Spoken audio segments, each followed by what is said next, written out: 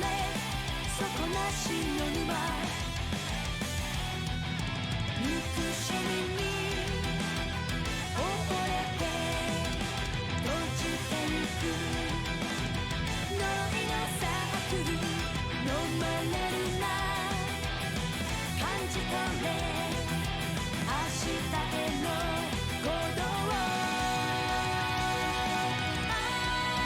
ギャラギャラ悔しくて苦しくて悲しくて寂しくて恋しくて叫び出すこらえてる呼んでいるあの声が取り戻せその手にお前の名前を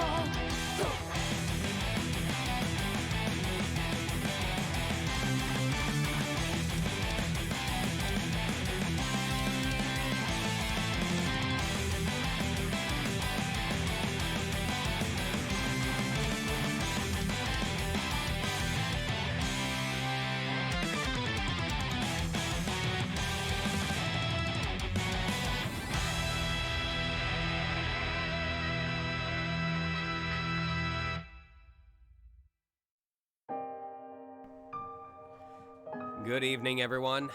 How are we all doing tonight? Let me just say... Clip that. Excuse me.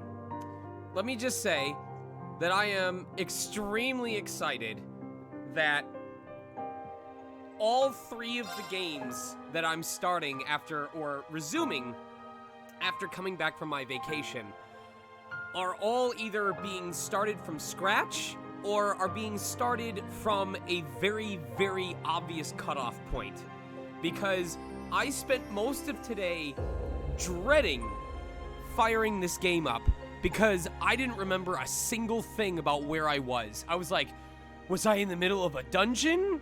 Did I have side quests to do? Oh god, I don't know where I'm supposed to pick up from. And then I went, oh, that's right. We finished the act. We literally stopped at the end of one of the major parts of the story. There's nothing for me to keep track of. So, I'm also kind of still, for those of you who tuned into my Miitopia stream yesterday, I'm still kind of riding the high from some of those battles, because I went into Miitopia without any real understanding of how the game works. All I know is that I probably was not supposed to finish that Banshee battle. The one where I was swapping people out across the safe zone every other turn.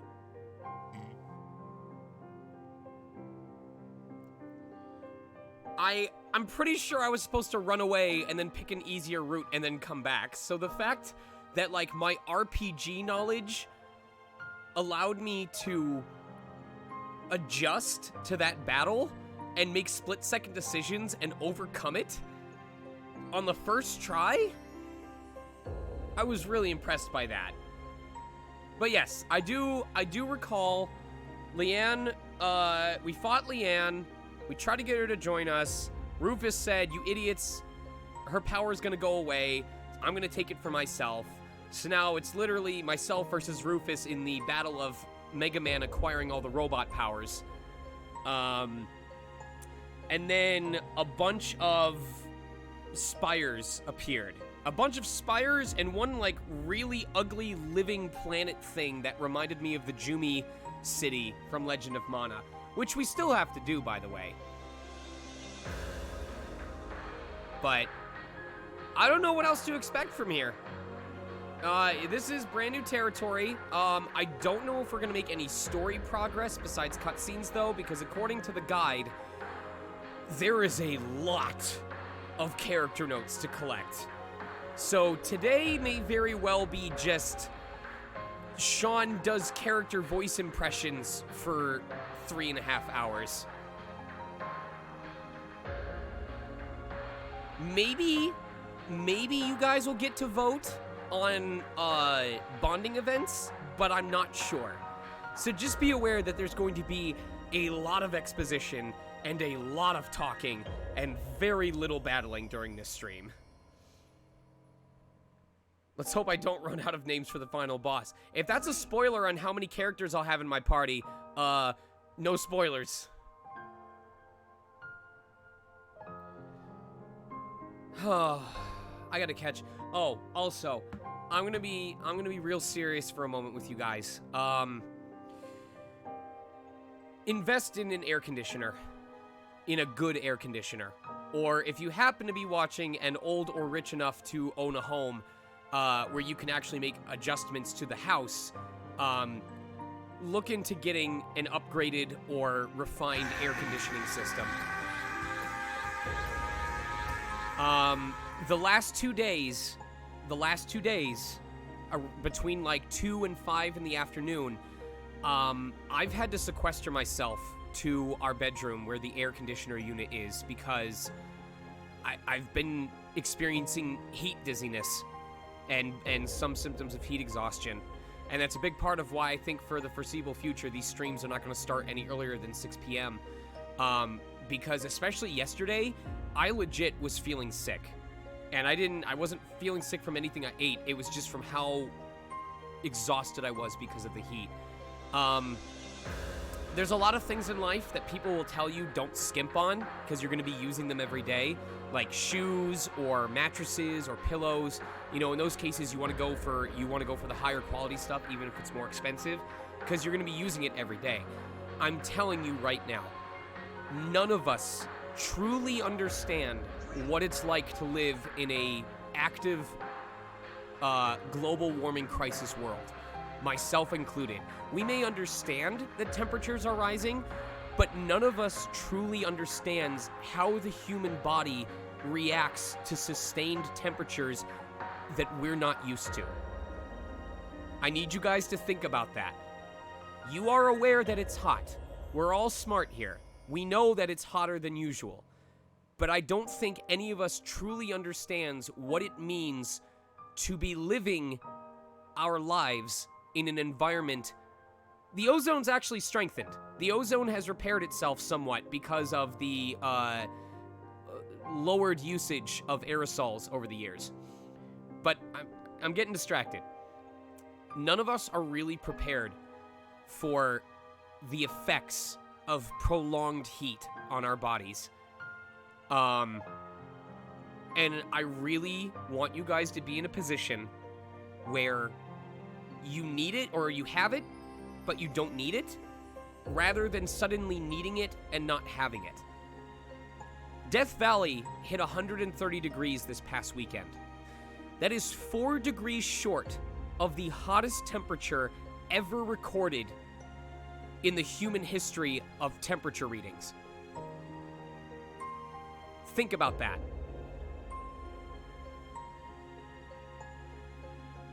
Ever since human beings began recording temperature, the hottest they've ever recorded is 134 degrees. Death Valley came 4 degrees short of beating that. Please, if you are in a position, I know some of you are scrambling for savings, I know some of you are saving up for something big. If you do not have a reliable source of AC, if you have AC but you don't have a reliable source of backup, we don't know if heat is going to... We've seen evidence of heat destroying wiring, of destroying streetlights, of destroying infrastructure, because the building materials were not designed to handle this kind of heat. You may have AC right now, but you don't know if your electricity may go out because an unexpected heat wave melts the wires or something like that. So, this is me begging you, please, please, make sure you have sources of water and make sure you have at least 1 or 2 sources of reliable air conditioning. Maybe you won't need it this summer, but you may need it next year or the year after that. And I do not want to lose any of you because of an unexpected response to heat. I've already had to deal with it. I've already come close a couple of times in my recording sessions and just sitting in this apartment. These apartments, or back when they were built, these apartments were made out of materials that were designed to hold in heat during the day or to collect heat and then absorb it and then hold it so that when the temperature dropped at night, it didn't get freezing cold. It wasn't designed to absorb heat from temperatures like this. So what happens is it absorbs all of this heat throughout the day. And then when it's a really nice, cool 75 degrees outside, it's still 85 to 90 degrees in the apartment because of all the heat that the materials absorbed when the sun was directly overhead.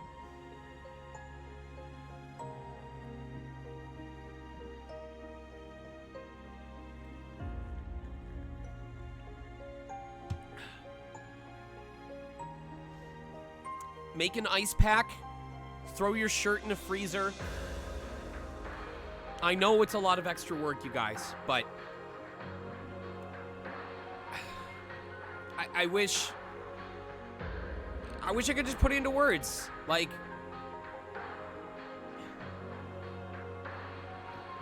excuse me.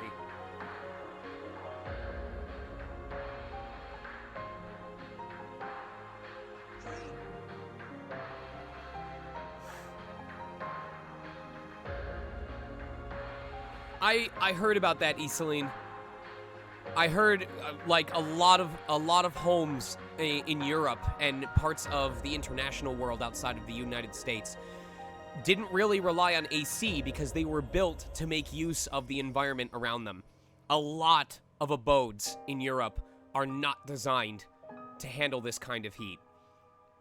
And I think air conditioning is going to become the way that cryptocurrency and NFTs took the United States by storm this past year. I strongly believe that air conditioning as a concept is going to become a new panic purchase for a lot of the Eastern Hemisphere in the years to come.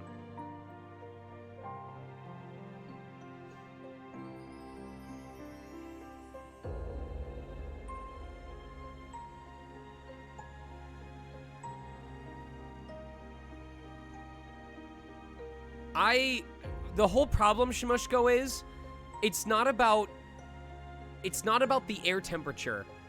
It's about the heat coming off of the sun and the ground that it's sitting on. Like, asphalt is already getting to a point where it will burn your pet's feet, or it will burn bare skin. So, like, I guess you could go swimming at the beach, but you'd be exposing yourself to that outdoor temperature the entire time. Like, imagine going to a beach when the outdoor temperature is 120 degrees. I don't think the water would do much for you.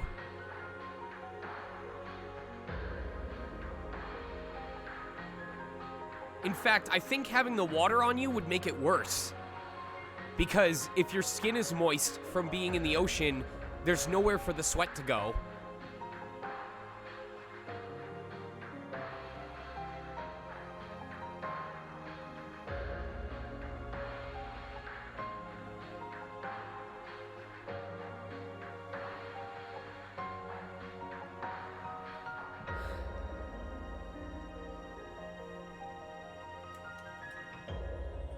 So, this is just my reminder to you guys to please be safe and put your health above anything else. I don't foresee it ever being an issue because at least out here I have ways of like opening the doors and running the fan. But I will cancel a stream if I'm feeling lightheaded from heat. I'm trying not to get into the habit of canceling streams, but let's face it, you guys. This world is becoming increasingly challenging to survive in.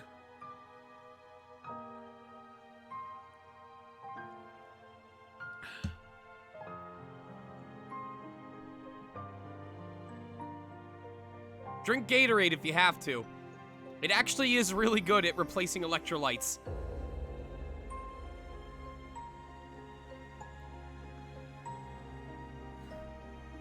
Alright. Well, with that being said, I think we've got everything we need to do. And the best thing to do now is make some actual progress. So, let's see what awaits us.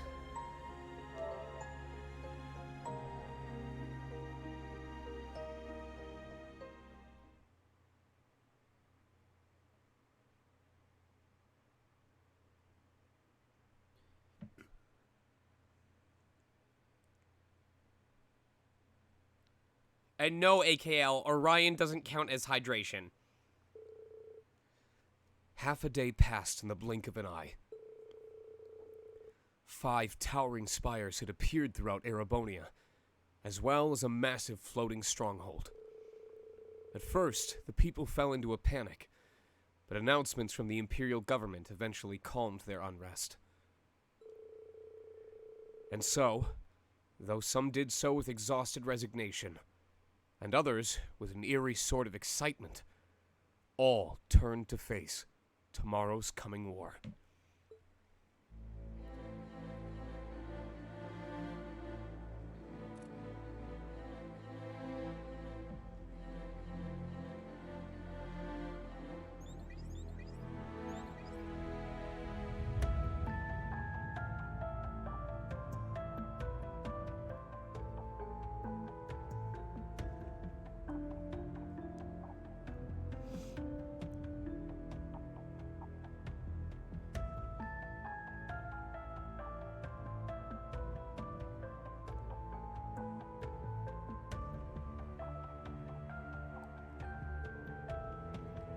Those on the Courageous Two quickly sent out emergency messages to all their allies. Together, they worked tirelessly, attempting to make sense of the situation as much as possible.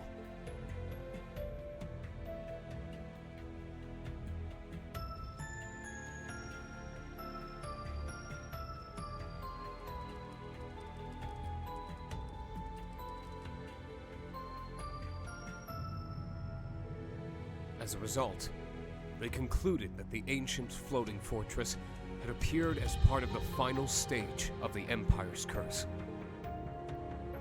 Its powerful energies would further twist and warp the people's minds in order to drive them to endless war and bloodshed.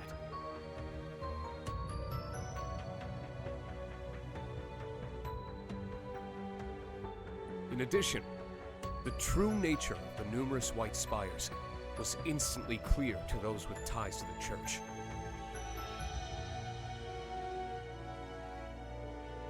They were nearly identical to the Salt Pale, the product of a singularity and the cause of the North Ambrian disaster 28 years ago. It was hypothesized they were created from residual matter of the original Salt Pale that had remained underground. However, unlike the original Salt Pale, these new ones did not convert their surroundings to salt. Rather, they appeared to be spiritually linked to the floating fortress. A multi-layered barrier was also observed surrounding the fortress, with initial analysis revealing it to be completely impenetrable.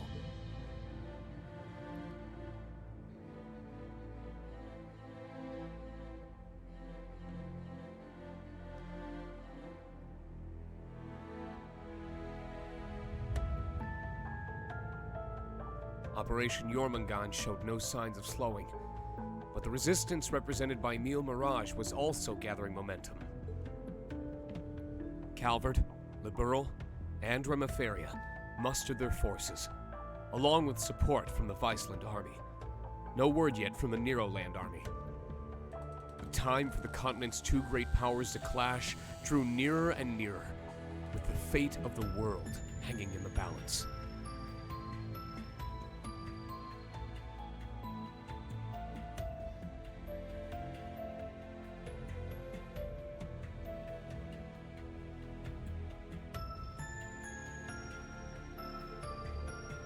Oliver, Reen,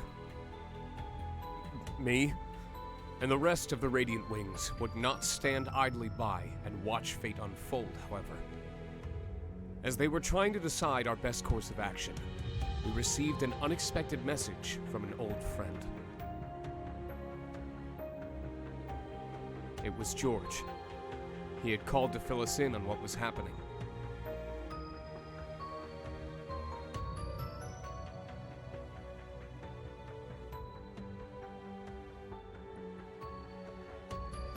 Shit's fucked up, yo! The massive object that had appeared over the Osgiliath Basin was actually not your mother, but an ancient superweapon of the gnomes. The Tootha de Herdum, otherwise known as the Imperial Fortress. was an airborne structure from before the Great Collapse that had been hidden away in a space-time distortion caused by the Great One's birth. For the past millennium, the Gnomes had been carrying out large-scale renovations in the fortress. They got money to fund the fortress by doing various commercial advertisements for Travelocity. It had been converted to connect to the Pales and interface with the curse through them, turning it into the ideal stage for the rivalry of the Seven. It was there they intended to hold the final rivalry once the Great Twilight had reached its climax. All for the sake of reforging the Great One.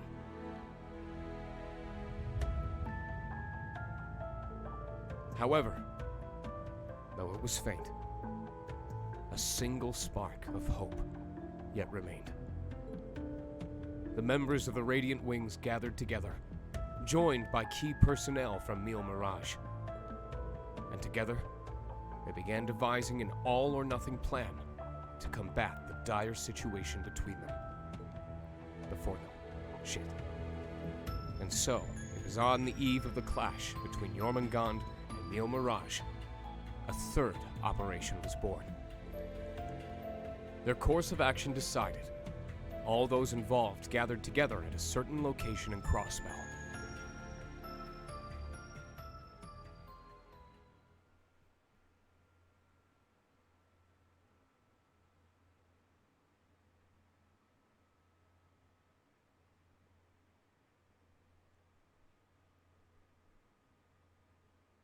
Dink. This is worse than Christmas Eve.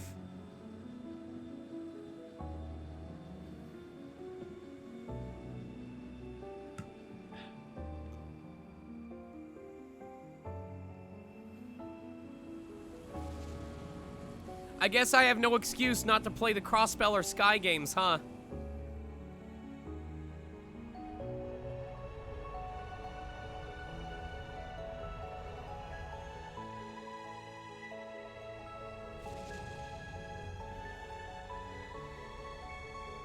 But are the Sky games coming to Switch? Because apparently, I only heard that Crossbell was getting localized. It sounds like Sky wasn't a good enough game to get a port to Switch.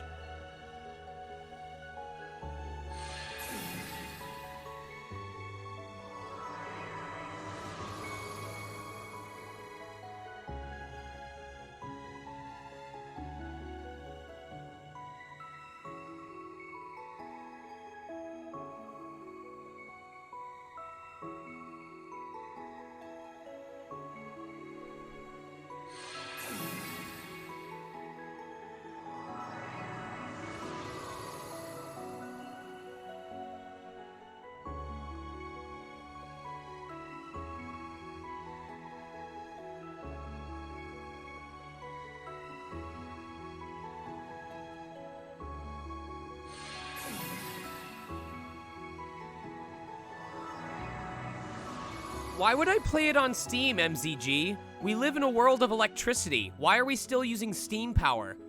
I'm not playing a game that runs on Steam. I want a game that runs on AC/DC. God, imagine having to crank a fucking lever for 5 minutes just to save my game.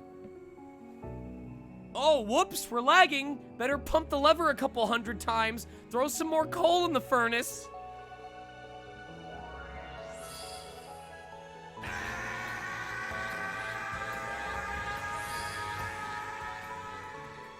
I own part of the Sky series. I think I own first and second chapter, but not the third one.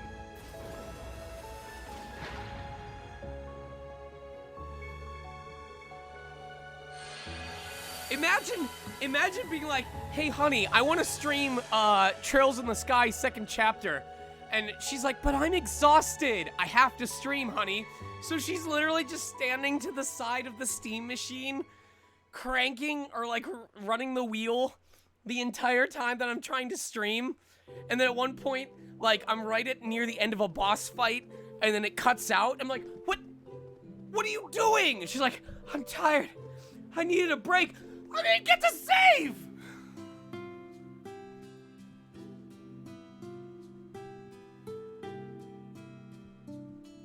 Jebediah, keep churning. I'm almost out of this cutscene.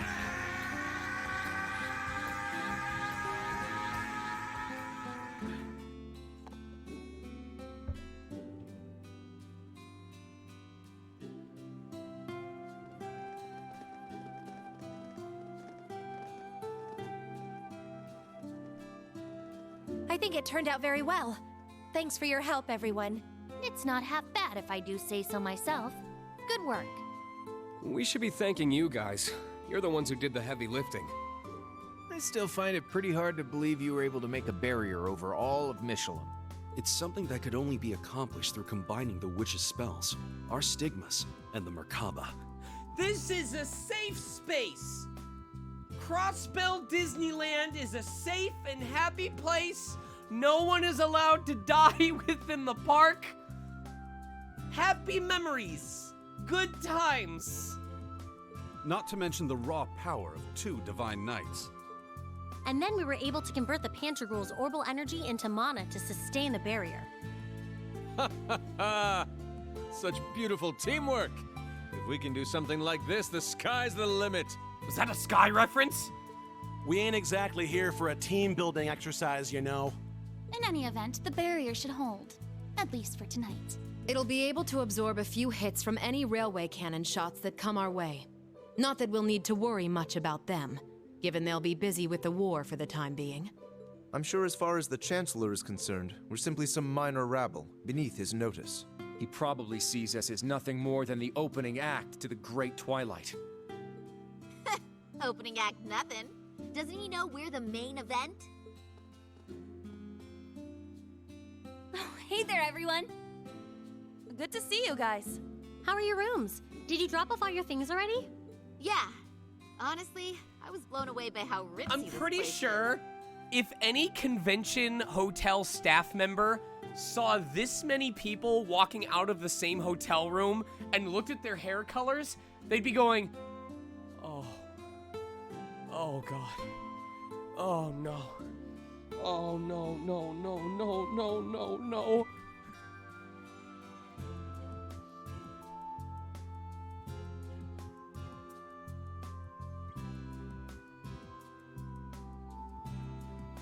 No, you don't understand, Shiny Disc. After Homestuck was a thing, no staff member would ever trust colored hair ever again. I can't believe we have it all to ourselves. Right? Even locals like us don't get many chances to stay here. The last time was when Mariabelle invited us after the trade conference. It would look like a bunch of clowns, like, exploded themselves in the hotel room. Oh man, that seems like it was 100 years ago. Also, I think I'll do a little challenge right now. I want to see if you guys can guess this correctly. And you guys need to work together. Because if the first guess is correct, I will gift 10 gift subs right now. So you know how I've told you guys that I will often use these voices when I practice them on streams as like practice for testing my range and figuring out what kinds of character voices, you know, I can do and stuff that I might like and want to use later. Can you guess which recent character performance was directly helped by my voice impressions of Randy? If the first person to guess gets it right, I'll give 10 subs.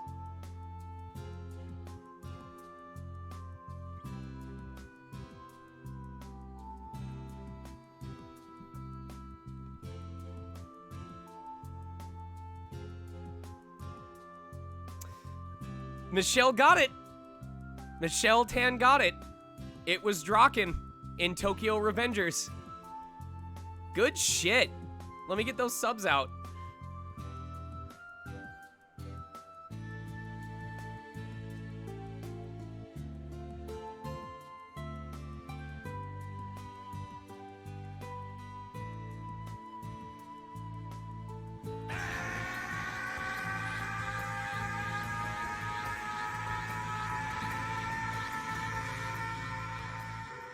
So I thought it was really interesting because every so often I'll check to see if there's any new entries for me on TV tropes. And I like that someone wrote that, like, whoever updates the TV tropes page for me, has put the fact that I do these streams and that I will voice all the characters, including the women and the children. And then they made a note that it's even more crazy because I consider it practice. And I couldn't really think of a good example for that until I started voicing Draken for Tokyo Revengers.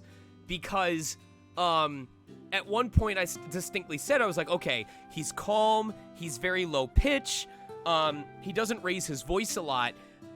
Who does he remind me of? He reminds me of Legoshi. I was like, well, Legoshi was played by Jonah Scott, so how would Jonah Scott approach this character? And it made me think back to all the times that I would voice Randy, who was often very laid back, calmer, lower toned. And so my experience with placing my voice, kind of lower into my throat in order to voice Randy, I would practice with putting my voice down here. And so I just kept it down there. And that's how I did the voice for Draken. So this is a perfect example of how understanding how my throat works as a voice actor by doing voices on stream allowed me to more easily find that voice again and then modify it in order to create a character performance.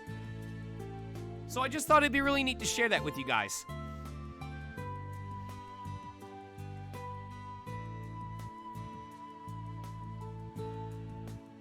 Thinking back, it's kind of a bittersweet memory. We still had a lot of fun, though. Looking around, we've got quite the crowd here now. Yeah, and a lot of us are from Thor's, too. Oh my god, how many people are here? 1, 2, 3, 4, 5, 6, 7, 8, 9, 10, 11, 12, 13, 14, 15, 16, 17, 18, 19, 20, 21, 22, 23, 24, 25, 26, 27, 28, 29, 30, 31, 32, 33, 34, 35, 36, 37, 38. 39 was Celine. We are one short of 40. We might as well live it up then. This is our last night before everything goes down, after all. Imagine if this wasn't a voiced scene. You're right. Tomorrow's when everything will be decided. Our future rests on the success of Operation Shining Steel. Though honestly, it's still a pretty dicey plan.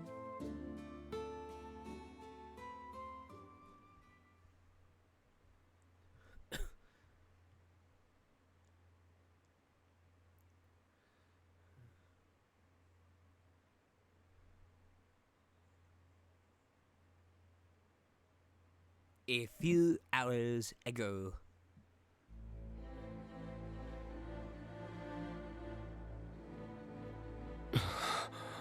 So, this is Operation Shining Steel then? After reviewing the whole plan like this, it seems more reckless than it does bold.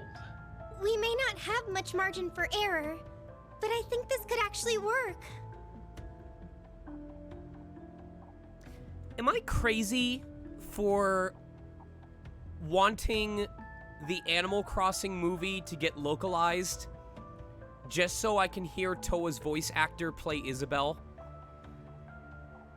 So basically, we're gonna get a bunch of teams to raid all the salt pails at once, put them out of commission, and then have the Courageous 2 charge into the fortress while its barrier is down. That about sum it up? Yes, but there's little chance that things will go so smoothly. I'm sure we'll have a number of unforeseen circumstances to deal with. Our top priority, however, is making sure the Divine Knights and Class 7 get to the target. Oh, by the way, this is completely unrelated. Was there anyone that was a big fan of Ni no Kuni but didn't like the battle system in Wrath of the White Witch?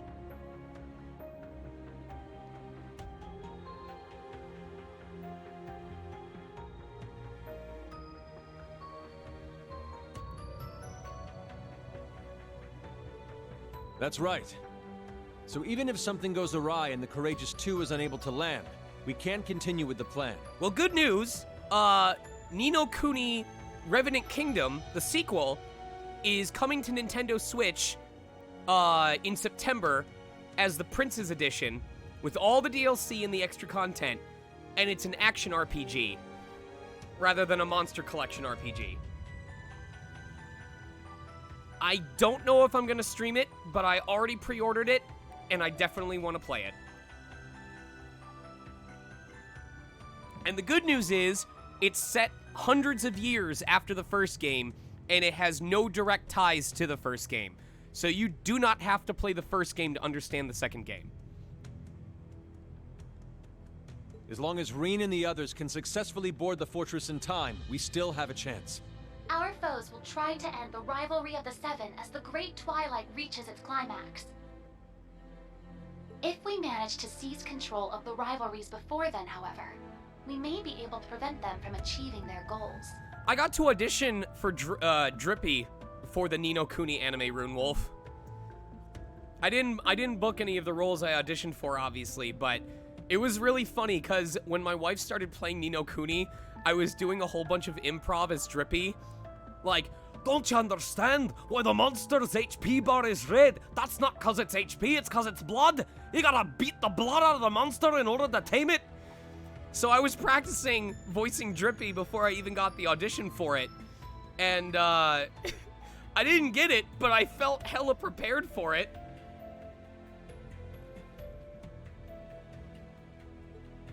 At this point, they think they've already won. It's likely they'll welcome Instructor Reen since they need him to finish the rivalries. And that will be our chance.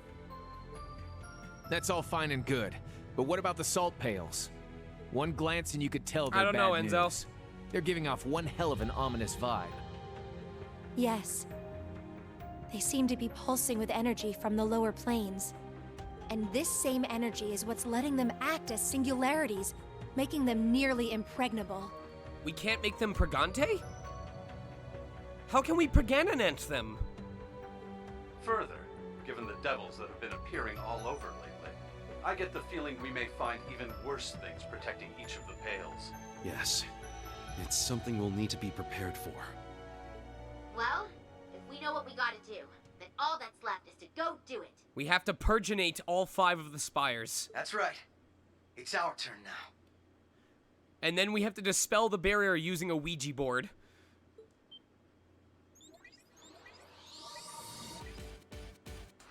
You can leave one of the salt pails to the Liberal team. We just gotta decide on which of us is going. Is this really gonna make me... Is this game really going to make me switch between 5 different teams across 4 different games? Same for us in the SSS.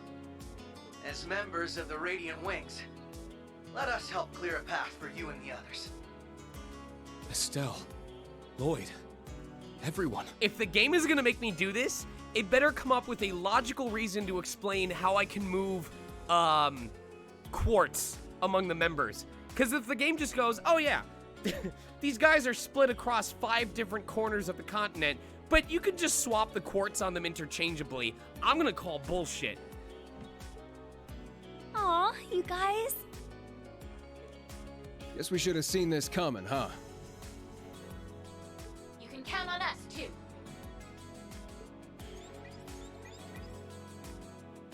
Duvali. Am I gonna get to play as them? Are you sure? Yes. Since my lord's passing, I've managed to clear my mind a bit. The time has come for the Stahlritter to unite once more, to see our lord's will done.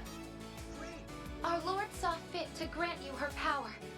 It's our duty to carry her torch to light your way. All of you. Don't forget to save some seats for us, huh? We'll be teaming up with those Stahlritter gals, if that's okay. What? The boss would have wanted as much from us. Zeno, Leo. Sheesh. This is one hell of a lineup. In that case, you can add Sharon and me to the list of volunteers. No, you can stay home, Angelica. We have enough people. As maid of the Reinford family, I would be honored if you would allow me to fulfill this particular role. Angie! You too, Sharon? Lady Angelica and I have also suffered at the hands of our foes. I'm pretty sure everyone suffered at the hands of Angelica. After careful discussion, we have decided it would only be appropriate to return the favor. From what I hear, Lieutenant Colonel Mueller will be returning to the Courageous 2 tomorrow. Okay, well, on the bright side, I vote, I don't even think we need to take down the spires. We can just send Angelica straight to the epicenter, because it doesn't matter what barrier this fortress has up. We already have proof that Angelica can invade anyone's personal space. It doesn't matter what barrier anyone puts up, she goes right through it. So I don't know why we're even bothering with the spires when we can just tell Angelica that the Imperial Fortress is another girl.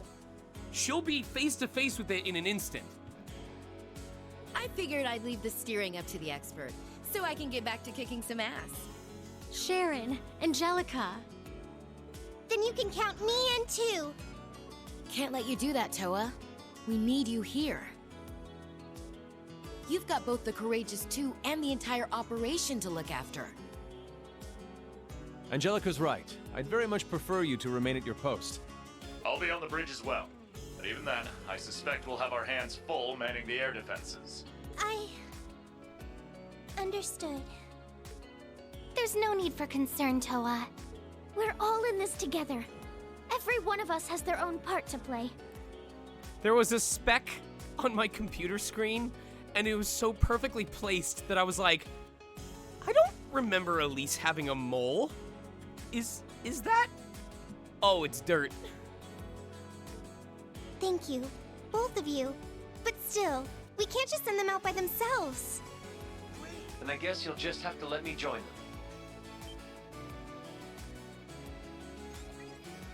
them. Have you guys ever had it happen where, like, in a video game, it shows a bunch of bugs and spiders crawling against the walls, and then the camera changes, and one of the spiders hasn't disappeared?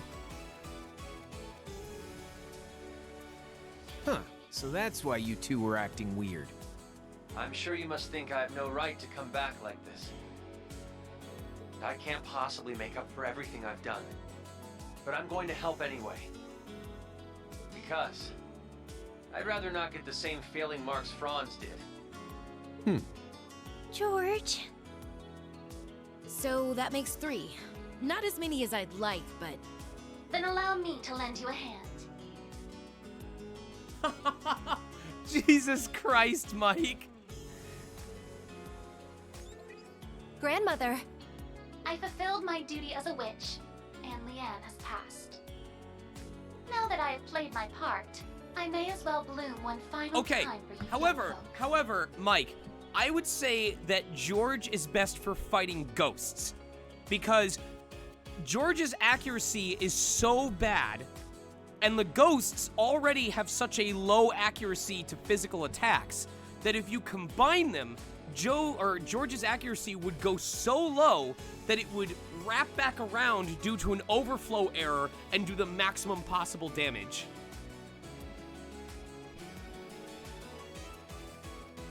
Were we to add my strength to that of the Ragnar girl, a former gnome, and the Rhineford maid, would that be sufficient? That'd be more than enough. But if it's possible, I'd prefer to have the curvier version of you come with us. Shut the fuck up, Angelica. Angie, I don't think now's really the time. It would be our pleasure to have you accompany us, Lady Roselia. For crying out loud. We now have 4 groups. Our forces have expanded considerably. But what about the last pail? You can leave that one to me. Principal Le Guin! Aren't you supposed to be focusing on all that meal mirage stuff? Certainly. But the plan has always been to leave the first day of the operation in Wallace's hands. I'll be taking over tomorrow, once the war begins in earnest. Lieutenant General Bright anticipates that both sides will spend the first day scouting, with perhaps a few light skirmishes at best. Presumably, General Van Dyke will mobilize the Imperial Army with a similar mindset. All bets are off once that second day hits, however. Odds are, all 8 battlefronts will erupt into all-out carnage at about the same time. Oh, is that when the final DLC character gets announced for Smash?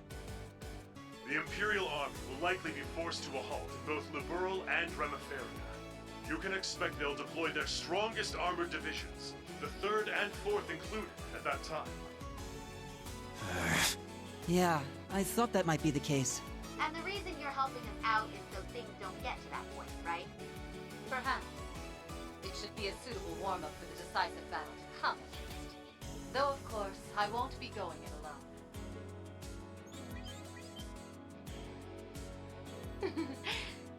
It's as the General says. We too will be assisting you. For the first day, anyway. This needs a new song.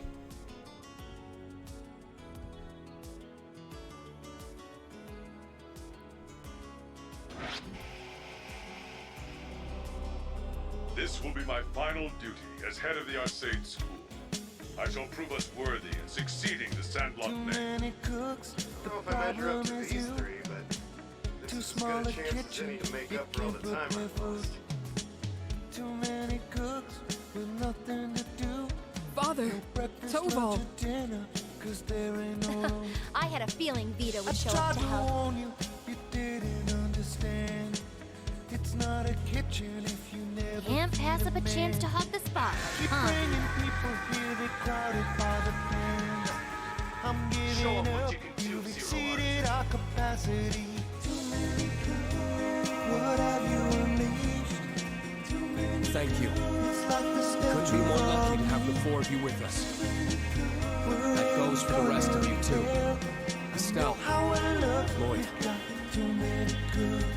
Duverly, Angelica, Sharon, each and every one of you. Indeed.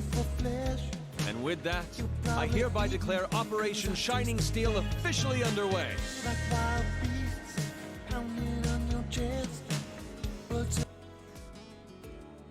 We fly tomorrow at noon, as Mille Mirage and the World Serpent begin their clash. We'll be rendezvousing with the rest of our allies in Michelin later today. This may be the last time we're all together, so we're planning to have a small celebration of sorts. We were hoping all of you could join us. Literally, the celebration is so small that he's like, everybody ready? And then they all take their little whiz poppers and go, and that's it. That's the celebration. Maybe one person with a party popper. Yay! And then war.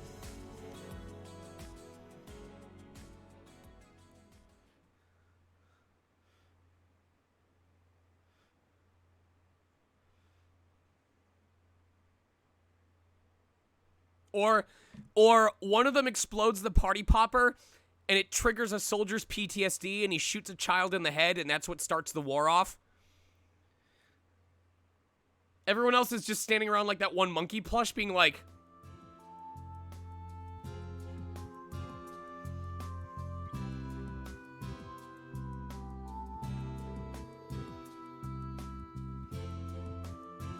it would seem everything is coming along quite nicely. Yeah, this is the last place I'd expect to spend the night before a war. I still can't believe your dad booked the whole hotel out for us, and on a discount too. I'm sorry, Emmy. I mean, wasn't there actually a case? Or no, that was a warship. Okay, serious question.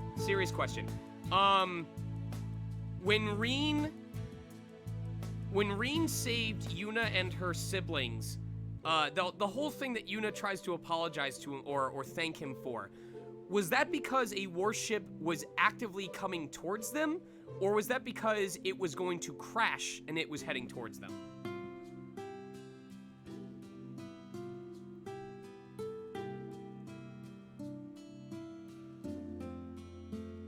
Okay. Oh, it was going to crash? Then I apologize. I thought it was canon in this universe that they were firing on civilians. So I apologize.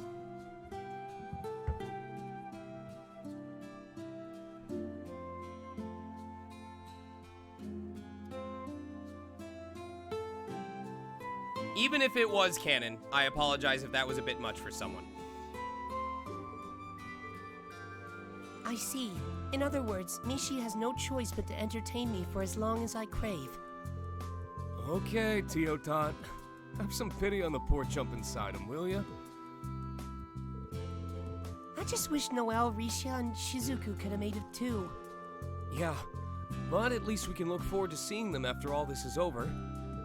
Besides, Yona, Sully, and Cecile should be arriving any moment now. Please, no more people. Please, no more people.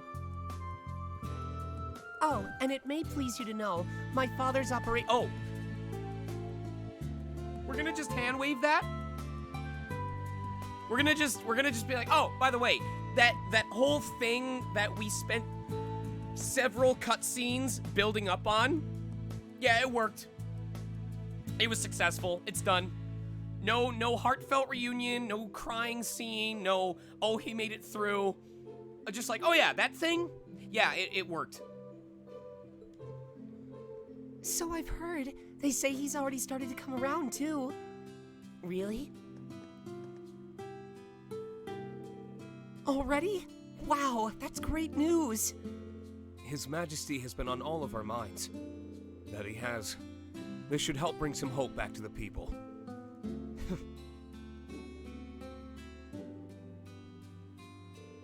What a wonderful relief. Right, Olivier? Quite so. I'll never be able to thank Dr. Saline enough. Sorry we're late.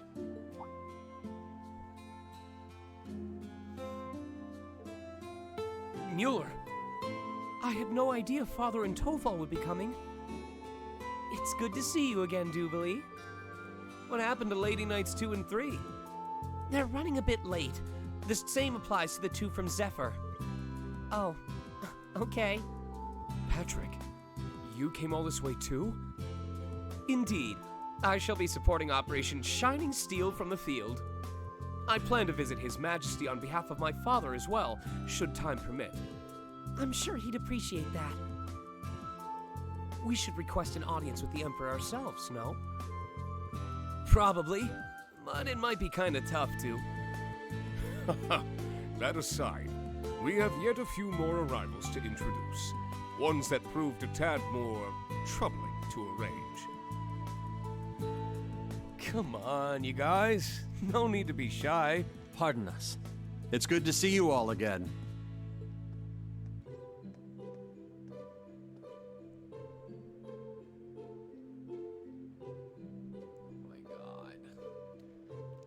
Dad? What are you doing here? George. So you came too. Like I said on call, I still don't know if I really deserve to be here. But once the operation starts tomorrow, I won't be moving out with anyone here, other than Angie. I get how selfish this might sound, but I just wanted to see you all. One last time. You may find this hard to believe, but I missed you. Oh, George, you big dumb lug. Yeah, what a soppy idiot. But he's our soppy idiot. George. What a soft-hearted disciple I found myself. Jeez, you guys are just as melodramatic as Class 7 is. Wow, I'm surprised you managed to make it here, Mr. Bright. It's more than surprising. It's practically unbelievable. Does that mean you're all done preparing for Meal Mirage, then? That's right. I'd like to say all is well, but that may be a bit preemptive. All in all, I'd put our chances at 60% against us. Though with General Van Dyke as our opponent, even that level of optimism may be misplaced. I see. We believe in you, Dad. Yes, we're very grateful for all you've been doing. Though my work as commander of tomorrow's operation has concluded for tonight, I thought perhaps I'd come and visit, both to wish you every success in Operation Shining Steel and to see where I might lend you our aid. Oh, and one other thing. I have a message to pass along. Huh? Ah, how serendipitous it is that our promised embodiment should arrive so soon. We do have a few guests we're still waiting on, but what say we all head to our venue for now? Sure thing. Grandfather finished preparing the guest house for us earlier. Speaker McDowell did all that just for us? That's very kind of him. I'll have to take the opportunity to thank him in person. Well, what are we waiting for? Let the celebration begin.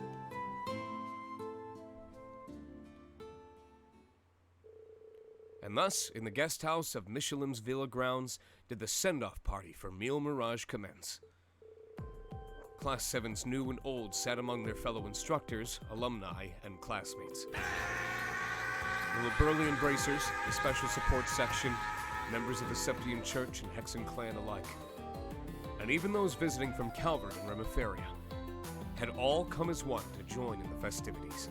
Thank you for the subscription, Elusive Volley.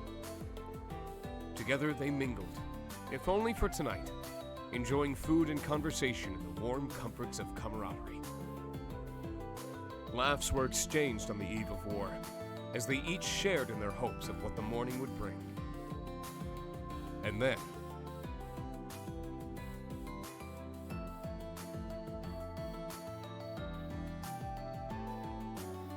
I would say my Olivert is like 3rd or 4th place.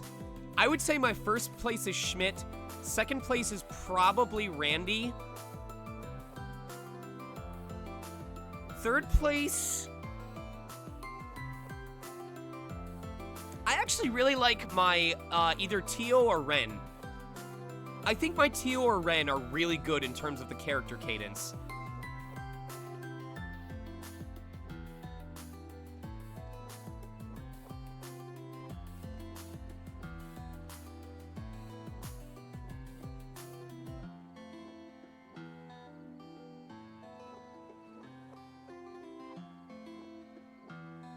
Oh, that's right, Kermit Ren. Alright, let's go everyone. Termination / time! It's all ogre for you.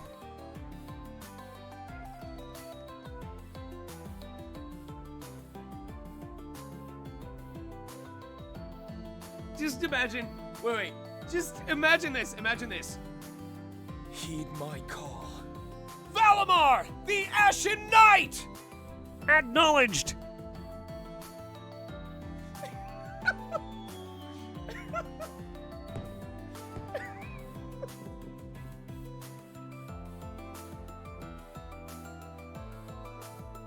Hold on. Kermit voice, and now I need to make it gravelly. Despair. Rawr. I will destroy everything.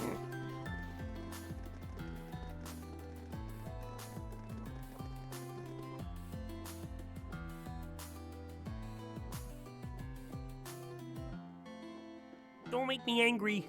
You wouldn't like me when I'm angry. Seems everyone's still got plenty of party left in them. Night's still young after all. Plus, we got the whole park to ourselves, too. That reminds me, why don't you give us a performance, Elliot? Yeah, I've still got goosebumps from the last time I heard that violin of yours. Really? I mean, I'd love to, but where would I even play? Hey, wait a minute.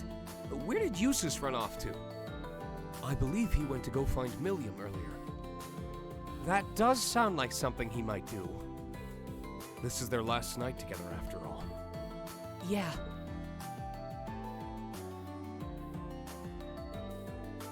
Looks like George and Jellica are getting some time alone themselves.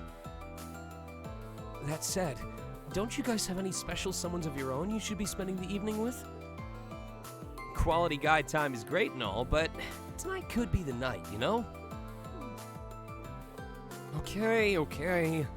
We all see what you're getting at. They do have a point, though.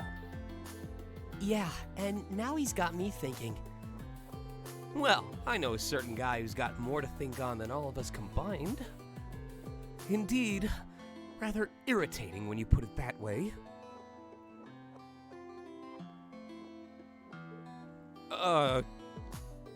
Why are you all looking at me? Rats, Lloyd, you're not the most clueless guy in the room for once. I'm nowhere near as bad as him. At least I have some self-awareness. I'd say you're about the same, but Rain does have quite a few more options. Ha! Bet that's easy for you to say, lover boy. In any case, it's just as you said. This may very well be our final night. You especially will have more than a few things to make clear tonight. Yeah, I bet you've had a ton of girls confess their love to you as it is already. Well... Either way, you won't want to wake up tomorrow with any regrets. Quite right. Perhaps I too should take this night to tell Elise how I feel. I agree. You... What? Why, Schwarzer, does this mean you finally approve? Just don't push your luck. Yes, sir. Thank you, sir. Anyway, let's go enjoy whatever evening we got left. Should be plenty for us to do between the beach and the park. They're also keeping the stores here in the center open for us, too. There's still a load of fun to be had, with or without that special gal. Oh, before I forget, my dad had something he wanted to tell you, Rain. You should go and see him when you get the chance. Yeah, sure thing. Anyway, you guys have a good time out there. We will. See you later.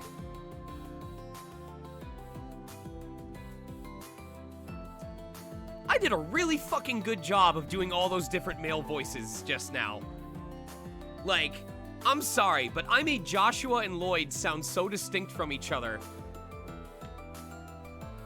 I've been trying to keep my roles the sacrifice out of my mind, but Crow was right. I don't want to end this with any regrets. I'll need to find the opportunity to speak with Cassius, too. And with Kermit, now that we finally can again. I will always be in your heart, Rain. Then there's the tickets His Highness gave me. I may as well use them while I can. I'll have to make sure to give everyone here my thanks. And, of course, get my feelings out in the open.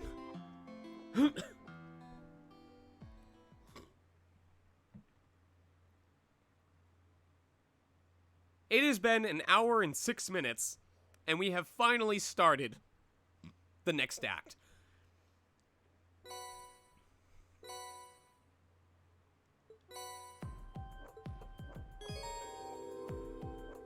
These special tickets can be used during the send-up party to participate in various attractions with a special companion of your choice. You can deepen bonds like normal bonding events. Choosing a member you formed a close bond with may trigger a special event in the future. The companion you can invite changes depending on the attraction, so use your tickets wisely. You can progress the main storyline once you have used all 5 tickets and seen all major events. Oh god. So I'm gonna have to hold a vote. I'm gonna have to hold a vote every time I go to an attraction and then come up with...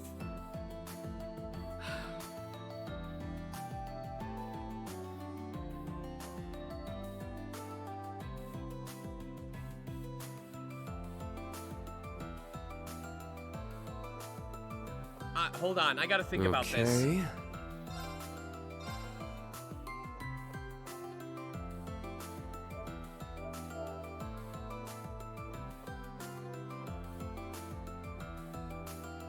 Okay.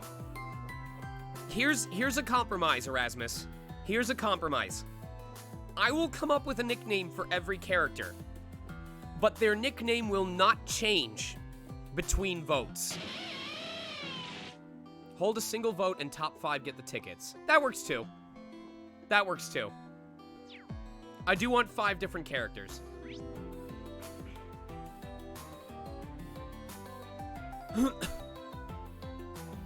Alright, so we need to talk to Altina, Tita, and Toval.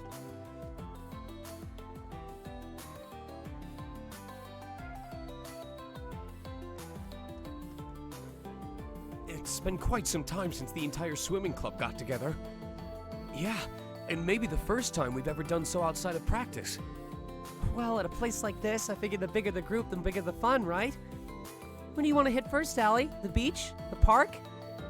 I think I'd like to hit the food stalls. But maybe we should do that after the horror coaster. Getting spooked might help us build up an appetite.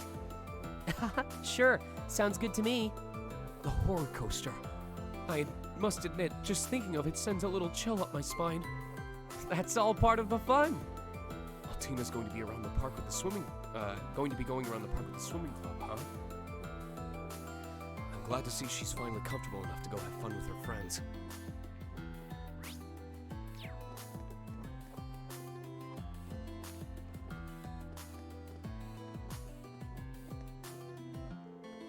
Okay, so I was thinking we could go shopping, or maybe ride the Ferris wheel together. Oh, but I'd also like to check out the Castle of Mirrors and the food stalls.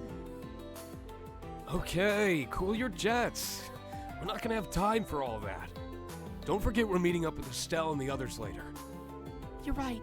I'm going to have to prioritize.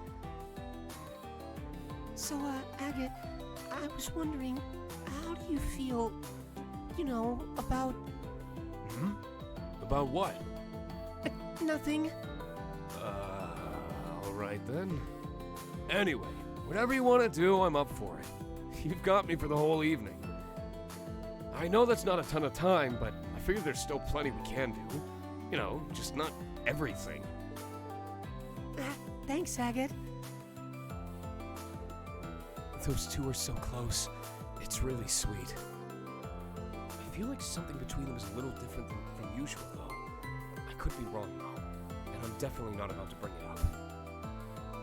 Nothing seemed wrong about that interaction. I don't think they were alluding to anything inappropriate.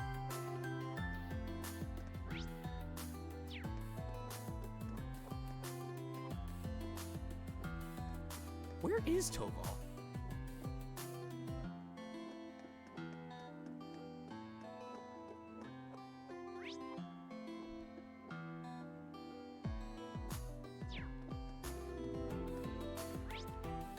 Oh, there's another room.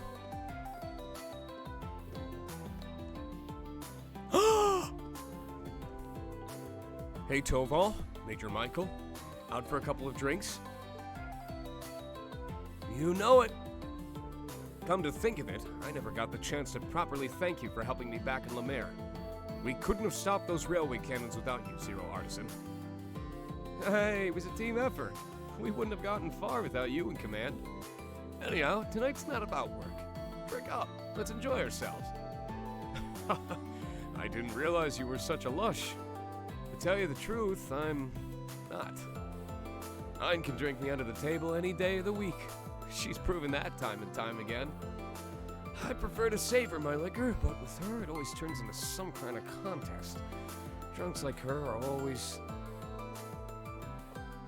Makes sense that the head of the Grossritter can hold her liquor, I guess. I feel your pain, Toval. It's the same for me whenever I go out with Principal Aurelia. She just keeps chugging drinks like there's no tomorrow. She expects me to try and match her pace. Taking the time to enjoy the flavor and aroma of each drink is much more my style. You said it. Who knew you and I had so much in common? My thoughts exactly. It's nice to see these two hitting it off. Come to think of it, they both have a similar outlook on life. I'm surprised they weren't already friends before now. So, Reed, you play Vantage Masters? I do. And since you're asking, I'm guessing you do too? Well, yeah. I've liked games like these ever since I was a kid. Since we got a little time on our hands, what do you say we play a couple rounds? I'll even up the ante a little. You beat me, I'll give you a special prize. Well, with a pitch like that, how could I say no? You guys know what time it is. You guys know what time it is.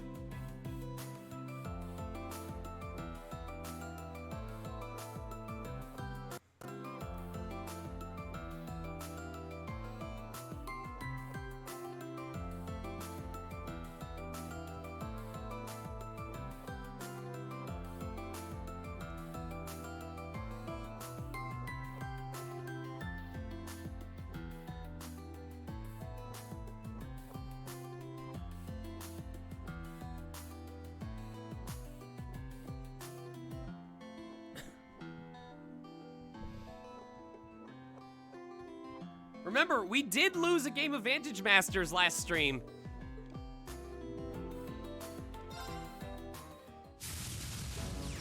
Let's get this game going. I gotta remember what my deck is about, too.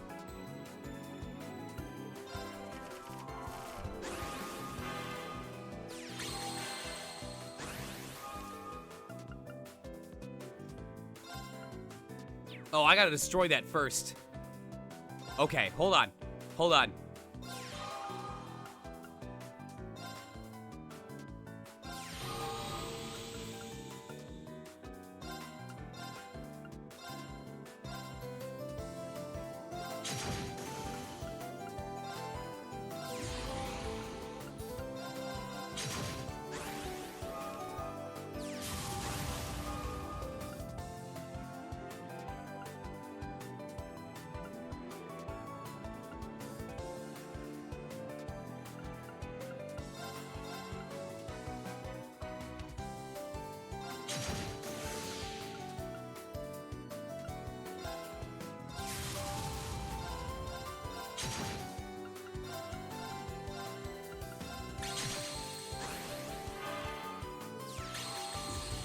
All right, I think we've already got this.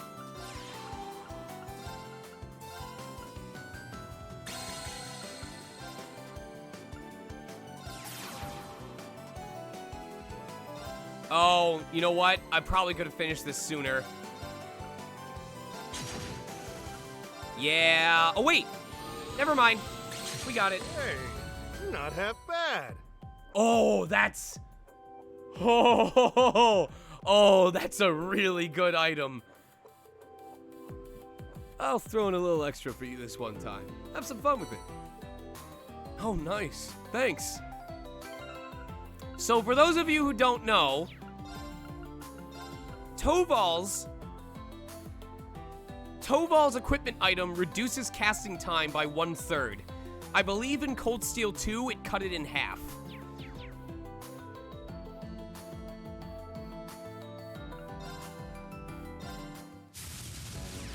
Let's get this game going.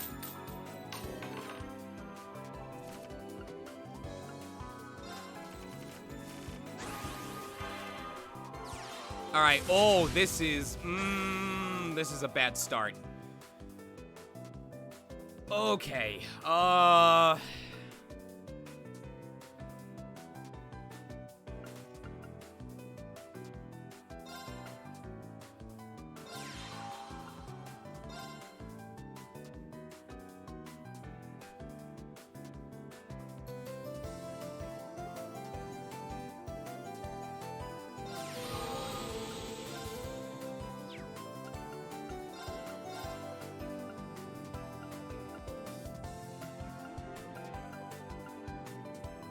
Shoot.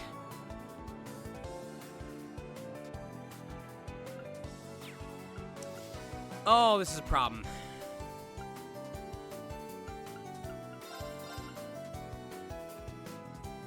Damn it.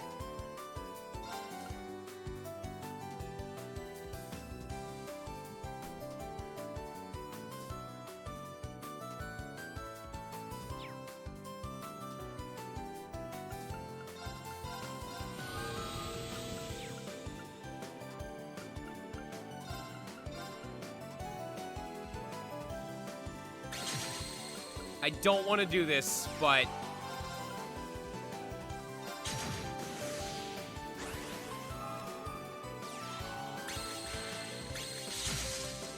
Okay.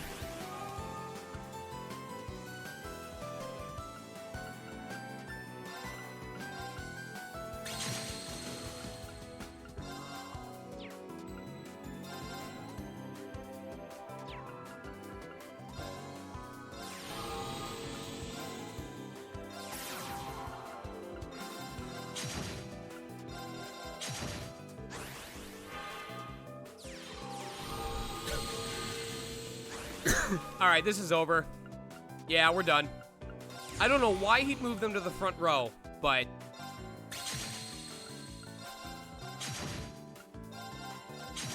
Hey, you're not half bad. What a wasted turn.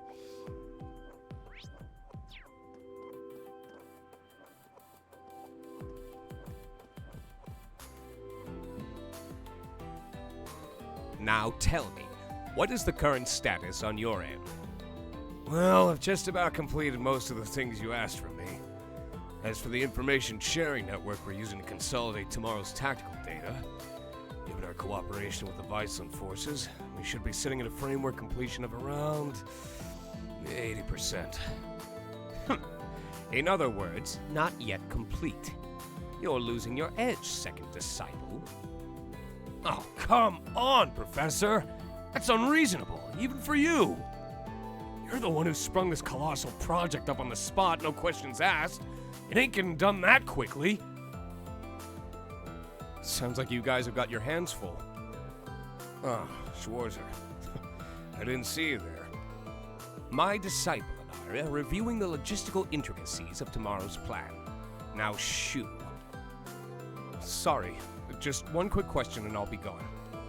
When you say an information sharing network, do you mean His Highness's sonorous...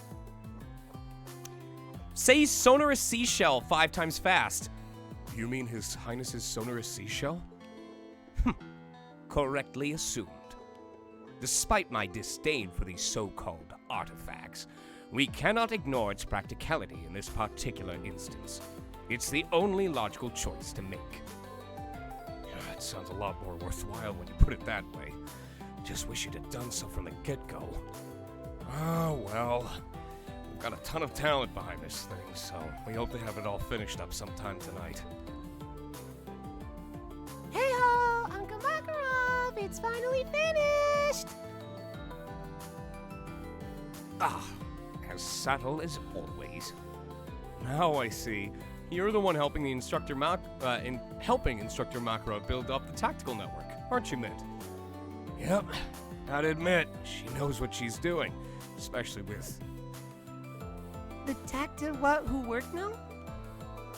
No, wait. I know what that is. I think I heard you mention it before. You have got to be kidding me. What have you been doing all this time, then? Well, at first I was doing all the work Uncle Makarov asked me to, but then I got distracted and started working on a little side project instead. But get this, while I was testing things, I ended up making contact with a certain special someone. Someone you're really gonna want to talk with, Uncle Makarov.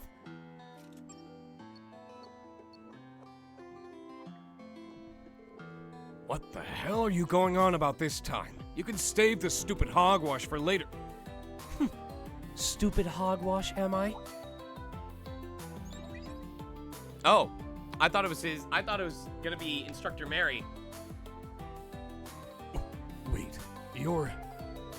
Count Hohen Altheim of the Sutherland province, yes. Apparently, you and I should have a little talk about my daughter, Mary. Count Altheim? That's Instructor Mary's father. Oh, Mint. Talk about timing. Can't tell if it's lucky or lousy just yet, though. I contacted him totally by accident. Pretty super duper awesome of me, don't you think? Anyhow, tomorrow's battle's gonna be mondo dangerous, so I think you two need to have a little heart-to-heart about Instructor Mary. I mean, you two have already been going out for like over a year. Over a year, you say? Goodness. I had no idea. It would seem my daughter isn't there with you right now, but that may be for the best. Now, perhaps you'd like to fill me in on the details? Mint, I'm begging you, keep that mouthy chatterbox of yours shut for once. I hadn't realized you'd left this loose end untied. How very remiss of you. You know I don't tolerate sloppy work. You do well to finish the job you've started.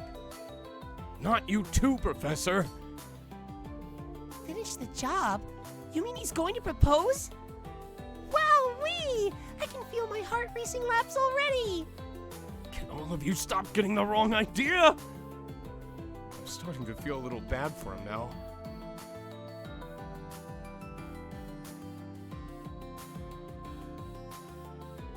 Well, that was a big old flopperoni. Uncle Makarov sure gave me an earful for it, too. Still, maybe things will go okay between him and Instructor Mary's dad anyway. What's done is done. You should focus instead on the task at hand. Schwarzer, I highly suggest you don't leave any unfinished business today either. I don't plan to, but thank you. It's nice to see even a professor has a soft side.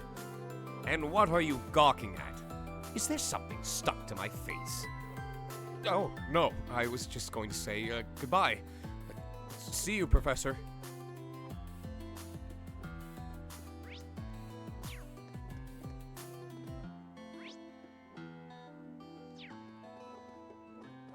Alright, now we gotta go to the accessory shop.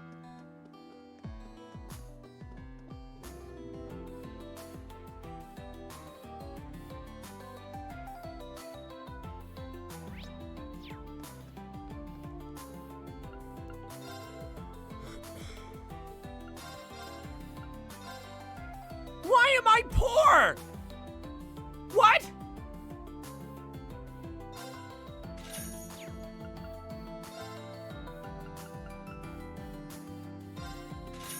I am not poor! Woo!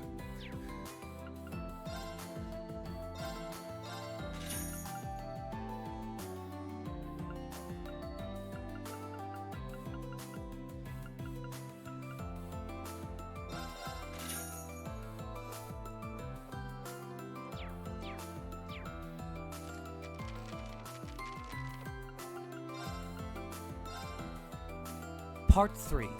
Tamaro's Decision. My name is Tamaro, and I'm a Coco Panda. I prefer to do things on my own, so I don't spend a lot of time with others in my pack. When I'm in a crowd, all I can see is everyone hiding their true intentions, subtly fighting over territory, obsessing over social standing, giving fruit just to make sure someone else owes them a favor. It all makes me sick. That's why I moved my bed out to the edge of camp. I thought I could avoid all that stuff, live on my own, and solve my own problems. But Yui, a panda I'd known since we were cubs, was always pestering me. We're both usually in the same part of camp, so why don't we hang out for a while? She'd ask. We're only in the same part of camp because you moved your bed closer to where mine is, I'd think to myself. Tamaro, stop! You can't eat that fruit, it's rotten! She said, grabbing my food out of my hand. Honestly, I'd rather eat rotten fruit than have to go beg someone else for theirs. Why didn't you call for help as soon as that bracken monkey attacked you? She grabbed me, tears still in her eyes. I didn't have an answer. Maybe, deep down, part of me knew if I was in trouble, she'd come to my rescue. You might like the idea that you're some strong, independent loner, but in reality, when you push everyone away, you're just being self-absorbed. She was right. Anytime things got truly difficult for me, I'd end up relying on her help in the end. Also, very best plot. Thank you for the tier 1 subscription.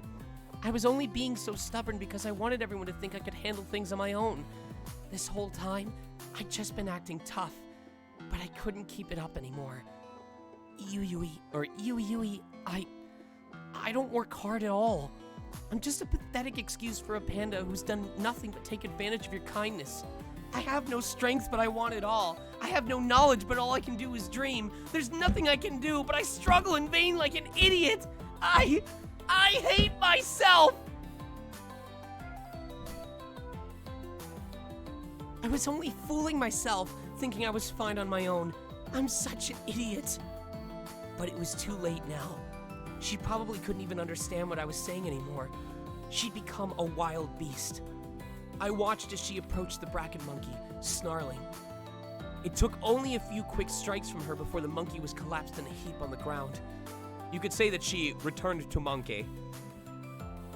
I could tell that she wouldn't be waking up anytime soon, but I knew I couldn't relax just yet. Her opponent defeated, Yui began to gnaw on the fern-like crest on his head. I could only imagine that she saw it as just another plant in her feral state.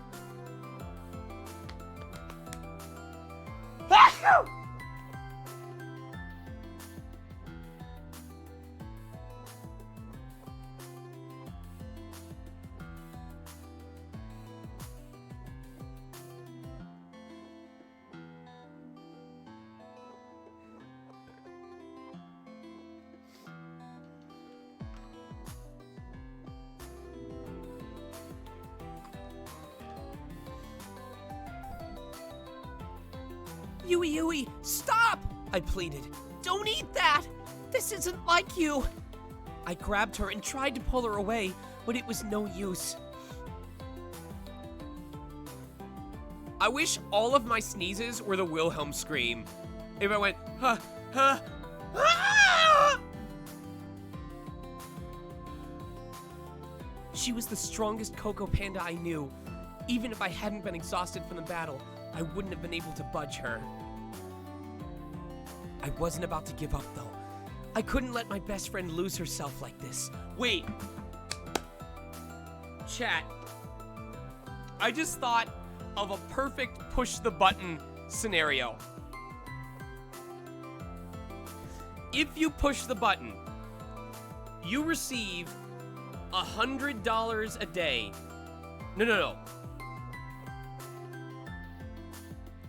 If you push the button, you receive $500 a day for the rest of your life.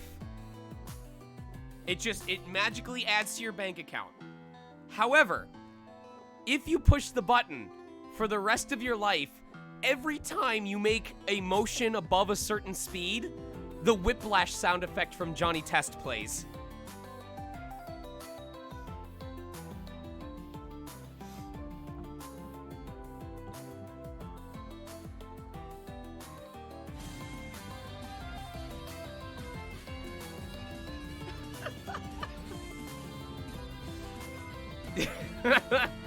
Thank you, Crash McCloud. Crash McCloud. Push the button scenario. If you push the button, you get $500 a day for the rest of your life, but every time you move any part of your body, the whiplash sound effect from Johnny Test plays. And in fact, for the rest of your life, anytime anyone else moves their body above a certain speed, you hear the whiplash sound effect from Johnny Test. Would you change your mind if it happened with everyone and you were the only one that heard it?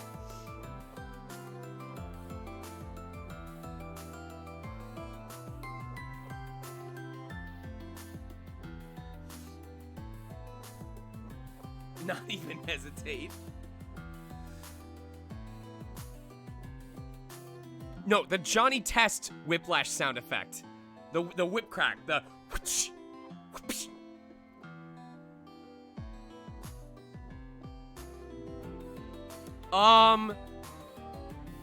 You would hear it, you know what?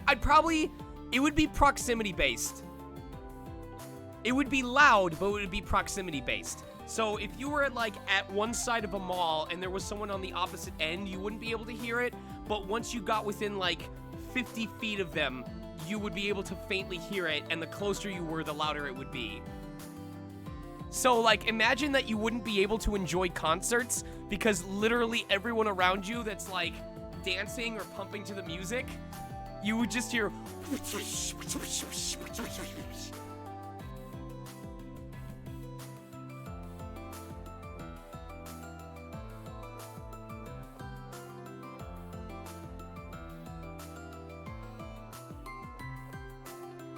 Being in a mosh pit would be crazy.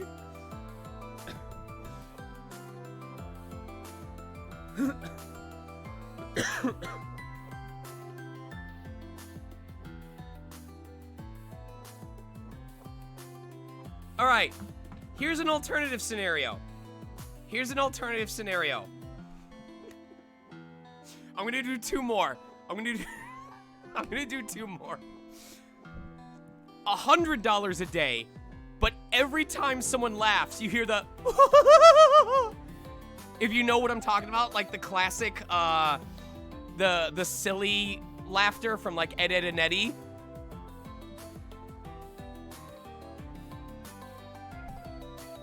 I'm gonna see if I can find it online.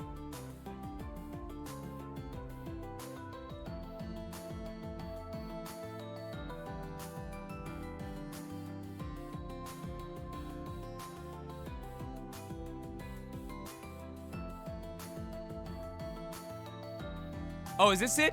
Hold on. No, that's not it. Oh, that's SpongeBob laughing. All right, the final one.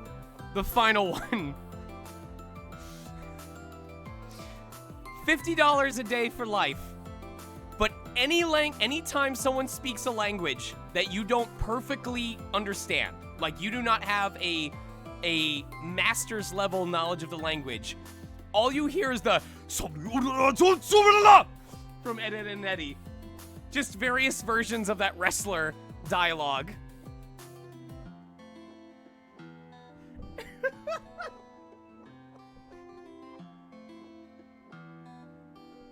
Life has many languages, Ed boy. I wasn't about to give up, though. I couldn't let my best friend lose herself like this. I looked around for a way to help her and saw my weapon lying on the ground nearby.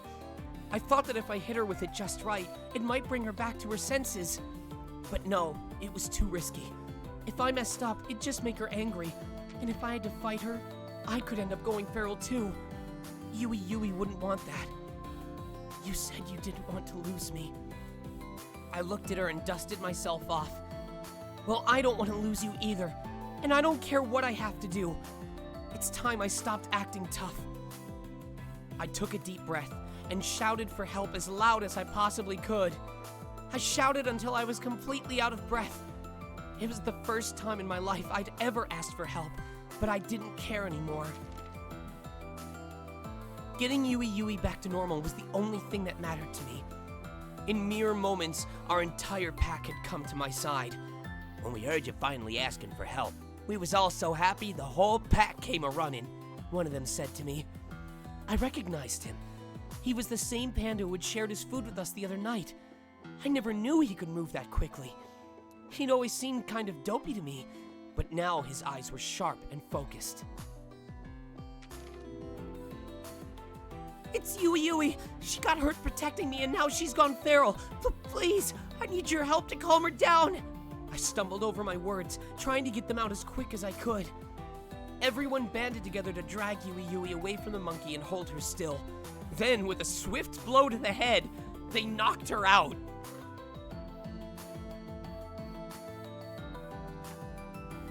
Have you guys ever struggled so much to control your girlfriend that you just pulled her away from whoever was making her mad and then socked her in the face until she went unconscious for a bit?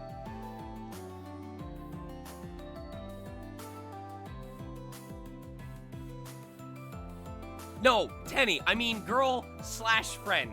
I mean, if you were out with your group of friends, like imagine all of us were at the camping trip and one of us was getting like too close to the animals and we were like putting ourselves in danger, and you all just dragged me back and just socked me in the side of the head. It's like, all right, we'll wake them up in time for dinner. I am not advocating for relationship abuse. I'm talking about friends not letting friends get themselves killed. She slumped to the ground and lay there, as if she'd simply fallen asleep. They've healed. They're fine. That ought to do the trick. Now, we better go and grab some of her favorite berries. The smell will help wake her up, the helpful Coco Panda said. The others all went to gather some berries and placed them in a neat little pile right in front of Yui's face. After a few moments, her nose began to twitch, smelling the sweet fragrance, and her eyes fluttered open. Huh? I'm okay? She said, still a bit groggy. I couldn't believe my eyes. She was back to her old self. I was immediately overcome with relief, so much so that I might have even cried a little. It was then that I finally understood how she must have felt when she came to save me. Tamiro, are you okay? My head hurts a little, but other than that, I'm fine, and... Huh? What are all of you doing here? She looked at the rest of our pack with a bewildered expression. It was no wonder she was confused. I bet she never expected me to swallow my pride and ask the whole pack for help. Everyone looked on with warm smiles as I took Yui's paw in mine. I decided then and there that I wouldn't try to act tough anymore. I was going to tell her exactly how I felt. It's just like you said. It only makes sense for us all to help each other out. I turned to the rest of our pack. Thank you, everyone, for helping us. And thank you, Yui, I said, turning back to her, for always being there for me. From that day on, I decided to give the other Coco Pandas a chance. It turned out that working together isn't so bad every now and then. We're all friends now, and the days I spend with Yui and the others are filled with smiles. I think that's the end of that book.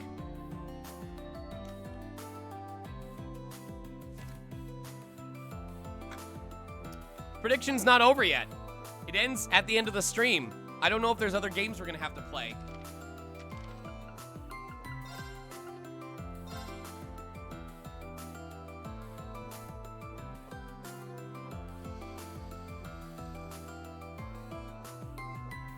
CNS Crossbell News Service. Special feature comment from Speaker McDowell. We had a unique opportunity to briefly interview Speaker McDowell on August 31st, the day before the start of the war. Addressing the residents of Crossbell, the following say, about a year and a half ago, on January 14th, 70 years of Crossbell history as an autonomous state came to an end. We were not able to prevent that, despite the love we harbor for our homeland. Powers that may be, even I can imagine the complex, ruleful sentiment my fellow Crossbell citizens have lived. With since that fateful day, we found ourselves at dead end, and the more we look for a way out, the more hopeless it seems. No doubt many of us are exhausted for trying the seemingly endless path of hardship, but let us not forget about those who stood strong when we could not. Those who continue to fight for our cause. They're still out there. We can yet find the strength to overcome the barriers that rebuff us and think together about what future we want for Crossbell. The subject of Crossbell starting to access the Tangram ports and surrounding areas restricted. Events. The Stars of Ark and Steel start again. Ark and Steel's long hiatus came to an end on August 30th when the troops staged an exclusive rehearsal performance boosting around the eve of all-out war. Dazzling dancers and stage surprises. The absence of two members of the troops made on top of the new star rise in their place. Solia Trade, who debuted as a star princess only 2 years ago, danced with the artist last night with a beautiful dancing Heimdall. Upper House's top performer, the formerly missing Vita Clotilda, also made a surprise appearance. Captivated by these two stellar performances, the audience arrived in thunderous applause. Most of the seats were occupied military personnel, received free tickets to the show, but it was also broadcast live on truck-mounted monitors throughout the city streets. Curvy Speaker Medal, so everyone could enjoy it. Incident bizarre phenomenon in Erebor. While the air was of positive energy crossbell thanks to the Arts and Seals show, a disconcerting phenomenon occurred in Erebor. 5 giant spires appeared all over the country along with the massive floating structure in the skies above Heimdall. The government announced the latter of these objects to be the Imperial Fortress, the ultimate weapon to be used against the Republic of the cover, where the spires seem to be connected in some way. The spires seem connected to it in some way. Feeling your tiller flag projects again. Looking at only issue of the Crossbell Times, I'll let my thoughts drift back to the wintry day when we became Imperial subjects, so we still have the strength to imagine a different future for Crossbell. Someone asked me, I'd answer yes without skipping beat, not because I'm putting on a strong front or getting lost in some type train, but because I know many others share that same belief. We will always hold the spirit of Crossbell in our hearts. One day we'll proudly fly our flag in grace.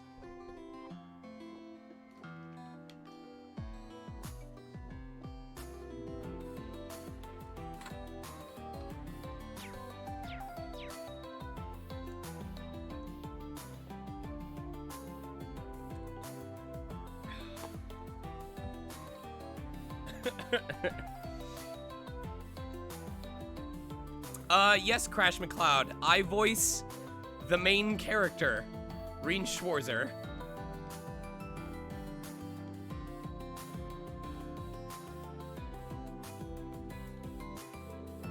Brilliant timing, Reen. You have to hear this. Seems Clyston Company are going and bought up this place too. And so Hugo here's going on about inspection and work and all.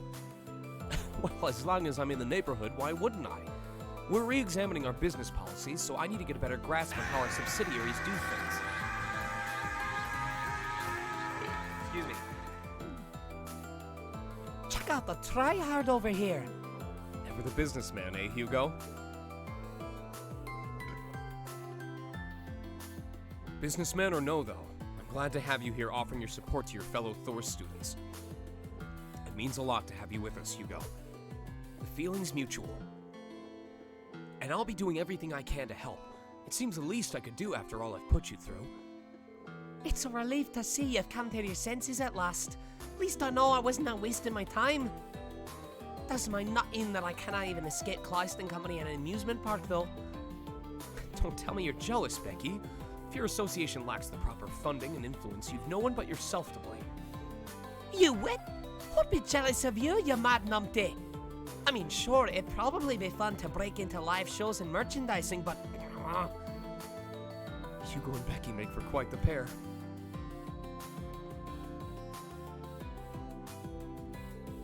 Well, if it isn't the Craigs. Checking out what the stores have to offer? Yeah, it's just nice to get away for a little, too. It's been a while since Fiona and I actually got to spend any time together. It really has. Maybe I'll pick something out for you. Some little charm to keep you safe. Fiona, Sure, I'd like that. I know what you're thinking, that you can handle yourself, that you don't need your big sister taking care of you anymore. But I still worry, so promise me you'll stay safe, Elliot. Oh. Okay. We're doing that now, huh?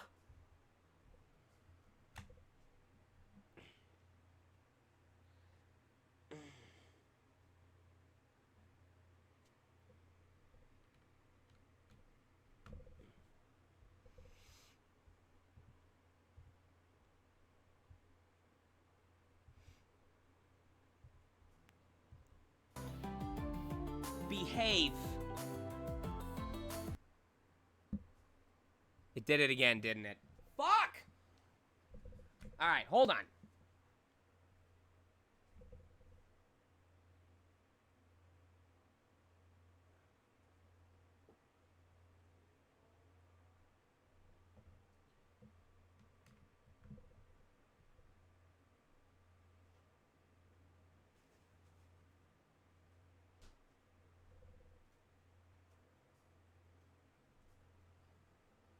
You know, I honestly wouldn't be surprised if it's because of the room temperature that the Elgato's running a little too hot. I'll try putting an ice pack under it and see if that fixes anything.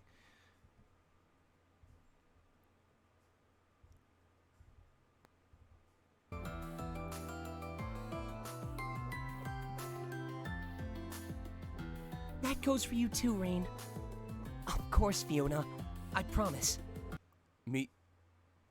That's not working either. Okay. Is there something extra that I'm running that's causing it to act this way? Let me check my open programs at the moment.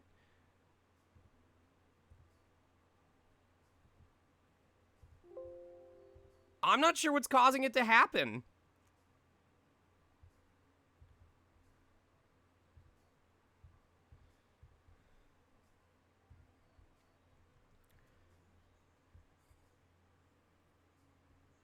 Oh, you know what? It might be Google Chrome.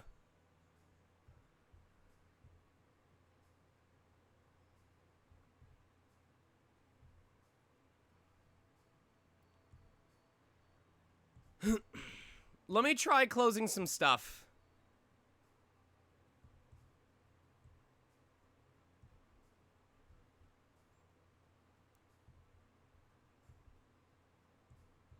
Yeah, because right now it's saying that my laptop is using like 44% of memory. It's using a substantial amount of memory at the moment. So let me see if I can like clean up Chrome. Clear browsing data.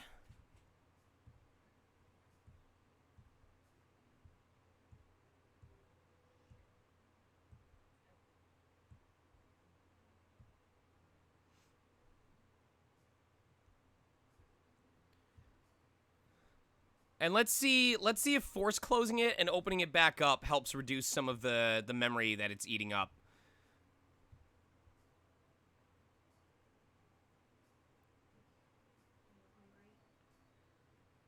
I'm fine either way. Why? Is the seafood gonna last? Okay. Okay. Is it in the fridge still?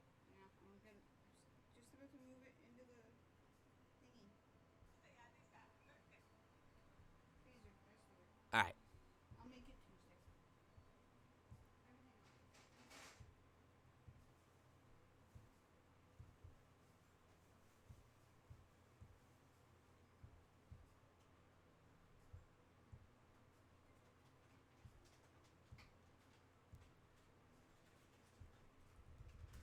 Log into this.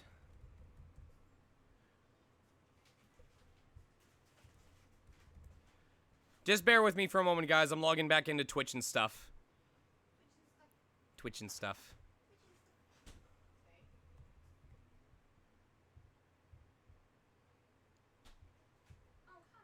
What?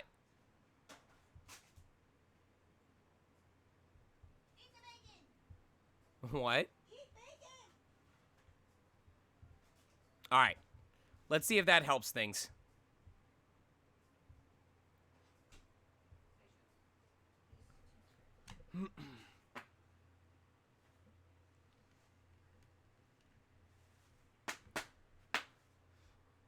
I mean, I use Firefox for one of my email accounts, but I admit that I tend to use Chrome because it opens pages a lot faster. And there was a point where Firefox had become like a memory/resource hog. So they may have improved since then.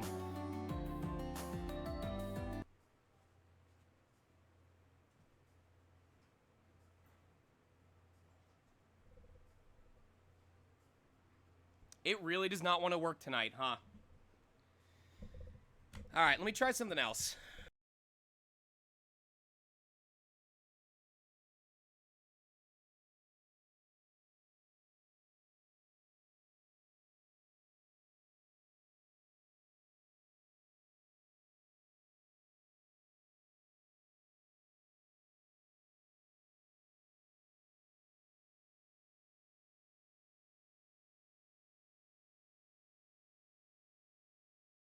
In the past, it has had issues with being plugged on this side of my laptop for some reason.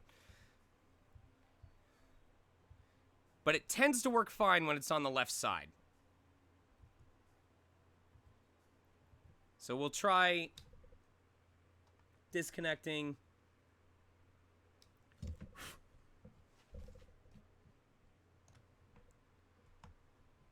Just put it in the fridge for a minute.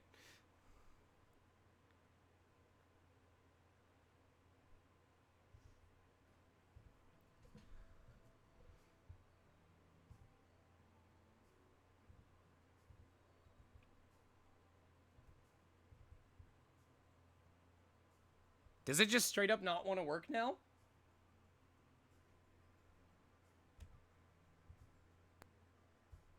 Please?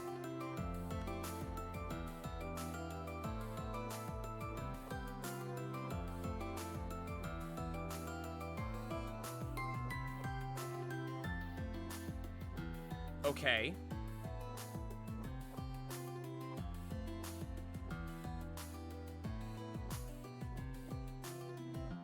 What is with that? Why does it stop functioning if it's plugged into the right side of the laptop, but it seems to do fine if it's plugged into the left? I swear to God, the right side of this laptop is fucked. I don't understand. All I did was swap the microphone USB with the Elgato USB, and the microphone isn't cutting out.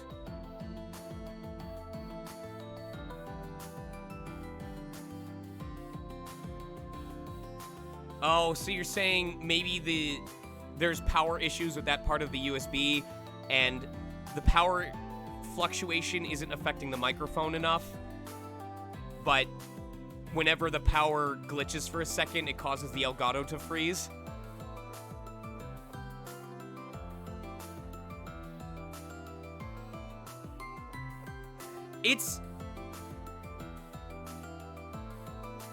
I'm telling you right now, that is why I've always used Wi-Fi. Like, you guys may find this surprising, but pretty much all of my streams have been 100% Wi-Fi.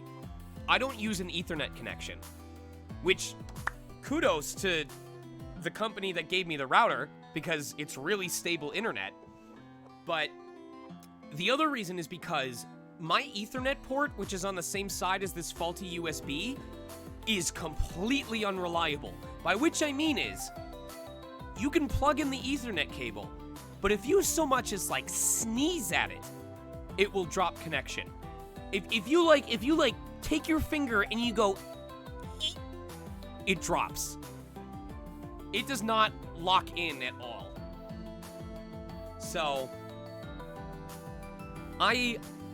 if I can find the free time, I may have to look into like bringing the laptop in and just saying, hey, would you guys be willing to look at the USB ports and the Ethernet port on the right side and see if something is loose there?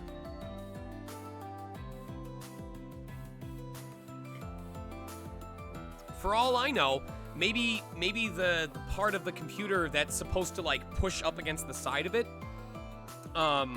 is receded. And so I'm not actually plugging in as deep as I think I am. so it's not all the way in.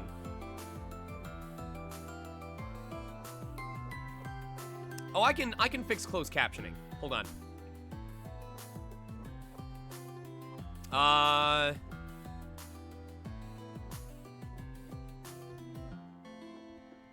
If it's not working now, then I just go into that, update it, turn it on. There we go. Now it's working. All right, well, let's not jinx it. Let's just hope for the best. And now I know from now on to use the Elgato on the left side of my laptop.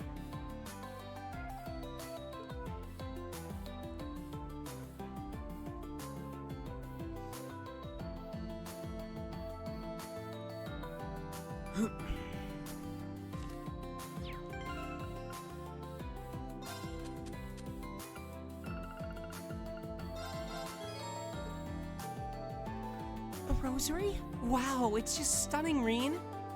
Is this really for me? Sure. I thought it'd suit your style.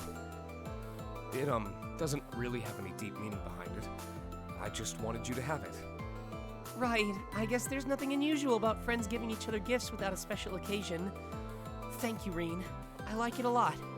I'm happy to hear that. Worst girl now at Max Bond.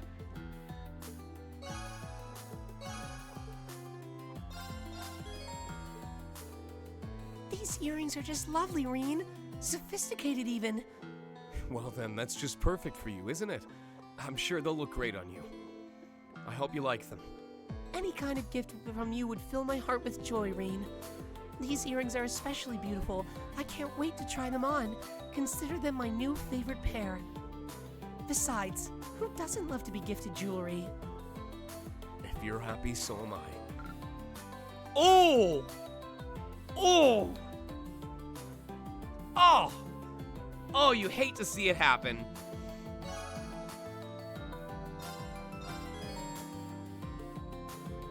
Oh, how lovely. This gemstone brooch is quite exceptional. Sharon is one of those characters where I give myself a C on the voice, but a B+ on the tone. I thought it might go well with your maid outfit. Yes, I could pin it to my scarf. Thank you for the gift, Master Reen. Perhaps I could give you this? A necklace with black wings? Could this be? I wore it back when I wasn't known as Sharon. Please take it. May it serve you in some way. Thank you, Sharon.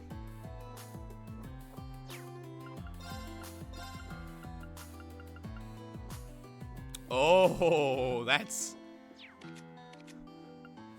really nice.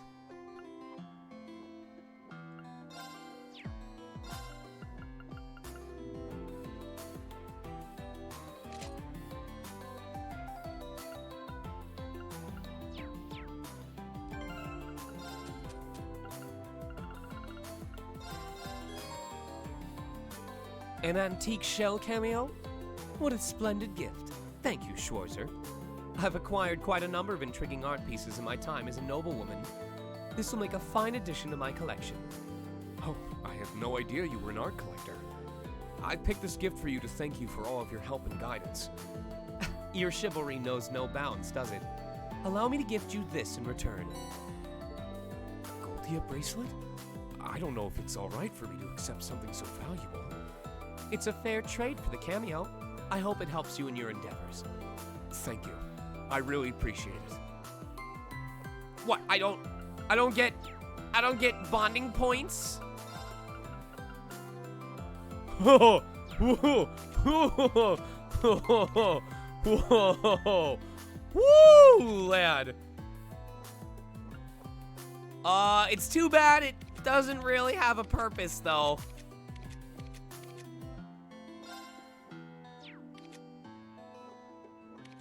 There's not really anyone that I would rather...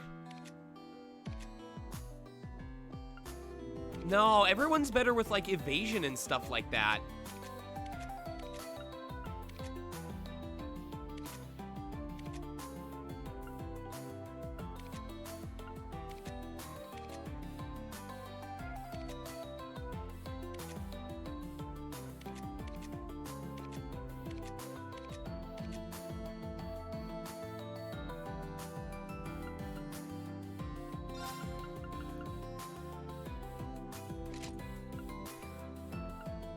Plus 400 strength.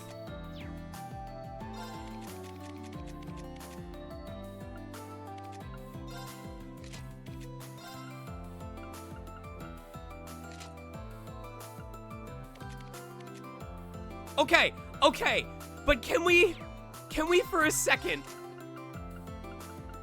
I want you to take a notice at this. Reen does not have a bunch of quartz specifically focused on strength. Like, he's got 160 from that and like 100 from that. But he doesn't have like the Carnelia gem and rage and stuff like that. Look at Tita with a plus 400 equipment on. And look at Reen just being himself.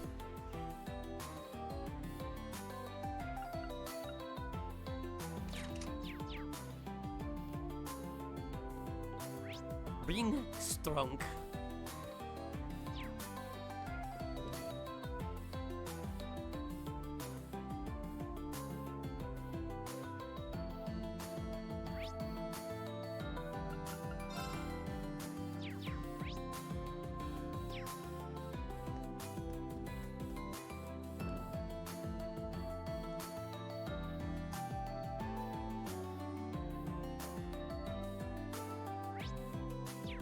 All right, now we need to talk to Maya and Vivi.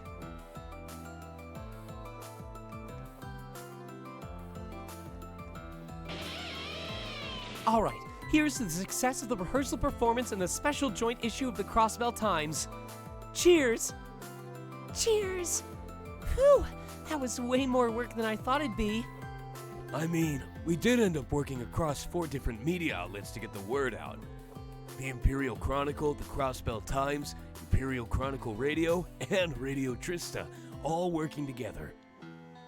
It must be the most ambitious crossover event in media history. Marvel Avengers would like to talk to you. I'm really grateful for all of your help. It feels like a lifetime since we last got to put a new issue out. It was my pleasure. I get the feeling the censors won't be too pleased with some of those articles, though. Nah, we'll be fine. Between the war starting and the whole fortress situation, no one's going to have time to raise a stink about our paper. Do I have the wrong voice for Monk, Greggy? Yep, whatever happens, happens.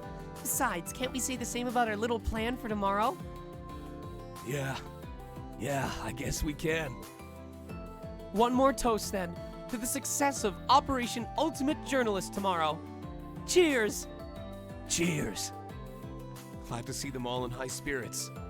Sounds like they've got some kind of plan in place. Knowing these guys, it's probably going to be something outrageous.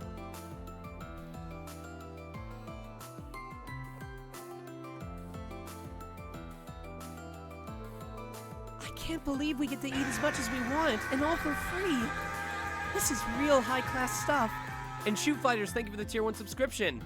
And nothing on the menu's off limits either. This is even better than the party at Orcus Tower. Yeah, for the sake of the playthrough, I'm just gonna focus on the people that the guide tells me I need to talk to.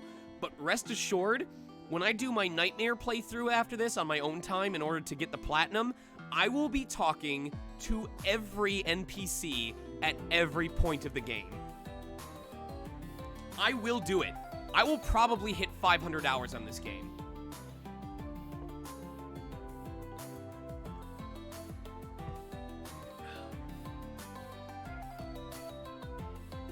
I mean, at this point, since we know, just so I know, Trails into Reverie is the localized name for Hajimari, correct?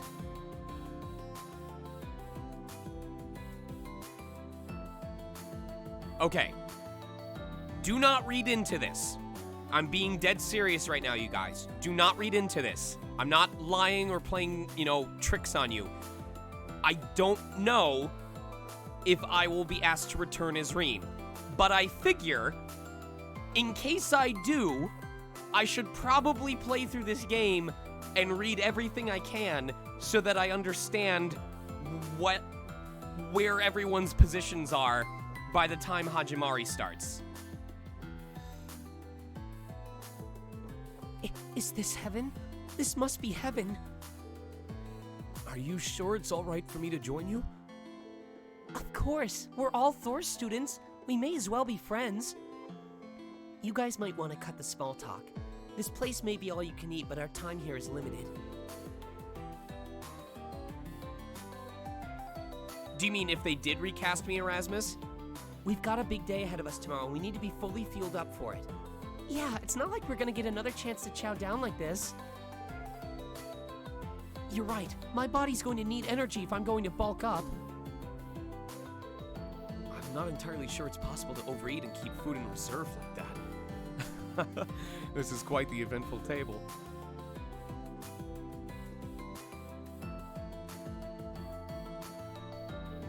Ree, there you are. Thanks for coming. Joshua filled me in on the details. I heard you two knew each other from before? Yes, we became acquainted through Toval during the guild raid 4 years ago. Master Ka-Fi had told me much about Cassius as well, so we became friends in no time. And after that, I introduced you and Arios. That duel you two had will go down in history as one of the greatest feats of swordsmanship in Zemurian history. Well, I must say I was amazed that your staff mastery could see off our blades.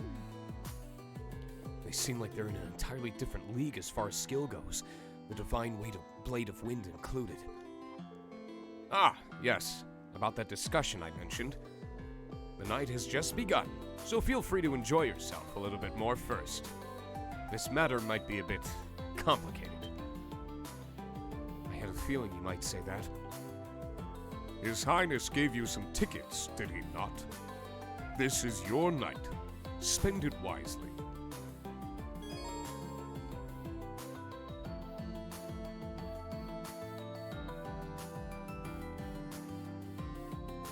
That reminds me, Joshua and the others have told me all about this Vantage Masters game.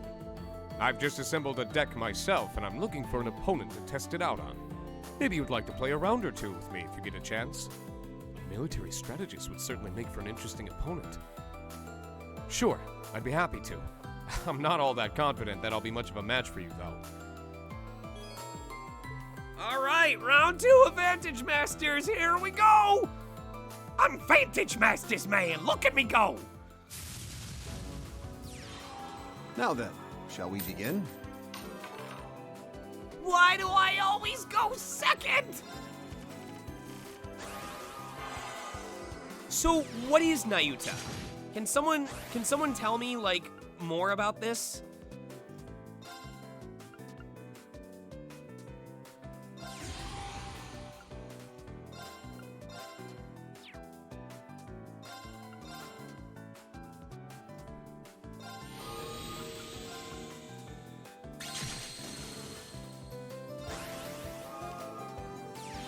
Is this kind of like those Kingdom Hearts spin-off games? Where if I don't play it, I'm not going to understand what the fuck is going on the next Trails game?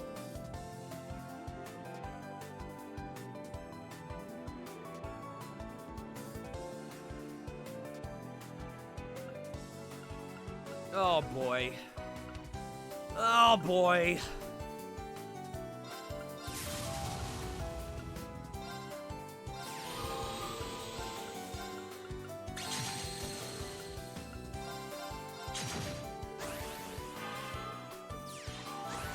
Well, at least it's an action RPG. I like the sound of that.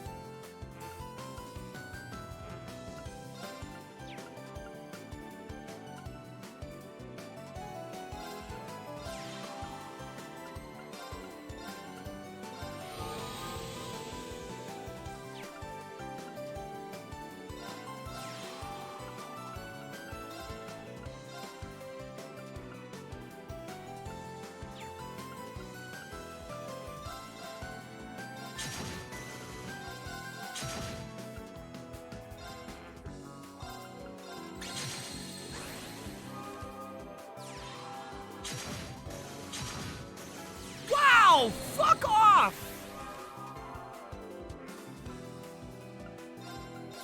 Asshole!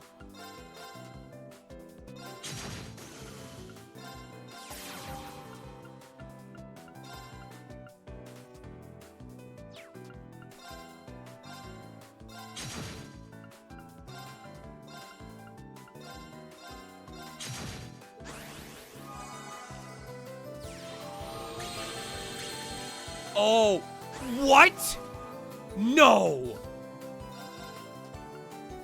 You've got to be kidding me!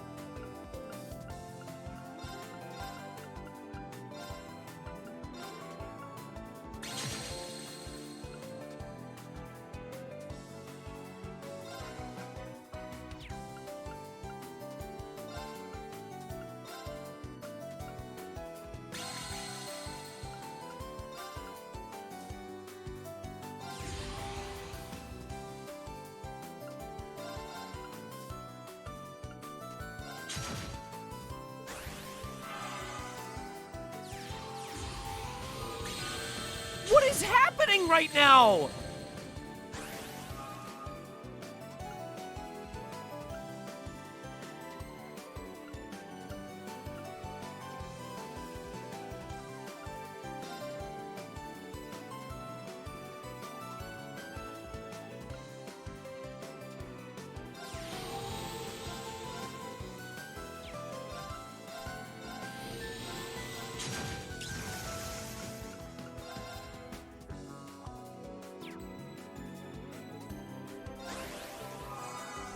Oh my god. Oh my god.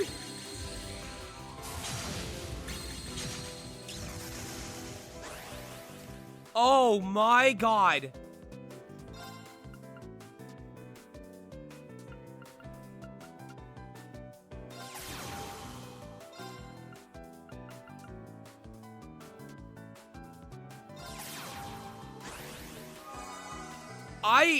This just went from winnable to probably not happening.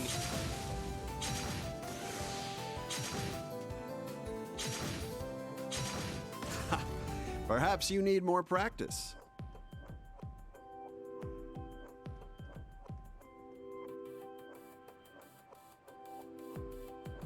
Okay.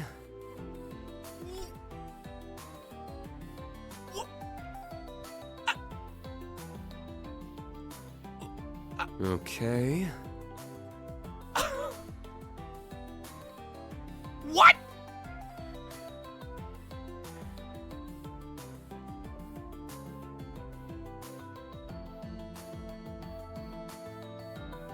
Okay.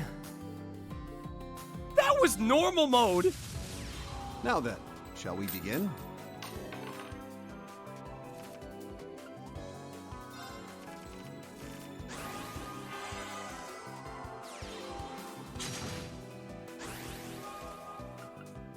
Holy hell!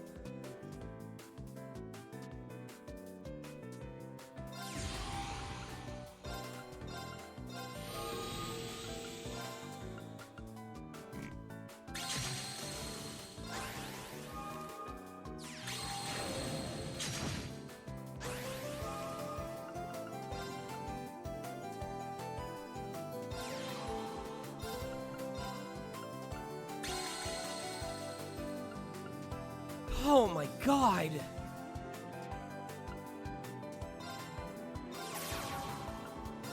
You know what? I probably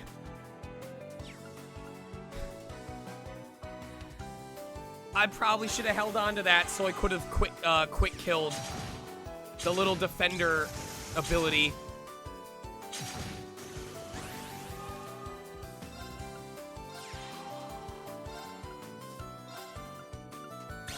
Wow.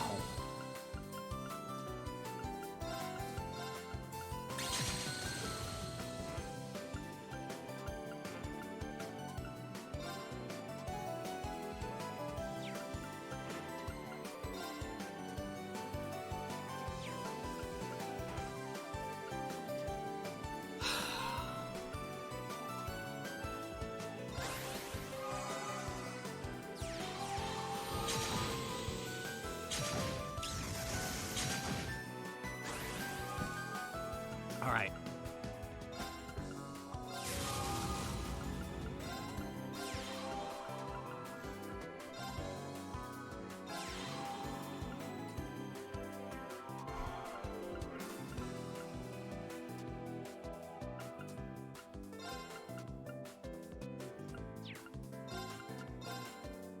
Shit.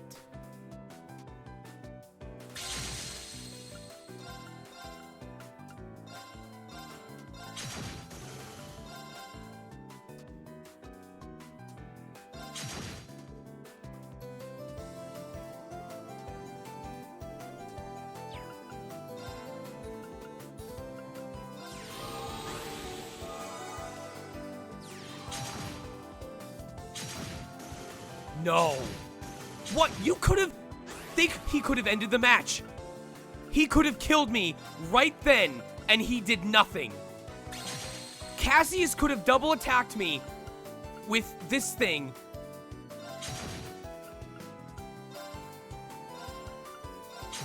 You win. I know when I'm beat.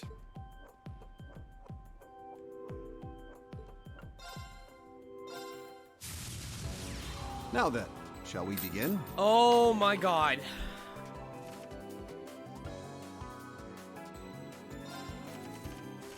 Why do I always go last?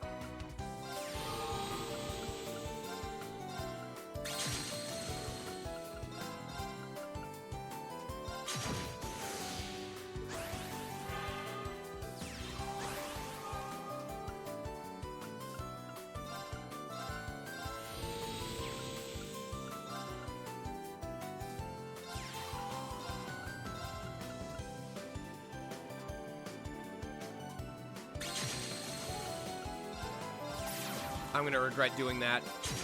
I really should hold on to those cards.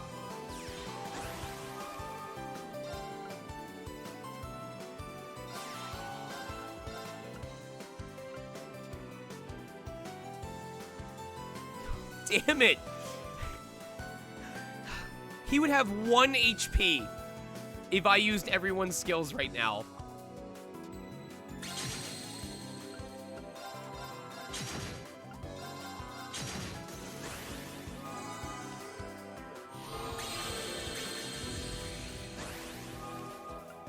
Wow.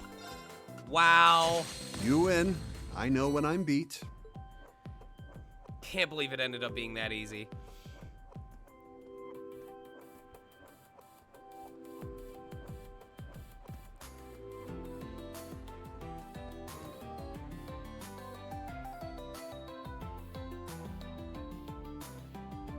Oh wait, I have to buy a recipe here.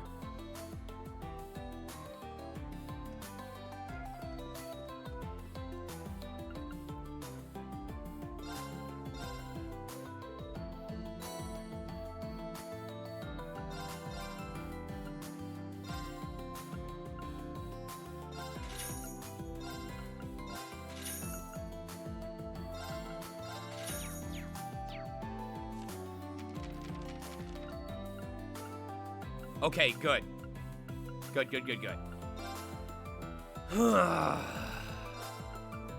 Come on, Kurt, you look like a T-man. This went well. Please eat it all, even if it's not good. It turned out well. Oh, it's probably Sharon. Very well. It'll be out shortly. Her S-Craft is serving tea. Now then, bon appetit. Cooking, Alfred? Huh? I'll do my best. This is my signature dish. Okay. Cooking, huh? I'll do my best. This is my... And of course, while we can do it, we gotta have him We'll make take a it. second. Yeah, this ain't edible. It's always so good.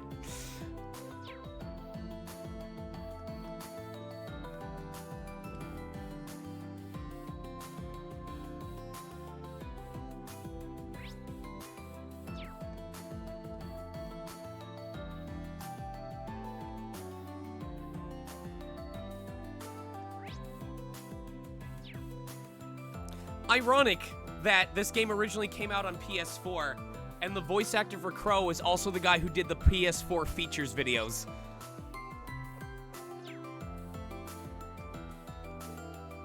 Oh, hello, Reem. Good to see you so hard at work. Hi, everybody. Amelia and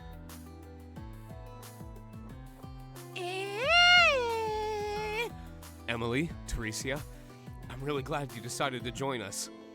At first, I wasn't really sure if we should. You know, it being a huge conflict of interest and all. But then Supreme Commander Van Dyke had us reassigned to the Independent Raid Force. The what?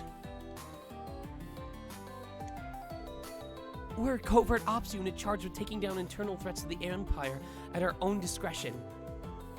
A vague description, admittedly, but one that allows groups like Ouroboros and Jaeger Corps to fall under our jurisdiction.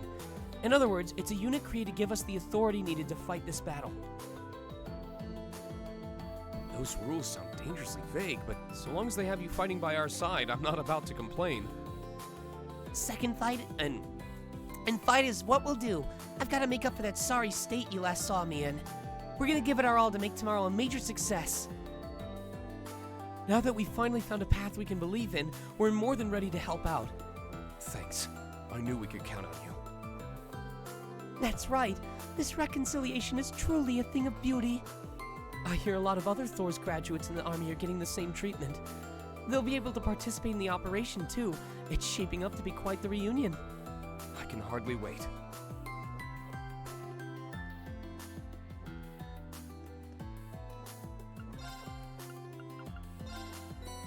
You have my deepest gratitude. It's your own dish! You have my deepest Here's a little reward.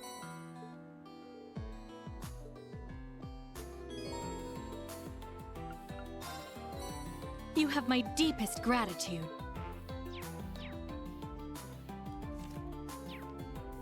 What was I gonna check after her? Oh, right.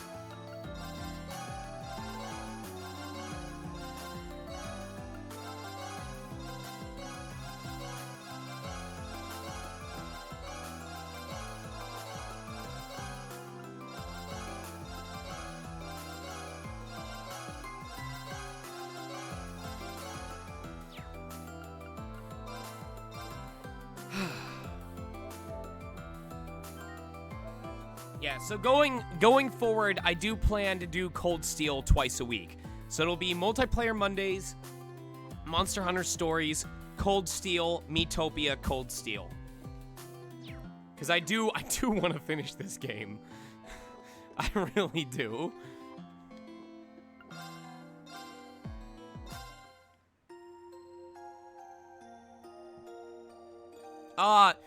Legend of Mana, I will probably This is nice. fit in on Thursday until we're done with it. And then Thursday will go back to being my my free day. Just as long as I finish that stream before AJ has her Dungeons and Dragons.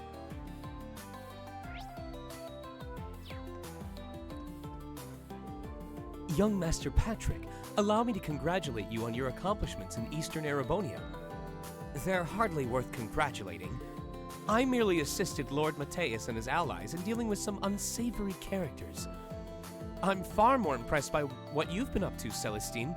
Taking care of my father and his affairs must have been no simple task. You flatter me. Compared to the Civil War, this was but a walk in the park. You deflected, young master, but you really have matured. That we can speak so casually about your involvement on the world stage is proof. In that case, Celestine, wouldn't it be high time you stopped calling me young master? Or do you still see me as a child? Well, I can hardly walk that back now, can I? Very well, Lord Patrick. I could get used to that. I'll be counting on you to take care of logistics tomorrow, Celestine. I trust you will not let us down. But of course, By the by, Lord Patrick, how go your plans for today? As I'm sure you're aware, a true gentleman makes his intentions known in a respectful and appropriate manner. I know that. I've already managed to pry a blessing out of Schwarzer, so everything's fine. For certain definitions of everything. Remember that, Patrick. What the? Schwarzer! How long have you been there? Ah, to be young and in love.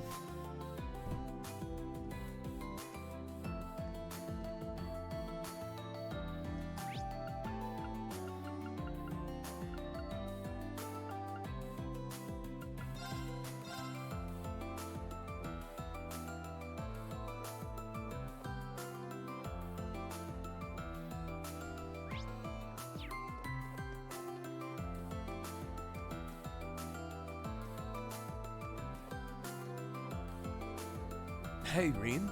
Come to check out the jetty? Yeah, I felt like I needed to cool down a little. I take it you two did the same? Yes, although we didn't come together, we only ran into each other a little while ago. This city looks so beautiful at night. I used to love looking out at all the lights when I worked at St. Ursula Hospital. It sounds to me like you made Crossbell your second home. I feel a little nostalgic myself. This northerly wind brings back memories of Nord. It feels familiar somehow.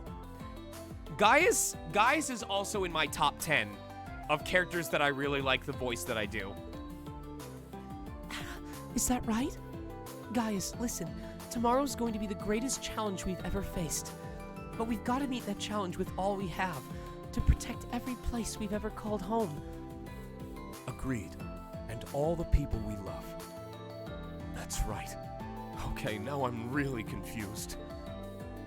Are Gaius and Lind dating now? Or are they just really good friends?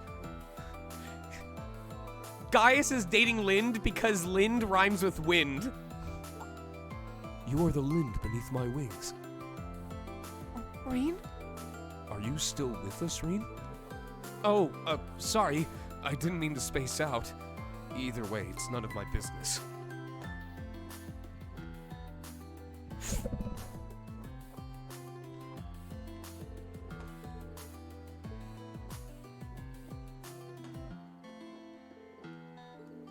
Malind.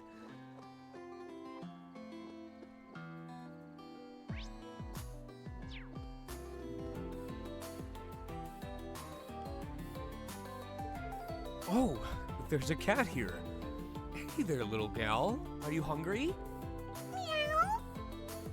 That sounds like a yes to me. I think there should be a fishing spot nearby. Let's say we try and catch you something to eat. Oh! Oh! Oh, I thought it was following me.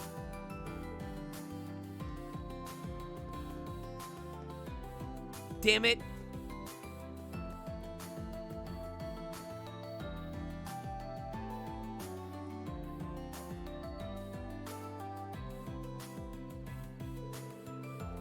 It really is beautiful out here. Countless stars dotting the sky, and countless lanterns drifting the waves. Nothing like a few good casts on a summer night, huh? By the way, Annabelle, I wanted to thank you. I never expected you to stick with me all this way. Don't be silly. I'm helping you because I want to. You don't need to worry about me. Yeah, I guess you're right. But I still need to tell you something about what I have to do as a graduate of Thor's. This world of lazy lines and idle nights is worth risking to protect. Even my life. What I'm trying to say is, this might be the last time we meet. Kenneth? I'm sorry. We've been through so much together. But no one knows how this war will play out. You need to go back home where it's safe. First thing tomorrow morning. But you... Kenneth... I can't. Huh?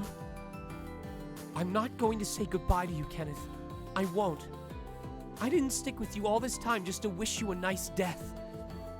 I know I was just here for the ride at the start, I don't have the same strong convictions you have. But here's what I am going to say. Something I never had the heart to before. I can't just follow behind you forever. I get that. So just promise me this, Kenneth. Promise me that you'll come home safely. Because how else could we go on a cross-continent fishing trip together?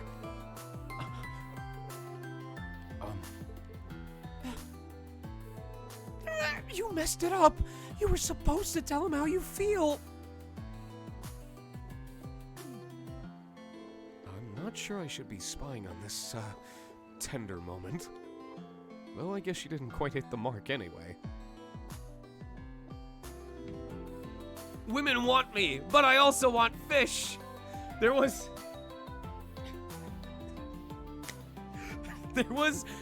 a meme I saw recently that made me howl with laughter, where it was like one of those fisherman t-shirts that says, "Fishing is like sex.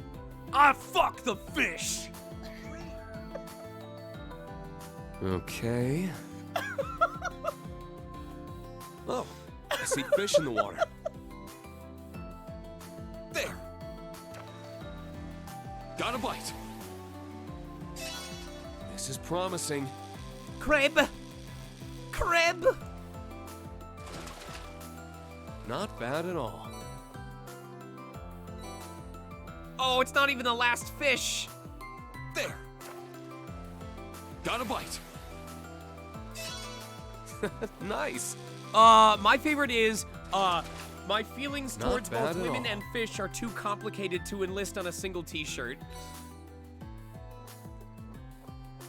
There. Got a bite. This is promising. Crab. It's a whopper. There. Got a bite. Nice. Not crab. It's a whopper. There. Got a bite. This is promising. Not crab. Not bad at all. All right, one more. There. Got a bite. This is promising. I got it. Whew.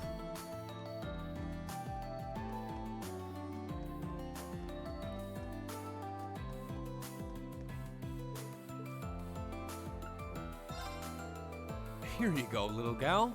Eat up.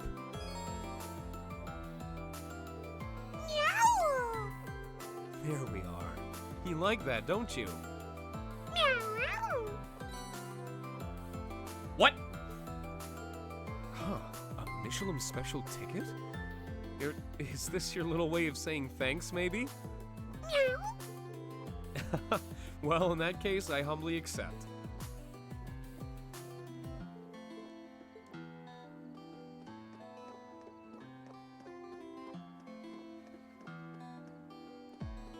I would like to go on a date with you.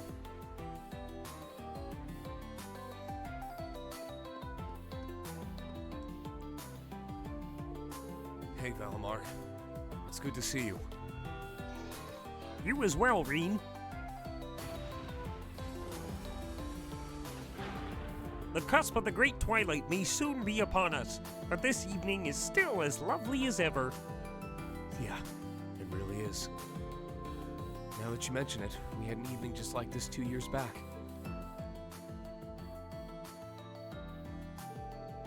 How coincidental. I was just thinking exactly the same.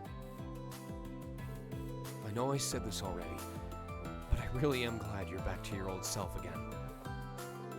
I'm just sorry that I couldn't do anything to help. I too will say something I have already said many times before. You needn't worry. My past awakeners have all experienced their share of agony and hesitation, and yet each of them continued to persevere in spite of it. You, Reen, are no different than they. I guess, but... Wait. When you say past awakeners, that includes Emperor Dreikel's, right? Was he like me too? Naturally so. I have finally managed to recover the whole of my memories, you see. Though, because I fell to sleep not long after the War of the Lions, the Dreikels I remember was only a prince. It is both amusing and gratifying to learn that the hopeless optimist I once knew is today praised as father of the Renaissance. I'll bet it is. So, what do you think of him now then? Wait. If Valimar is Kermit, does that make him Chancellor Fosborn? The measure of a man differs, of course, from youth to middle age. But the color of his soul remains the same. I sense no trace of him being manipulated by Ishmelga. I see. Oh my god! Piggy Clotilde! Oh, Rain! Wait. Kermit! Miss Piggy sings to use her witch powers?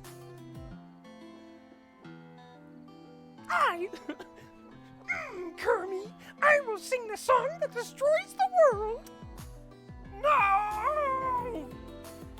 Thanks, Valimar. I think I'm ready to face him, no matter how Tyrion things turn out. And when I do, it's up to me.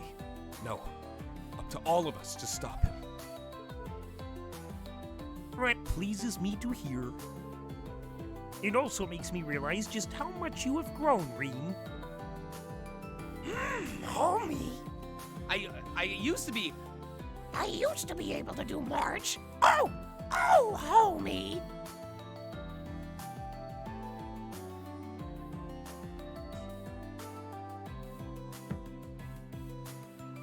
And I still have a long way to go, and without the luxury of time.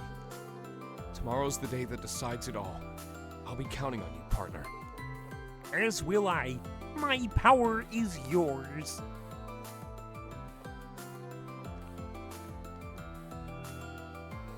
By the way, did Ordine already go back to the Courageous too? No, he decided to covertly scout the area just in case. I plan to relieve him of his patrol soon. I appreciate it. Give him my thanks as well, okay? I shall. I'm sorry, but one of the great things about being a voice actor is that I was able to switch between playing it super seriously and tender-hearted as Reen, and then talking as fucking Kermit for Valimar.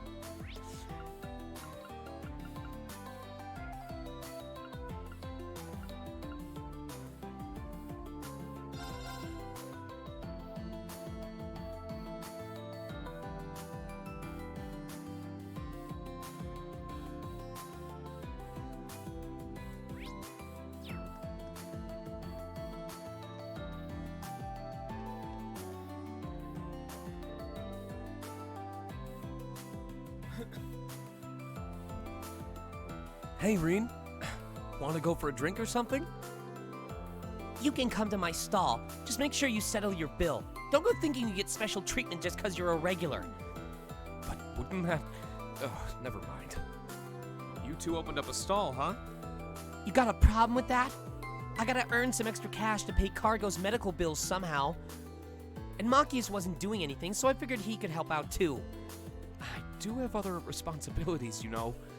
But after seeing how hard you worked to find Cargo, I figured this was the least I could do. I wasn't able to help you before, but I intend to make up for that. Machias.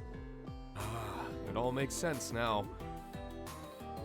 Well, hey, I know you got stuff of your own to deal with, fighting the government and all. Seems you've been pushing yourself pretty hard lately. For once in your life. Doing your duty is fine and all, just make sure you come home safe. You've got everyone in the Ost district worried sick. Got it. I never thought I'd hear you say something so considerate. Who are you, and what have you done with the real Pattery? The real Pattery's gonna feed you your glasses if you don't shut up! Right. Let me buy you a drink later. Non-alcoholic, of course. Nice. Make mine a Gamgee ginger ale. I'm about to drink you under the damn table. It's non-alcoholic. Nobody's going to be under any tables. Underneath it all, you can tell how much Pattery cares about Machias. Everything depends on tomorrow. We've got to do our best so these two can keep their promise.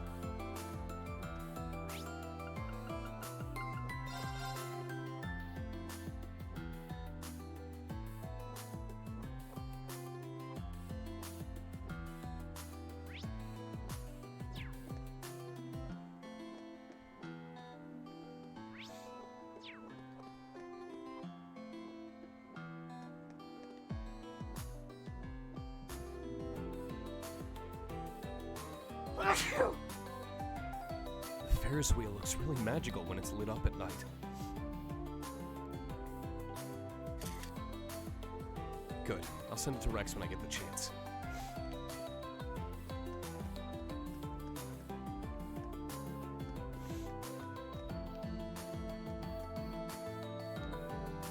I'm doing all right here. Make sure you go to bed at a good hour. No staying up late drinking. I know. But I think I'd sleep better if I got a goodnight kiss. Doesn't matter if it's over the communicator. A kiss? I guess it can't do any harm, since it's just over the communicator. What are you talking about, you idiot? Good night. Never change, Mireille. So, how long you been listening in, Rain? I'm sorry, I didn't mean to. The person you were just talking to, her name's Mireille? We used to work at the Crossbell Guardian Force together. Kept running into each other, but she's working for the Resistance now. We probably sounded like a couple of kids just now. Kinda makes you laugh, huh? Not at all, Randy. Looks like you really care about her. I don't know about that.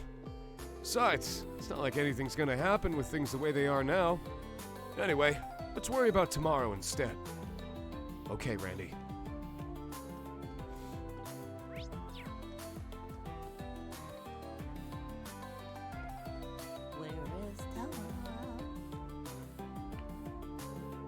Do you morons ever think about anything other than what you want? Hey, are you even listening to me? George, Crow, you too. Yeah, we just don't have a good excuse. I guess I should apologize for my actions during the Civil War. I think so too, but Angie, you're not blameless either. You shouldn't have run off to the cemetery on your own without saying anything 2 months ago. I know that you felt bad about planning to dig up Crow's grave, but you could have said something and gotten someone else's perspective. You didn't explain George's actions at Calvert either. Toa? Are you angry at me?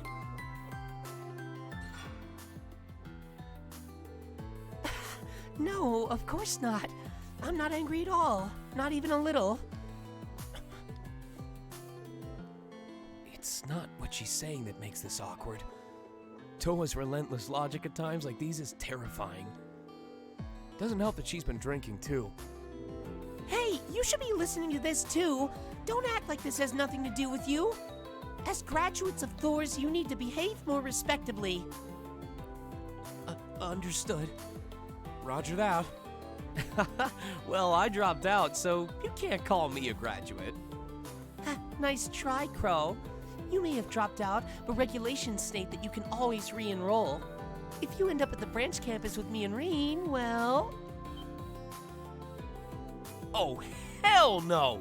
Being your student would be bad enough, but if I were Reen's? You brought this on yourself, you know.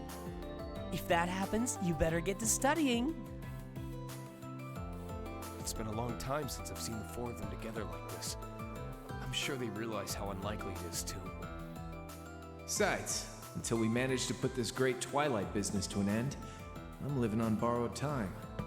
Yep, any way you slice it, my being here contradicts reality itself. So, by the way, since I've been streaming and voice acting for about 3 hours, you guys are gonna pay me $600 for the 3 hours of video game dubbing, right? Doesn't matter what you, Adios, or anyone else has to say about it.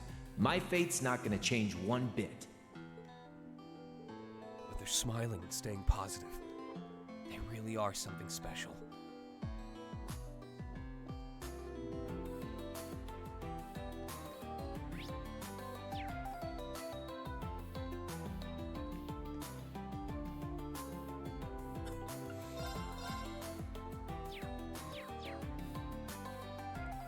I can offer you an egg in these trying times.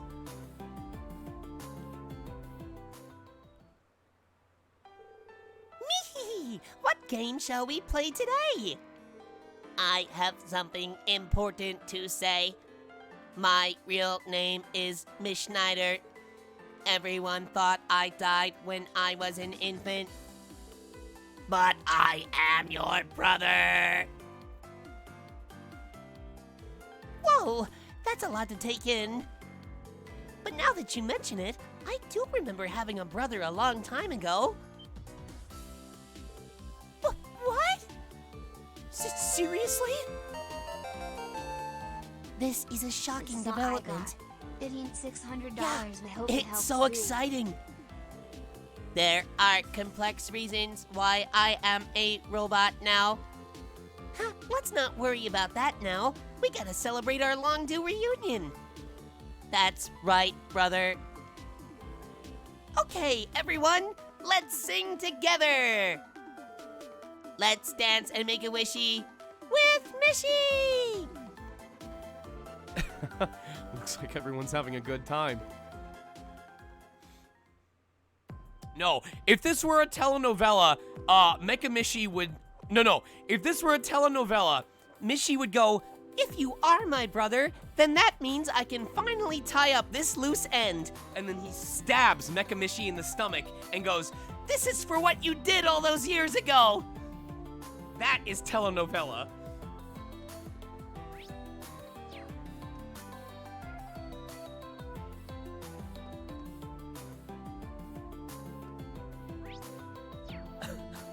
Lestabbo.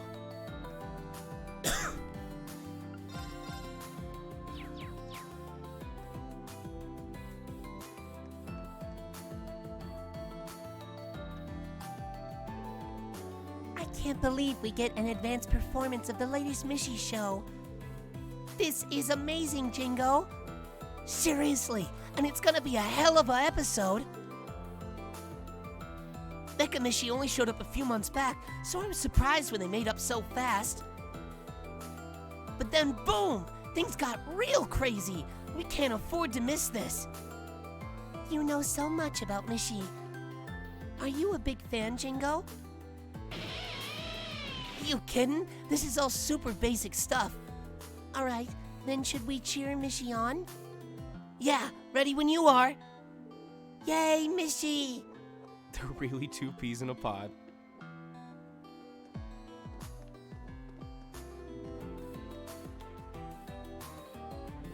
I thought George and Angelica would be getting some quality time together, but we bumped into them, and now it's all four of us hanging out like always. So that's what happened. Hey, wait! I got a great idea, man. How about you and Toa hang out? It'll give me the chance to sneak off and chat someone up. What? Crow? I think that's our cue to leave, George. Sounds good, but you know, I don't think it's me you want to spend time with. Well, with Kia, Ren, Tita, and Tio around. Oh, and we should acquaint ourselves with Sully, too. Wow, she's really missing the point.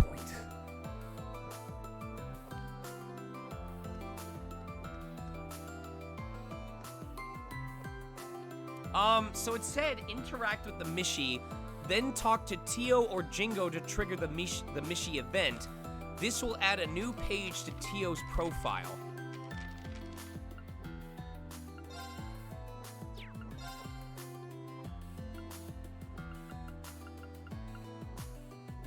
Oh, okay. She's done. All right.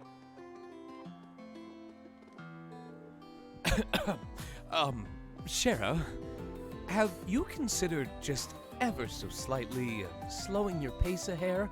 You're drinking like fish with alcoholism. Oh, don't be such a wet blanket.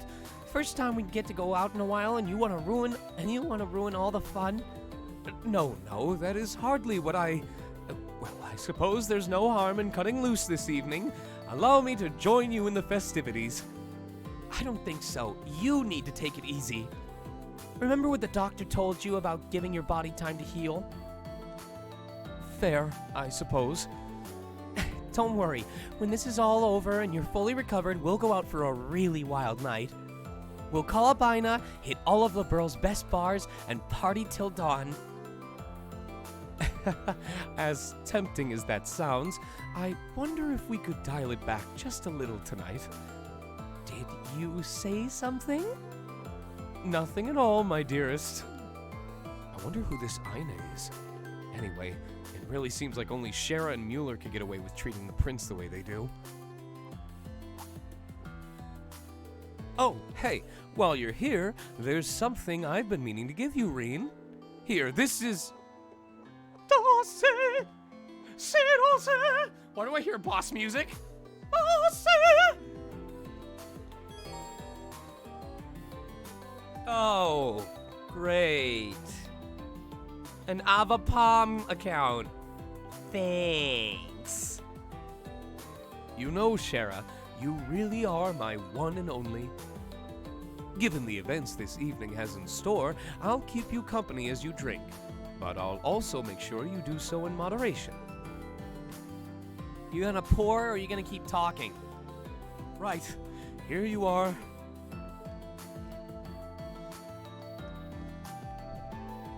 I'm gonna be so mad if I beat him on the first try.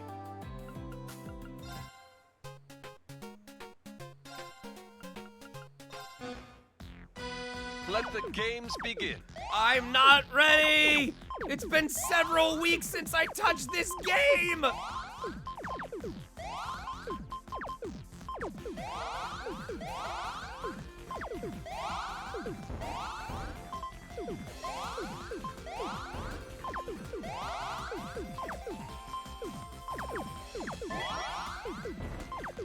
Oh, I'm not ready.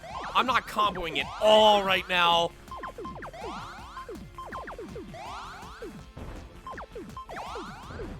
Head empty. Can't think. Oh, I'm dead. I'm toast. I'm finished.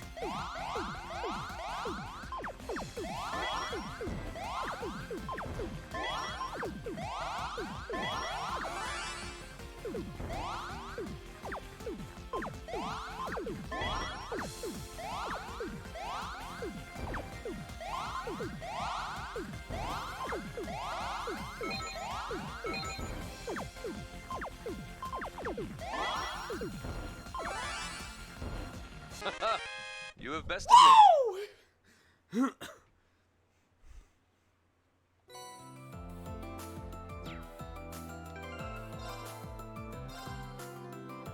Dang it! The prediction was ruined by a single loss to Cassius.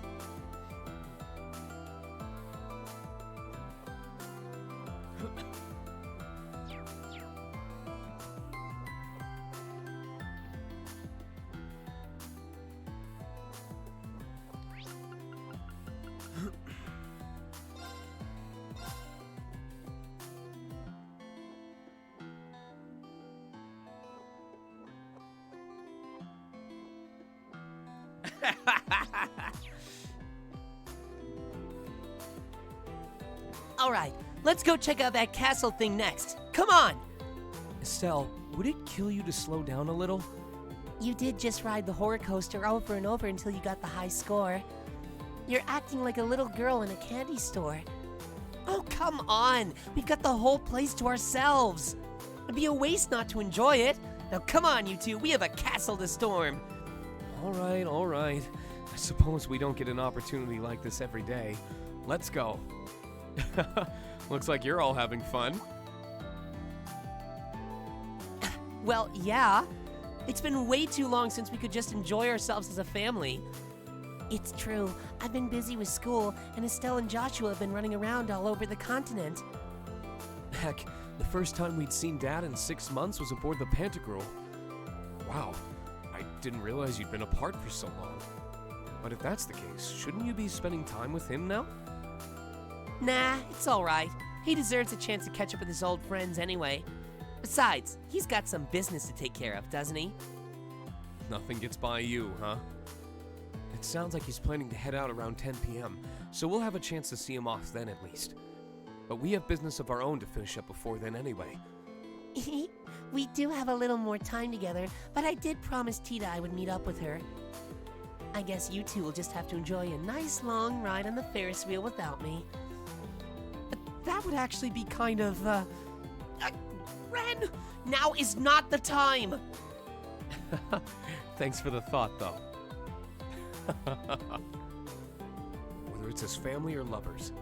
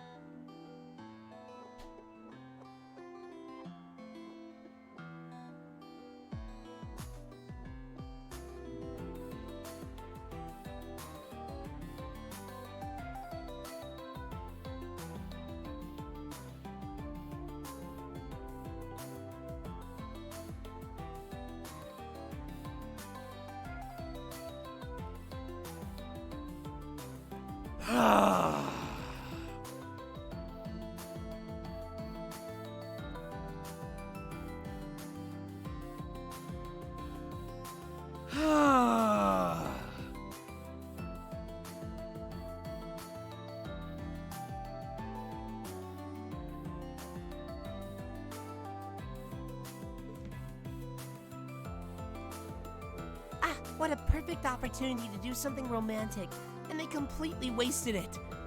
You agree with me, don't you? Well, I think it's up to each couple to move towards a relationship forward at their own pace. That's just boring. At least it is to me, as the mischief-loving kitty and family member of those two. I guess that's fair, but enough of the meddling. By the way, speaking of mischief, seems like you really...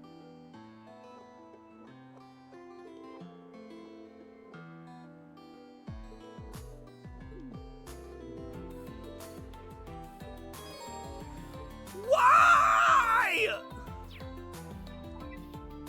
Why? Now then, let's No! Why?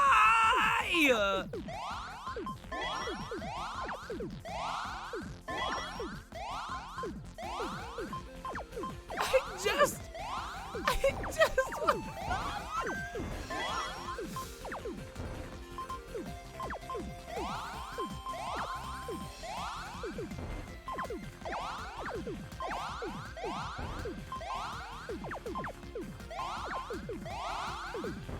Oh, I'm not. I'm gonna die. Oh, I'm doing... Oh, this is terrible.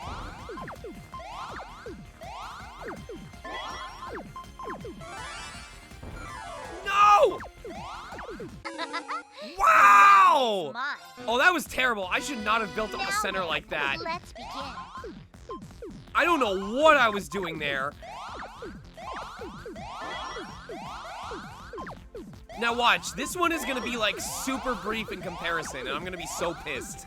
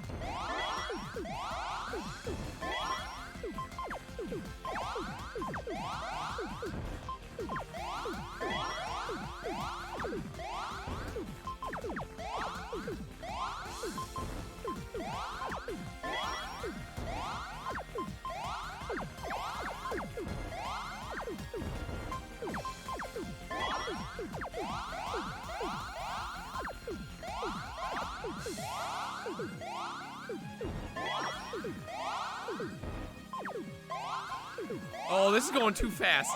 This is going too fast. I don't like this.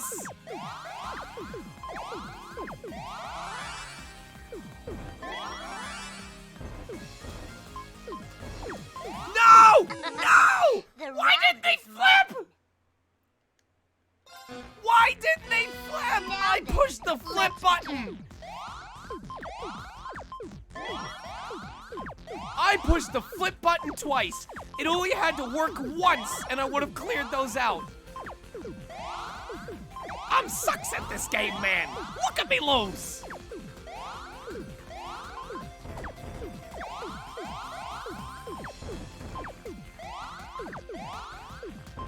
You can't lose to me. I'm sucks at this game, man.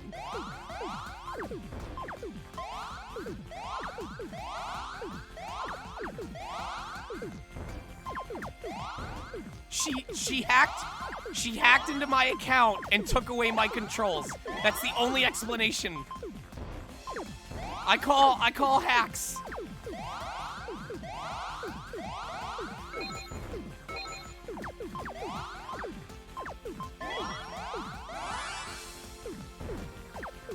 No! No! The round is mine. All right. Every time I lose, I have to gift a sub now. Now then, let's begin. Every time I lose now, I have to gift a sub. Let's see how serious I get when my own money's on the line.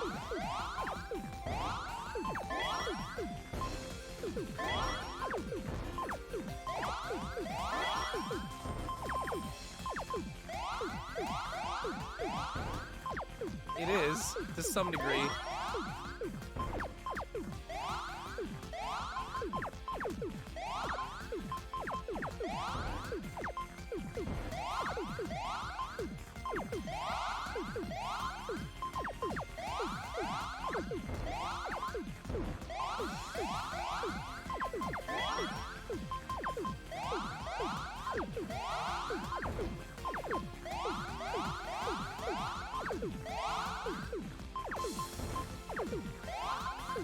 Oh God, she's gonna do it again!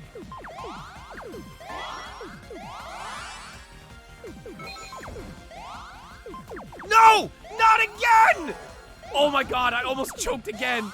I almost choked a second time! I managed to move it out of the way.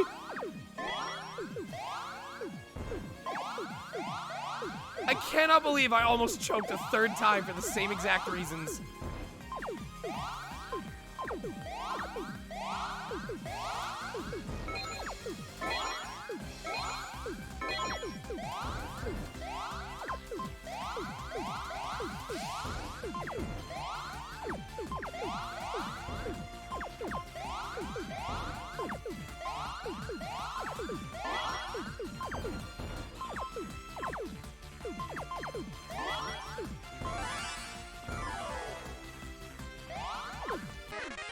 You're better than I thought.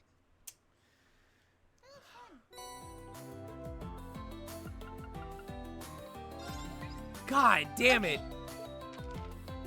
Thanks, everyone. Great job. See you later. First try. No. Oh, wow.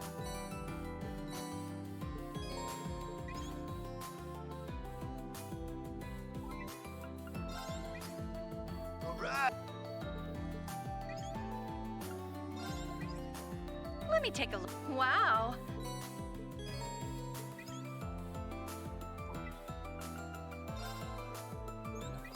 Hey, let me take a peek at the... Whoa, here's a little something for your troubles. Rose and Celine, let's take a look at those.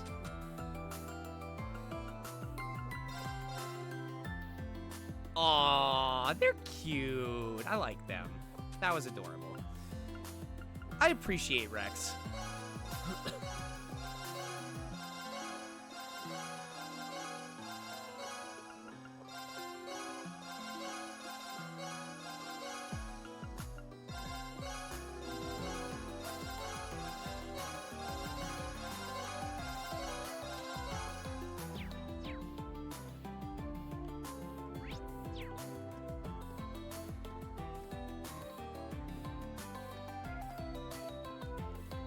Oh, Vincent, isn't it a simply enchanting night? Indeed, the elegance of the Castle of Mirrors, the sky overflowing with glistening stars. But Margarita, their beauty only reaches its pinnacle when reflected in your eyes. My, you always know just what to say. You know, Vincent, if you ever wanted to propose, I could think of no setting more perfect than this lovely night. It is quite lovely, yes. How do I really feel about Margarita? The emotional attraction is clearly there, but am I so superficial as to be put off by her appearance? Love is blind, and I do love her. I do. Do I? Would I be struggling if it were so simple? Vincent looks like he's going through some kind of inner turmoil.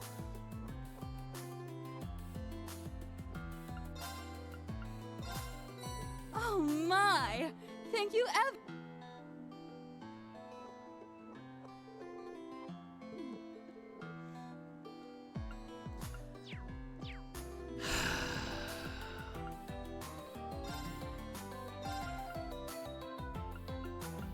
Initiate cooking mode. And... 'Cause you know, when people eat food that they like, they get fat. 'Cause that's what Initiate happens. cooking mode. Better than I expected.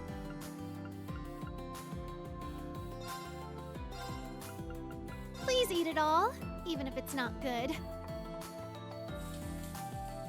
It turned out well. Initiate cooking mode. Better than I expected. Let's get started, shall we? Oh!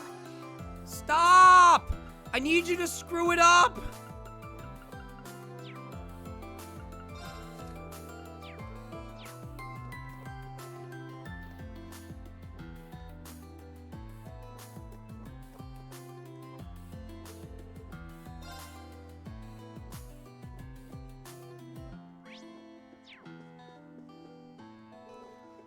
Oh, hello, Reen.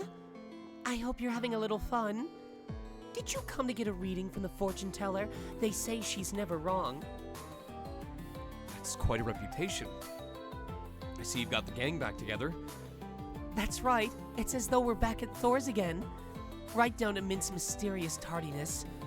It's strange. She seemed so excited when I suggested we all walk around together. She probably got distracted along the way. You know how she is. I hope we can meet the fortune teller soon. There's something I really want to ask. About Alan, I imagine? The curse's effects on him still aren't letting up? No, I've tried calling him so many times today already, and I just can't get through. He must already be on his way to the front lines. I'm so sorry. We've all been worried about him. No, I'm sorry for bringing it up. I didn't mean to put a damper on the evening. Take care, Zachary. I've asked so many people for advice and assistance. I'm sure Alan will be all right. That's right. Try not to worry about it, Reen, and enjoy your evening. We'll take care of Bridget. You take the time to relax and have fun for a change. For a change? Okay, that's fair. I'll leave you all to it.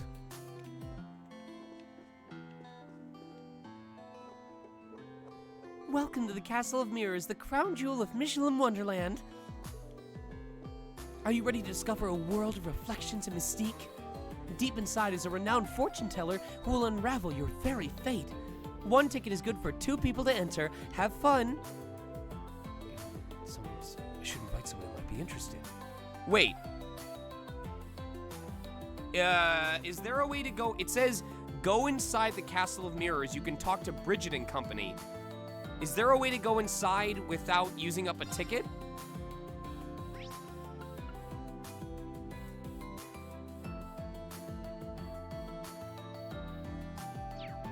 Oh.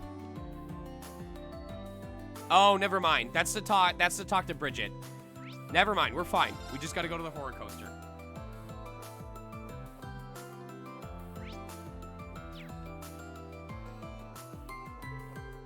Hey girls, out for a night on the town? Something like that. We're planning to meet up with Elisa and Emma in a little while.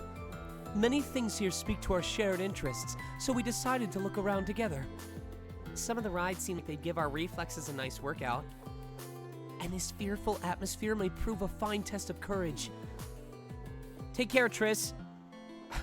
Only you three would view going to an amusement park as a training opportunity. Don't worry, we fully intend to have some fun as well. It's a two birds, one stone scenario. I'm just happy the two of you invited me along to join you. Well, you girls have fun.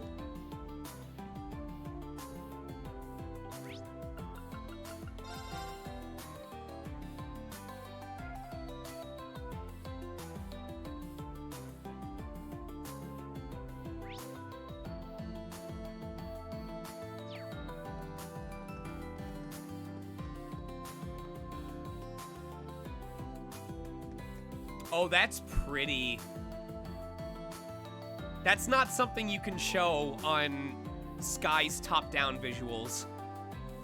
That's really pretty.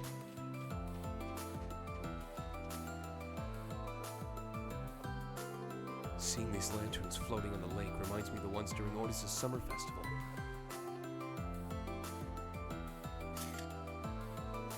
Here we go.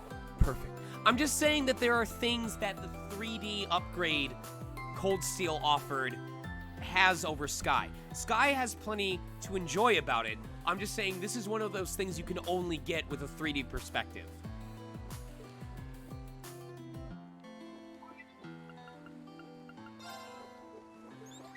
Hey, let me take... Whoa, here's a little something.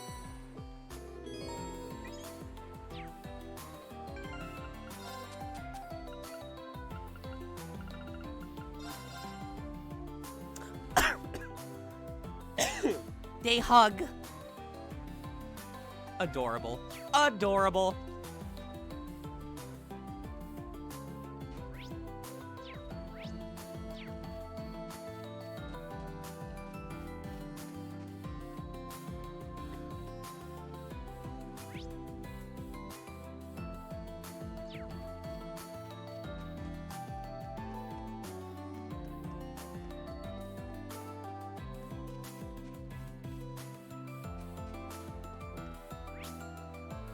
Oh, up there.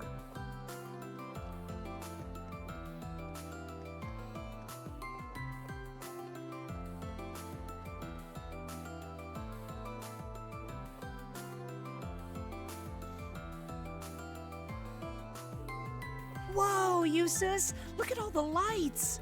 Gotta say, it's pretty romantic. It's not bad, I suppose.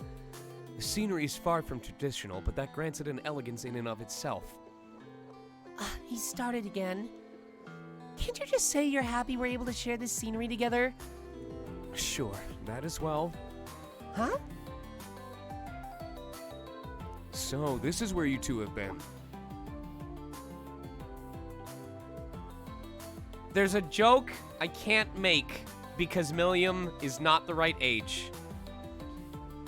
Please, Falcom, don't make this awkward. Oh, Reen. You two seem to be enjoying yourselves. Am I interrupting something? I don't know what you could possibly mean. Yeah, it'd be a waste for just the two of us to enjoy this all by ourselves. Wait, me being here isn't the reason everyone's staying away, is it? Of course not. Just look at Mint and Margarita. They sure didn't have any trouble having fun with you. Everyone who needs to know is already in the loop. You don't need to overthink things. Okay, if you say so.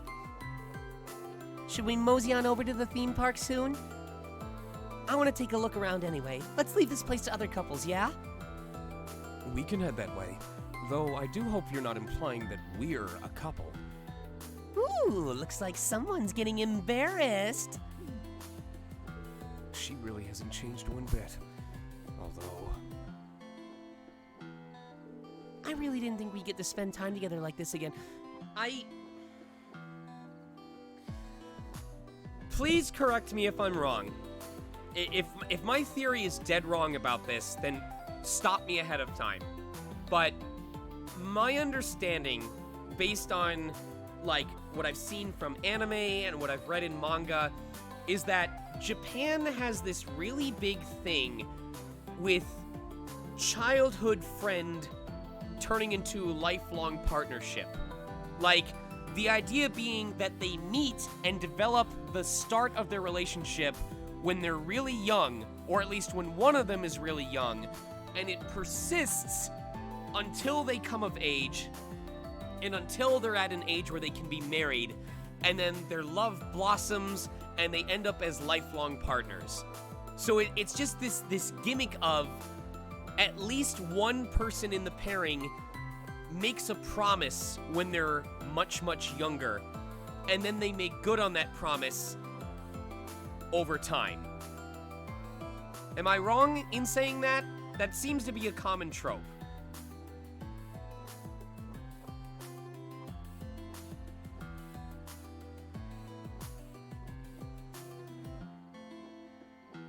It's the whole, like, our bond lasted the test of time. And Japan seems to really like going for that.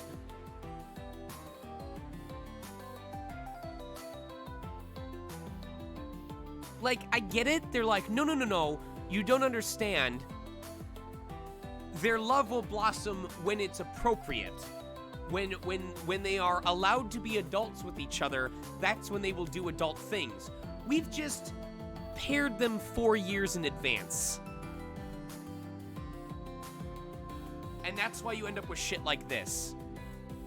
They're like, oh, no, you're thinking naughty. They're not gonna do anything until they reach the legal age of consent, but before then, they're together.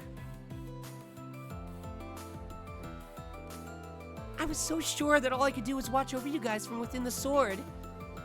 I've got the maiden to thank for that, and of course I should thank all of you too. Milliam, we didn't play a part in that, you know? It was all due to the maiden. Nah, I think more went into it than you think. You guys have always cared for me so much, you know? And I could feel that clear as day even when I was in the sword. All that affection is what really helped me to get out. I'm just sad I can't get a hug in this form. I see. Don't worry. I find it well that we can even be together and chat on a night like this. What more could we wish for than that? Oh. Eustace.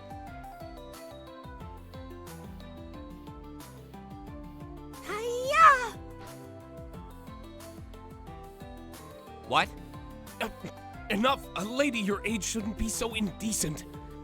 Well, it's not like we're actually touching, so it's okay, right? You're up next, Reen. I think I'll pass on that. Don't you think maybe Altina would like a hug? Well, that's true. Time to go hugging crazy at the theme park. Don't just stand there and encourage her. Come on now, Milliam, you're blocking the view. Well, the only one who knows what comes next is Adios herself. I'm happy. Give me a second.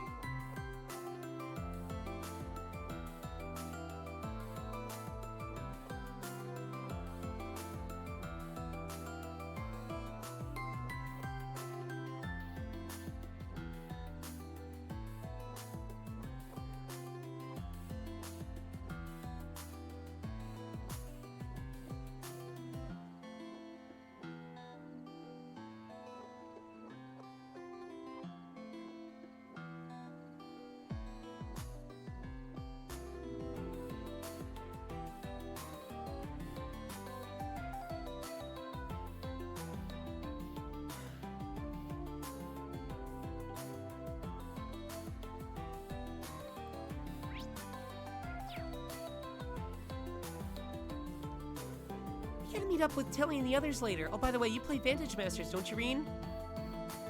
You're a ghost! How?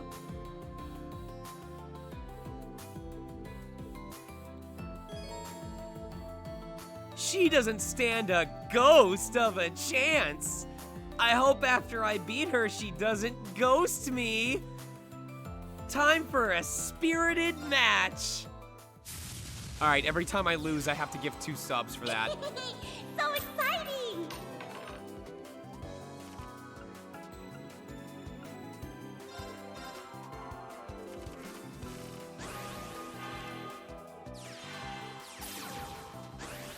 This game is to die for.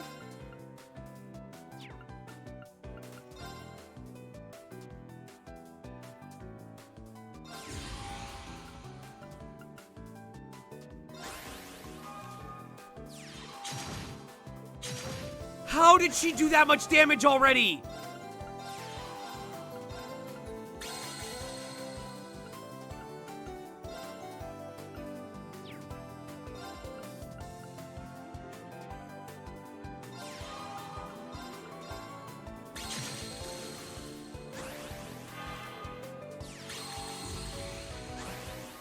Oh, god damn it.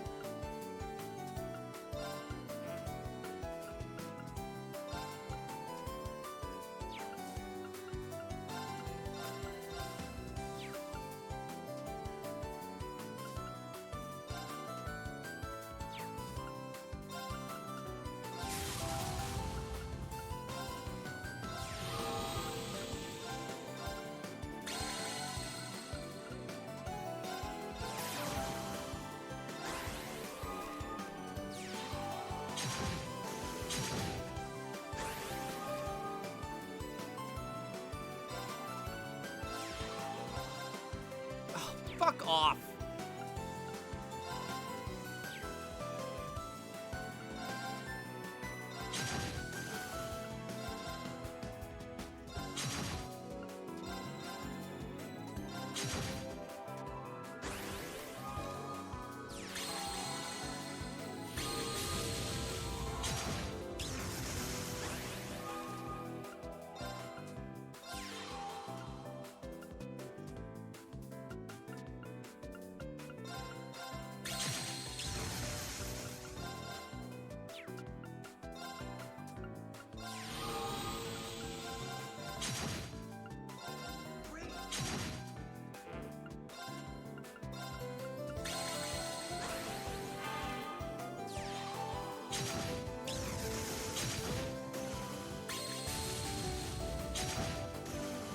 What?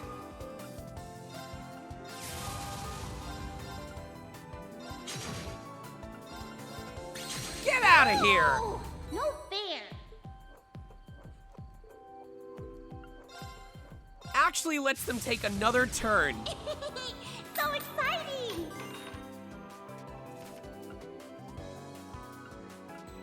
Goodness gracious.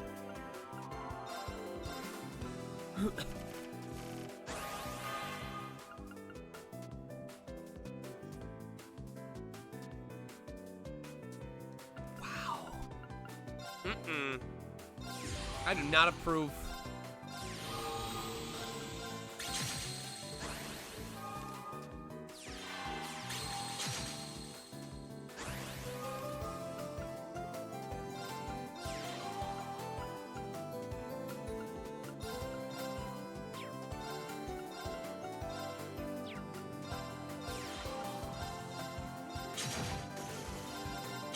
Oh, this match might be really fast.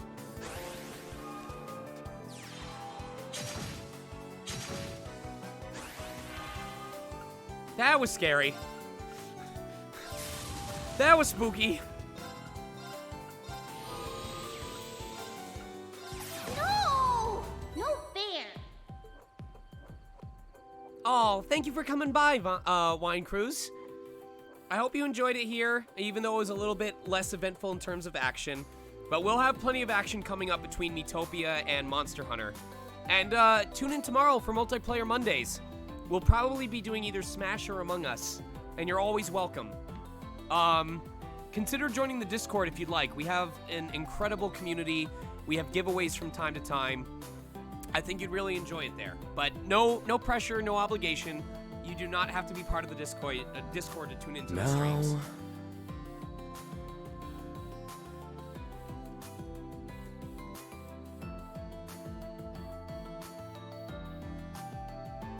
All right. So, right now the guide says that I talk to Sarah and do a side quest, and immediately after the side quest are the bonding events. I do want to finish up at 10 p.m. tonight, so, especially because I have double booking tomorrow. So if you guys are okay with it, I'm going to do the side quests and narrate all of that, and then we will call it a night. And when we come back on Tuesday? No. When we come back on Friday, we will start immediately with the bonding events.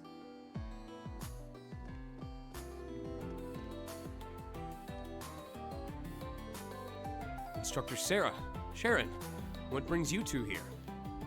Hey there, Reen. Me and old Sharon here have a score to settle. Now seems as good a time as any for a drinking contest.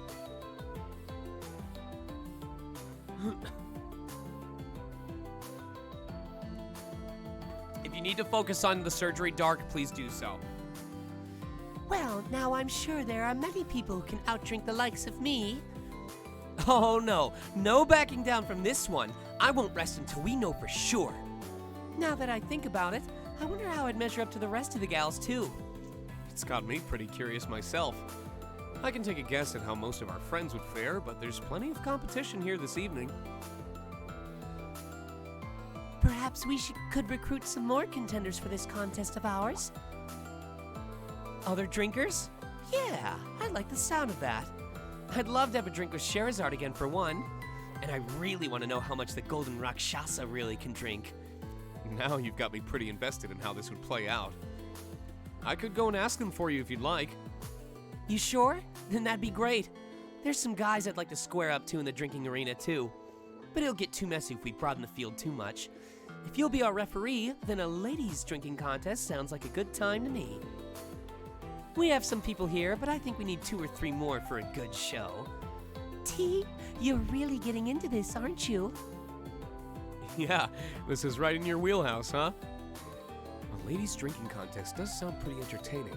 We probably won't get the chance to be all together like this again, so things could get real interesting here. Okay, I'll help you. I'll talk to some of the ladies who seem like they've got a real taste for hard liquor. Great. Make sure you invite the Silver Streak and the Rakshasa. I'll let you decide who the other competitors are. We'll prep the place and come up with some rules. And of course, assure there is plenty of alcohol for all involved. I can't wait. So, I guess I should start looking for some contenders for the drinking contest then. I definitely have to speak with both General Le Guin and Sherazard.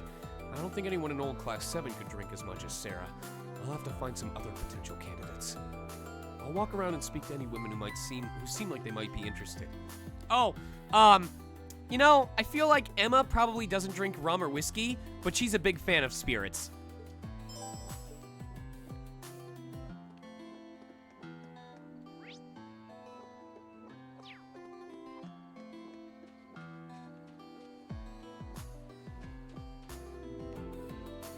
Reen! Hello again. So, Reen, what do you think of Michelin Resort at night? It's great.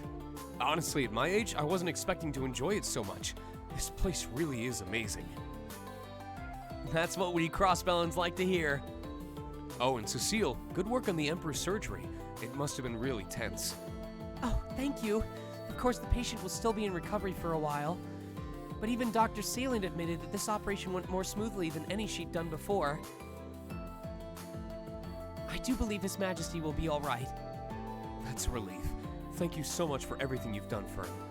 Yeah, that's such great news. So, Reen, who are you here with tonight? Randy was saying you're just as popular with the ladies as Lloyd, so there's no way you're here without a date, right? Sounds like Randy's been putting weird ideas in your head again, Kia. As he is wont to do. Although you might want to think about how you got that reputation, Lloyd. She has a point. Not you guys, too. I didn't realize it before, but Lloyd's got his fair share of problems to deal with.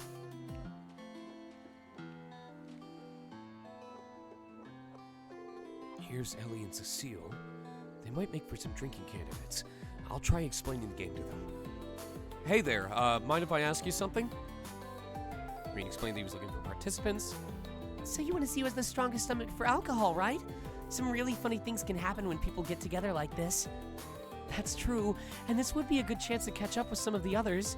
Unfortunately, I'm not the best when it comes to alcohol, so I'm going to have to, pass. I see. What about you, Cecile? Guy is a heavyweight, and you kept up with him pretty well. So I'd rank you high up there on the drinking scale.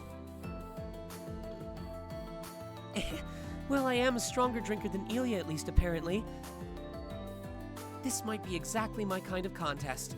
After all, it's nice to let your hair down and just drink from time to time.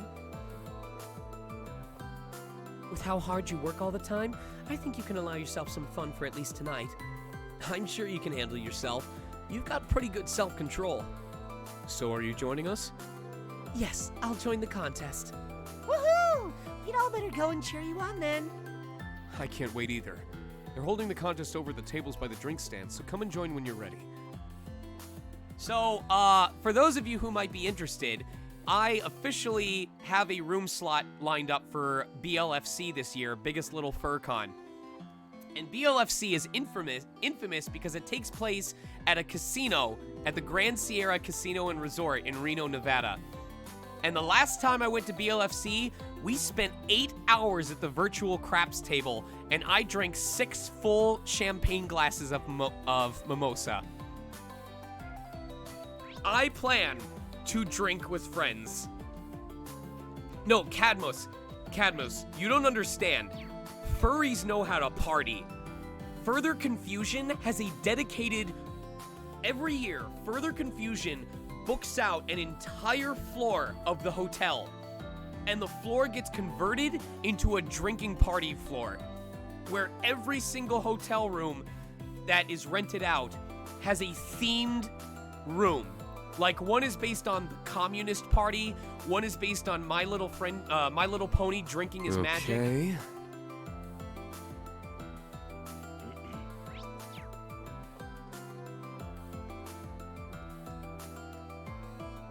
They know how to have a fun time.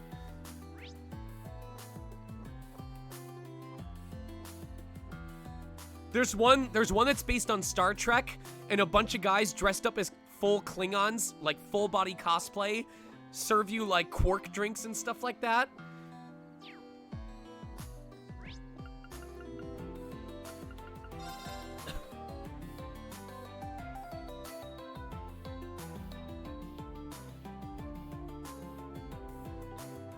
Giga.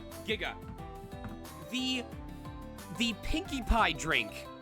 The Pinkie Pie drink is vodka with pink lemonade, and they take an entire handful of cotton candy and put it in the drink, watch it dissolve in front of you, and then hand it to you.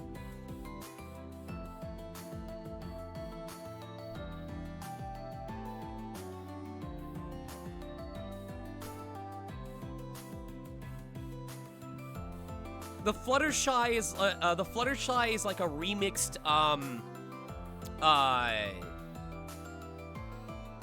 it's like a remixed Lemon Drop or something like that.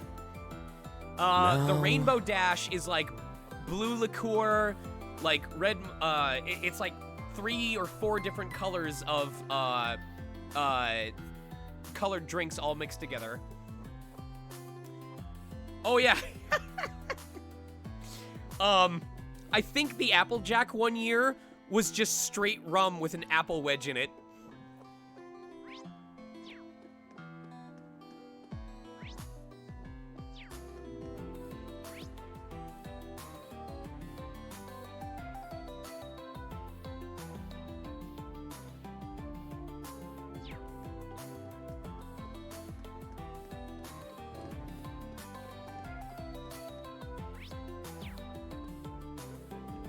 Secretary Lucy, Lieutenant Kayla, good to see you.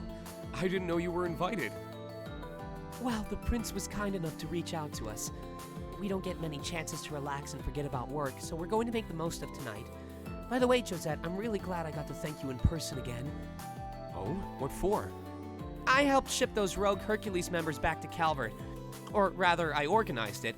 Don and Kyle were the ones who actually put them on the Bobcat and took them across the border. Ah, so that's how you worked things out. So, I definitely recommend, I'm gonna give this story while reminding everyone to know your limits and drink responsibly. My favorite drinking story from Further Confusion is when I had drinks from 3 separate room parties, then went back to my friend's hotel room and had an entire cup of pina colada, ate 2 bowls of flaming hot chili cheese nachos, or it was flaming hot chili cheese Cheetos. It was flaming hot Cheetos with chili and cheese available on like a little bar that you could pour into the bowl as you wanted. So I ate 2 bowls of that, sat around for about 15 minutes, knew I needed to throw up, waited outside the bathroom patiently for 3.5 minutes, waited until the person inside came out, excused myself, went into the bathroom, threw up everything that I ate, and then napped on the bathroom floor. They checked in on me, and I was very respectful, and when they said, okay, he's tired, we're gonna get him to bed, they helped me up, and by then I was feeling better, and we walked me back to my hotel room, made sure I drank water, and I went to bed. And they said I was the most polite, drunk-ass person they'd ever dealt with, because not only did I keep quiet, but I waited my turn in the bathroom, and I didn't miss the toilet at all. And I tucked a towel under my head when I passed out on the bathroom floor so that I wouldn't drool on the bathroom floor. They said you required no cleanup whatsoever, and that is why you are always invited to any room party we ever have.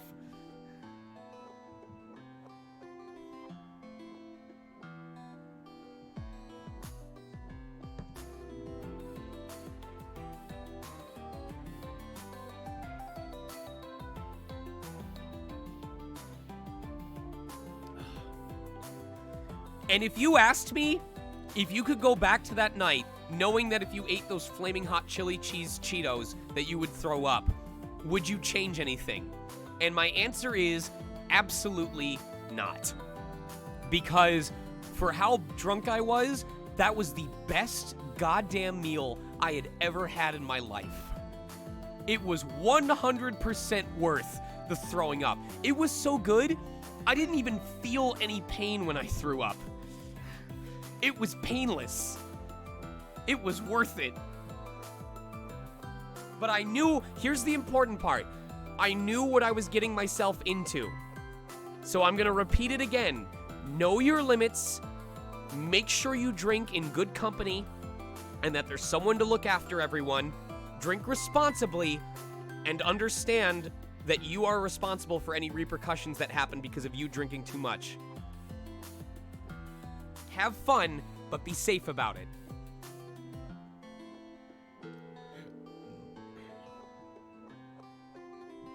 Lucy had introduced me to Josette previously, and she seemed like the perfect choice to handle the...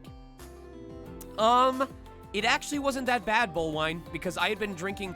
Part of why my stomach got so upset was because I was drinking water in between each of the alcoholic drinks, so my stomach was really, really waterlogged, as a result of everything I'd consumed. And so when I ate the flaming hot chili cheese Cheetos and it upset my stomach, you know, all of that water plus that food was, you know, the combination. However, because I had drank so much water, it helped with what came back up, not hurting so much because it wasn't all stomach acid. And the fact that I drank so much water before I finally went to bed, I was hydrated when I went to sleep. So it wasn't that bad. Now, on the other hand, there was the time that I spent time with EXO with Sean Lazarus, and we did Smashed Smash, which was every time you won a set, you had to do a shot of sake. I did not drink any water that evening, and the following morning was the first day of Summer Comiket. So I had to get up at 4:30 in the morning and take an hour and a half worth of trains to get to the Comiket building, threw up twice on the way there, and then proceeded to spend $1,700 on Comiket books.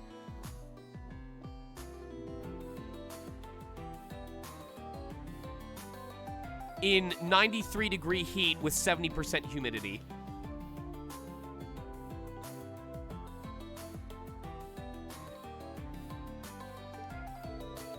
We're lucky to have a friend like you, Josette. By the way, I've heard some fairly interesting rumors about your love life. Is it true you and Chloe are both interested in the same guy? Where did you... Oh, right, I forgot you and Chloe are so tight. A love triangle with Princess Claudia? That does sound interesting. Not you too, Kayla. That's all in the past now, and besides, I finally made my mind up about the whole thing. If you two find romance such a fascinating subject, how about you tell me about things on your end? So the thing is, you guys, like, because of the way my metabolism works, I get drunk really fast, but it also wears off really fast. So the problem is, it's really hard for me to find a level of drunk where I know that I'm drunk and I can enjoy the moment. But if it's too little, then it wears off before I feel anything. And if it's too much, then my body just gets rid of it immediately. It's very difficult for me to find that sweet spot. There have been times where, like, I had, like, 2 full cups of mead in, like, 30 minutes, and I was out of it, you know? Like, I could tell that my mobility was focused, and I would get a snack from, like, one of the Ren Fair stands, and I would sit at the table for, like, 15 minutes and eat the food, and by the time we got up, I'd be good. I'd be back to normal. So, it sucks, because there are times where I drink the same as everybody else in the room, and I'm still the one keeping check on everybody, because I'm the only one that's still fully conscious.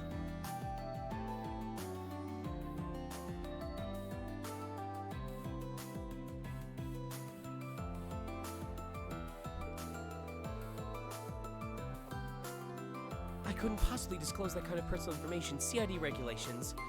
Well, that isn't fair. Then it's your turn, Lucy. I doubt you have any kind of trouble getting guys. Isn't there anyone you're into right now? Oh, I don't know. I know it's not the same, but there's a guy in my life who I find completely infuriating. In fact, I wish he were here right now so I could punch him in his stupid, handsome face. Lucy. It seems Josette's not the only one in a messy romantic situation. That had to have been about Major Lecter, right? Let's throw it back to you, Josette. Can we stop talking about guys? I just want to invite you to drink.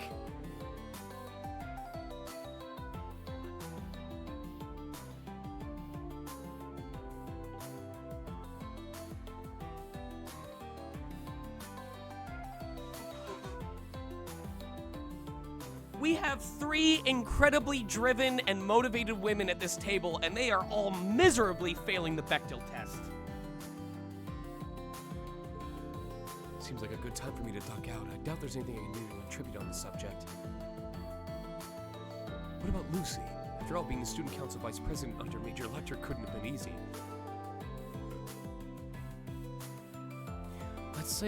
Just say she might know her way around a drink or two. I should ask if any of them are interested. Sorry to bother you, Lucy, but I wanted to ask you something. An all-ladies drinking game, you say? You seem like you'd be able to hold your liquor better than any of us could. Now that you mention it, remember that dinner we worked the security detail for? People were offering you drinks left, right, and center, but you seemed just fine after every single one of them. If you want to get me drunk, Leaf, or Tenny, if you want to get me drunk, it has to be through tequila or shots. I cannot get drunk off of beer because I get full super fast. You have to do it through concentration, not by quantity. However, the best alcohol I ever had was butterscotch rum. I had like 5 shots or 6 shots of butterscotch rum and didn't get drunk at all, but it was so smooth. It was so tasty. You honestly, Tenny, you barely tasted the rum. It just tasted like a butterscotch candy. Anyway, point being, if you guys come to BLFC, hit me up. Let's go get drinks together. Or if you're underage for drinking, let's get a meal together. Glad to hear it. We'll be holding the contest down at the beach, so just head on over whenever you're ready.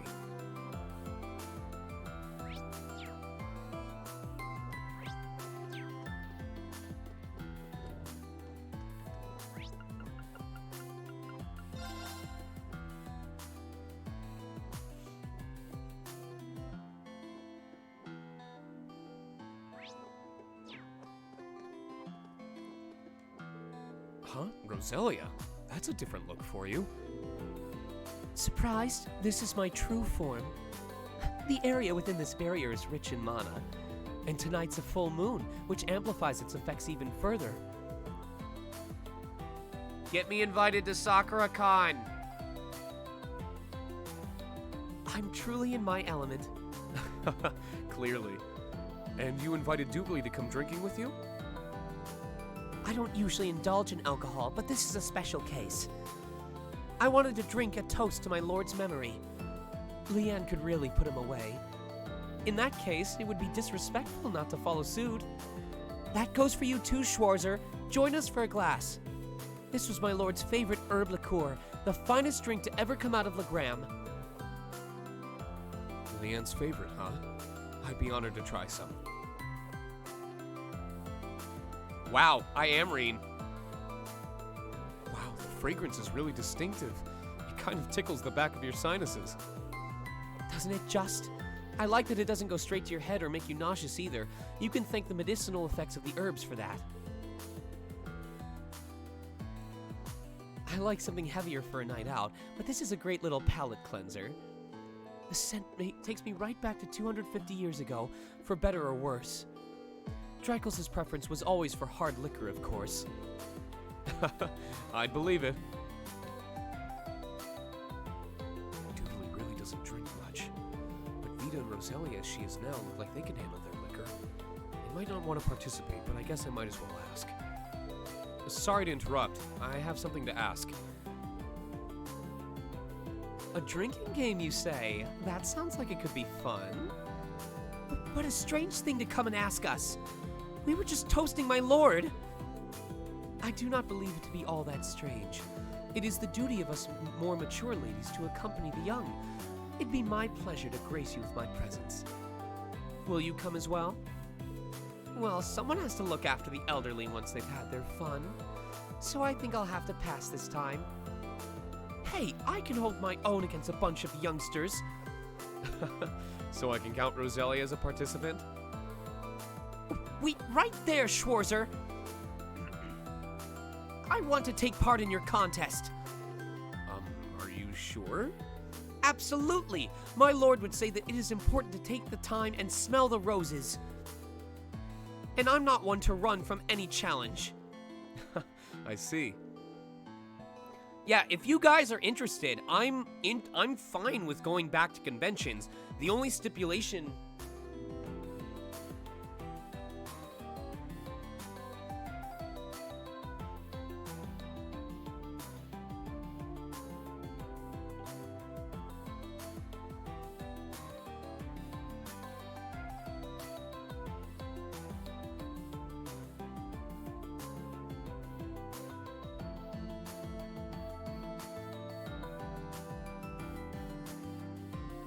I heard Panda, but that wasn't the case.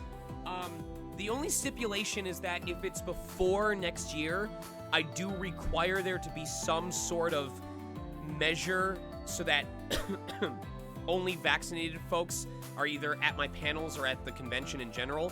So either a proof of vaccination to register or someone checking for like vaccination proof before you can come into my panel or my autograph line. After 2021, I'm going to relax on that. So like starting in 2022, you're not required to be vaccinated, but like, you'll have to stay masked unless you can prove you're vaccinated. So like, if you want to talk to me face to face without a mask on, you need to prove that you're vaccinated. But I am willing to go to cons. So by all means, please, if you would like to see me at your events, if you want to hang out with me, you know, possibly go grab a meal after my panels are done for the day, talk to your local con. Especially with the new roles that I've added to my portfolio recently and the ones that I'm about to get to announce, I do think there's a very strong argument that I'm relevant in current day media. We're holding the contest at the beach, so please head over when you're ready.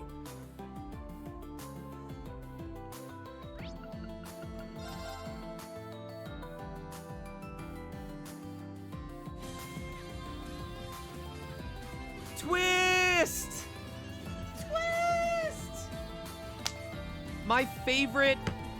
One of my favorite new artists of 2021. What is up, Twist?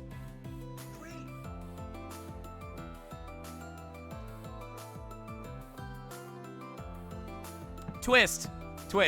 Now... I consider you my favorite. You're my favorite they. You're my favorite.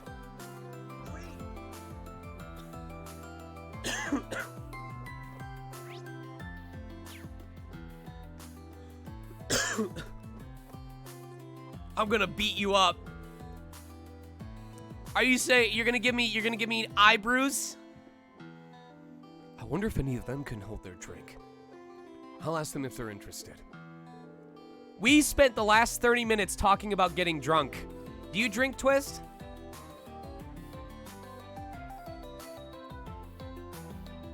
Sorry to disturb you, but I wanted to ask something. A drinking contest? I like the sound of that. But you don't drink that often, Emily. You get drunk as quickly as I do. Instructor Sarah will drink you under the table for sure. You might be right. What about Adel and Dorothy? It could be fun. I drink fairly well when we're out, or at least that's what people tell me. In that case, I think you'd be a good match for Instructor Sarah. I don't think you can expect much from me. I'm not good with alcohol. But it's kind of disappointing that the guys can't take part. Inhibitions lowered, hands reach for the same glass, feelings long buried suddenly burst forth and blossom in the jovial atmosphere. You never change, Dorothy. So can I count on Adel for the contest? Yes, I'm looking forward to it. Thanks. We're holding the contest at the beach, so please head over when you're ready.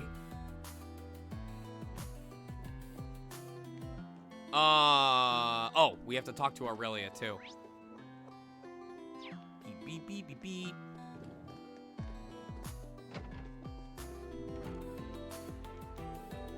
Ah, so it's not just music you're into, but painting and sculpture too? Count Altheim has a reputation as a patron of up-and-coming young artists across Sutherland. Certainly a love of the arts runs in the family. She really is impressive. You know, it may be an inopportune time to say this, having recently tasked you with preparing the Thor's exams. I've always felt as though your talents were wasted at a military academy, Mary. Well, I did consider becoming a teacher at the music academy at one point. Thank you, Tenny. Mwah. But I wanted to reach out to people who didn't have such a grounding in art or music and teach them how much fun the arts can be. You are a woman of singular focus, I'll give you that. Though I suppose that may be how you grew so fond of Makarov. You saw through the scruffy exterior and discovered who he was deep down. Instructor Makarov, huh? You really do know how to see to the heart of a person, don't you? Makarov and I are simply moving at a snail's pace, I agree. What do you think, Wallace? How does their relationship look from a man's perspective? Me? The way I see it, Makarov is probably just looking for a chance to take things to the next level. A chance? I don't think it's my place to butt in on a conversation about Instructor Mary's love life. On that note, though, I am a bit curious about what's going on between General Le Guin and Brigadier General Barnes, too. Well, I guess that's none of my business. I've heard that General Le Guin happily downs wine and hard spirits, but I really can't imagine her drunk. Sorry to interrupt. Can I ask you something? Oh, Purple Lightning volunteered me, did she? She's got guts, I'll give her that. Does that mean... She seems like a strong opponent. I'm not sure I'll be able to win, but it sounds like fun, so I'll join. That's great. Thank you. We're holding the contest at the beach, so please head over when you're ready.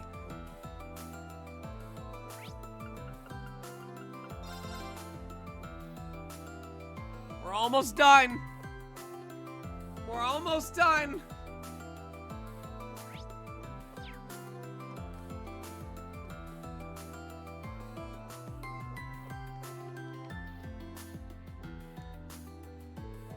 Sherazard looks like she's already had plenty to drink. But Sarah asked for her, so I should at least try. Sorry to interrupt you, but I have something to ask. I see. Facing off against Sarah would be fun. I'll definitely take part. Don't feel like you have to. It looks like you've had a lot to drink already. Don't worry about me. It goes straight to my cheeks, but I'm just starting out. Are you sure, Your Highness? I don't think you're going to be able to stop Shara when she's like this. I have preparations that need to be made. Can I ask you to watch over her for me? Yes, please don't worry. We're holding the contest at the beach, so please head over when you're ready, Sherazard. You got it. Our drinking contest participants are all here, it seems. Maybe I should report into Sarah before we kick things off.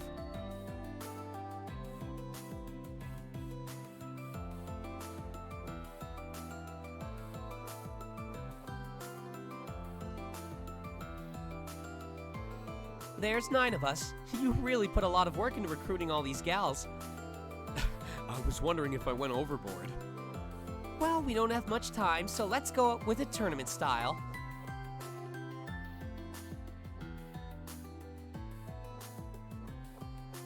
Chat, place your bets on who you think will win.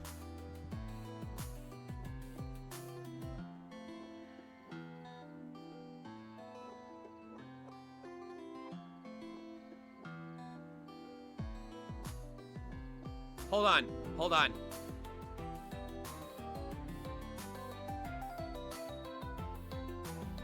Sherazard. Okay.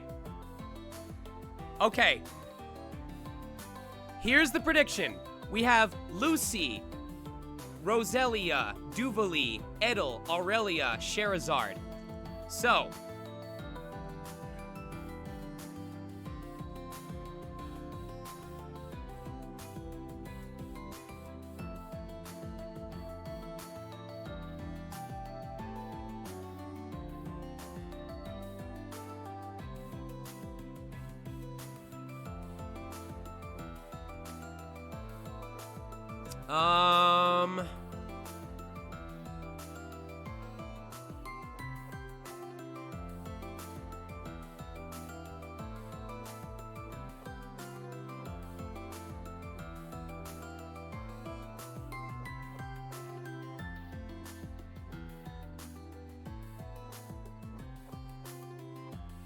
One, 2, 3, 4, 5, 6.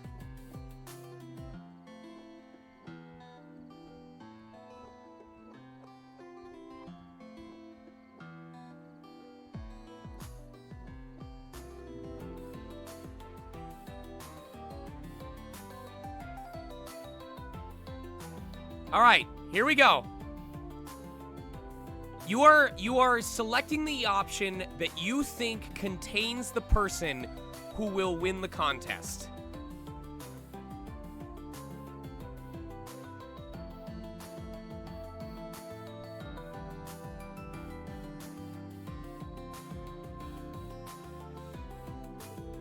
We'll have 3 people in each group, with the last woman standing moving on to the final match. We'll use some strong alcohol so we can declare a winner faster. It wasn't long before the participants of the drinking contest assembled on the beach.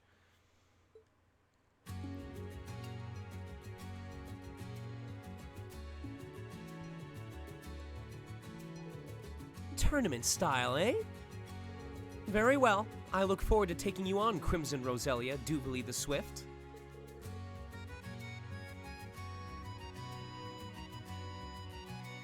Well, Golden Rakshasa, you're far better than me with a sword, but let's see how we fare with alcohol in hand.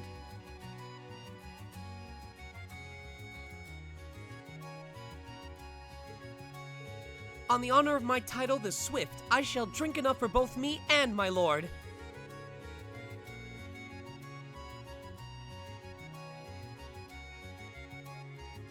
I hope you haven't forgotten, my liver is 800 years old. Did the poll not happen? Oh wait, did I do a poll or a prediction? No, I did it. Okay.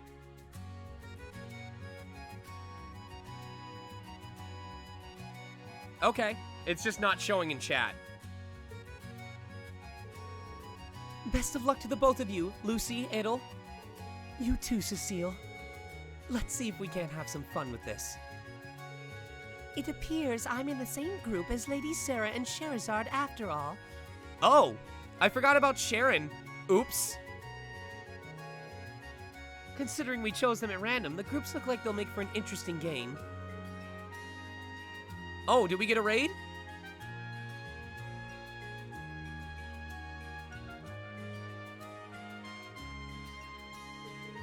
I take it you've already gotten your fair share of alcohol tonight. Don't you two worry about a thing. This is just barely the start of our fun. Holy crap! What up, Greg? Hello, hello, hello, hello, everybody. Quick, everyone, what is your favorite alcoholic drink of choice? Or if you don't drink alcohol, your favorite non-alcoholic drink of choice? Anyway, I'm raring to beat you, Purple Lightning. Since we're the same age, we should be pretty evenly matched. And I've heard some things about you too, Sharon, from Joshua and Ren. Haha, things are really going to heat up now. You bet they are. I'm gonna have to knock you both flat on the ground. Aw, please be gentle with me now, Lady Sarah. All right, we're going to start with Roselia's team. So, let the drinking begin. Congrats on finishing Judgment, dude!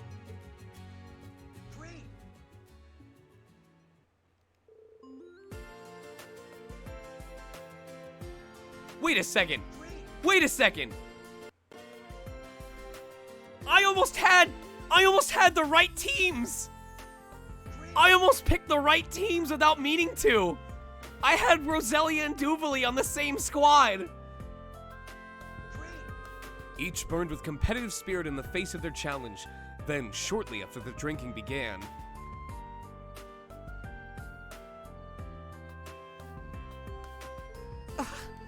I really must be getting old. This is hitting me much harder than it used to. Perhaps this 800-year-old liver of mine has finally turned against me after all.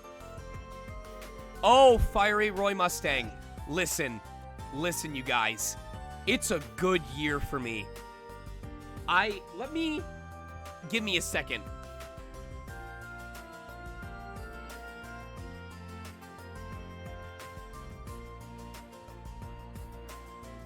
I'm gonna do some counting real quick. Give me a sec.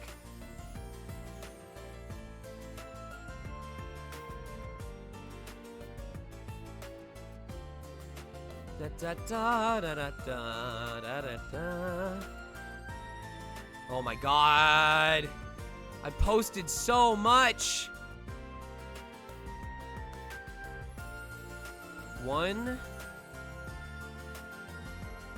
2, 3, 4, 5, 6, 7, 8, 9, 10, 11, 12, 13, 14, 15, 16, 17. There are at least 17 roles that I still cannot talk about yet.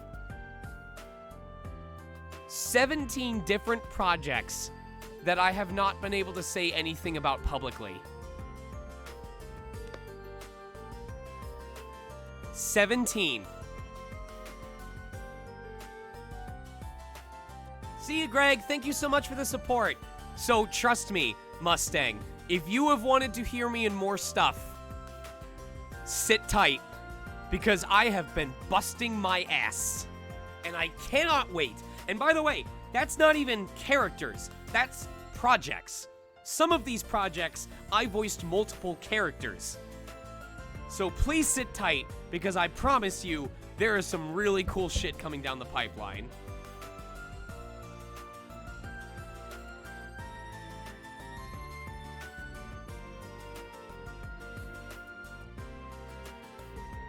Oh, come on. You're just sounding like a sore loser now, grandmother. Hey, I'm still in this. I'm just fine. Come on, pour more already. In a much bigger stein than that golden Rakshasa. I think we can declare the winner here. Sharing drinks with the elder of the Hexen clan and the head of the Stallrider was certainly unforgettable. I'm just sorry it ended so soon. You're right about that. Now then, I declare the winner of this round to be General Le Guin. The contest starts out with happy drinking and chatting, but before long... I can't drink anymore. I know, I've certainly had my fill of alcohol for a while. I'd love to talk more, but I don't think I can keep going in this contest. Oh my, well that is an awful shame. But you shouldn't push yourselves too hard. You three didn't go as hard as the first group, but you held your drinks down quite well all the same. It was a good try, Lucy. Who would have thought Edo was such a hard drinker, though? Yeah, I can't say I'm not surprised, too. That said, I can officially announce that Edo is our round 2 winner.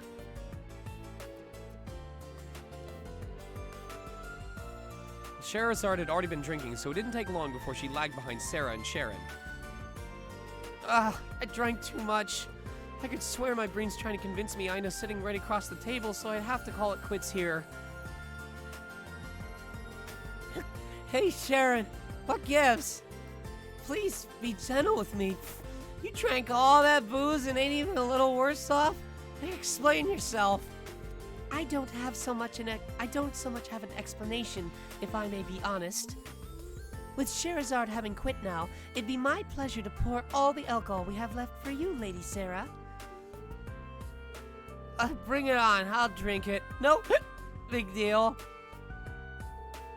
My, but you don't look too well, Lady Sarah. You don't have to keep going, you know. Shut up. I gotta beat you. I can't lose now. Crack open that bottle. I don't want any doubt of my glorious victory.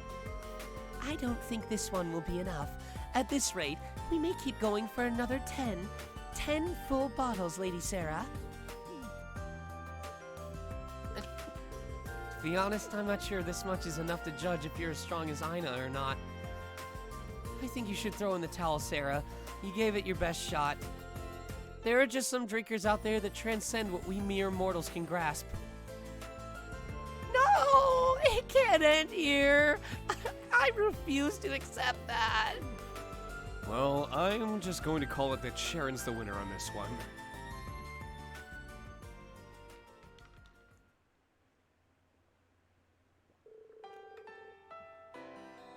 From there, the winners of the 3 groups began the final round. They continued to drink hard alcohol as if it was water. Time passed without a clear winner.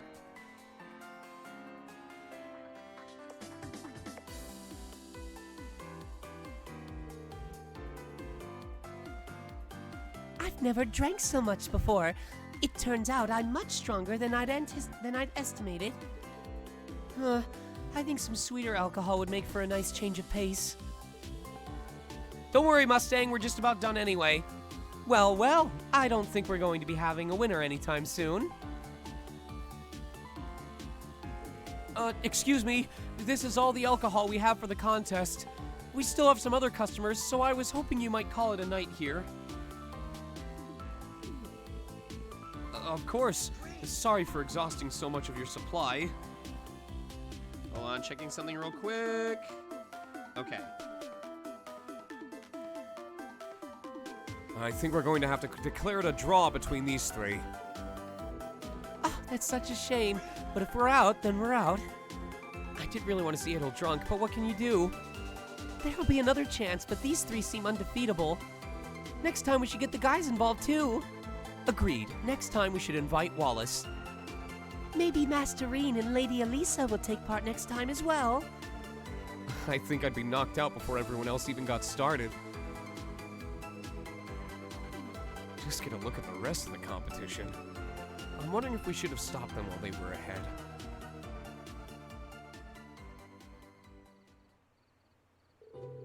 I don't feel so well. Someone bring me water. You know, I need to head to the little sword maiden's room. Nothing good ever comes of ignoring your limits. How are you feeling, Cecile? I'm fine. I'm just worried about everyone else. I gave it all the medicine I had on hand, but it doesn't seem like it was enough. What about you, Sarah? You okay? We still got a little booze left. Shouldn't let it go to waste. Sherazade, give it a break already. Everyone smells so much like alcohol. But we have such a big day tomorrow. I hope they don't get too messed up from all that drinking. Some of them obviously drank way over their limits. I think they should at least get some rest as soon as possible. I wouldn't worry too much about that.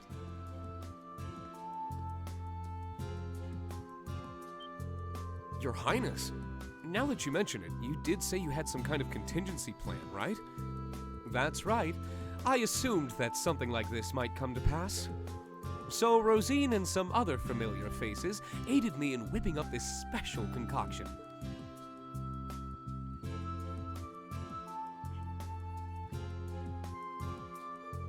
This medicine is amazing.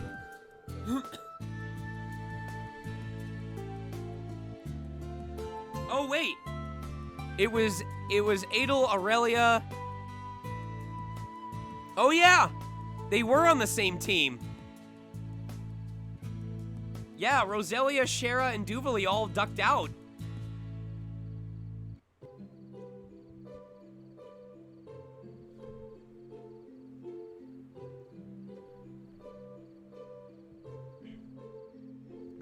It feels like it's actually washing the alcohol out of my system. Oh, so this must be the Deoset secret I've heard tell about. The Septian Church has some nifty little formulas under its belt. So, this is what you used before you went drinking with Aina? Yes. If you take a dosage before drinking, you won't get swept up in the throes of inebriation even a bit. Of course, it's also effective if you take it after the deed's been done. I guess you'd call this Plan Beer. Perhaps with this remedy on my side, I could challenge you again, Shara. You know, I think we've all had enough of drinking contests for now. Either way, thanks for the help, Your Highness. Of course, I have no doubt they would have recovered with a mere good night's sleep. However, I want everyone to enjoy this night to its fullest. You should do the same, Reen. Enjoy yourself while you can. Thank you. I will.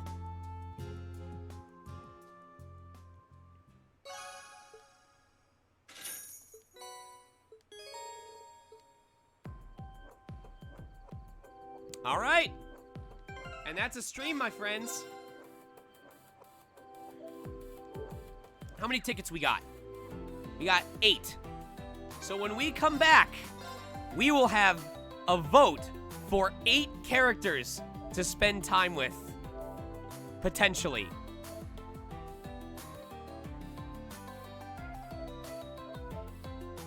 It will be on Friday, yes.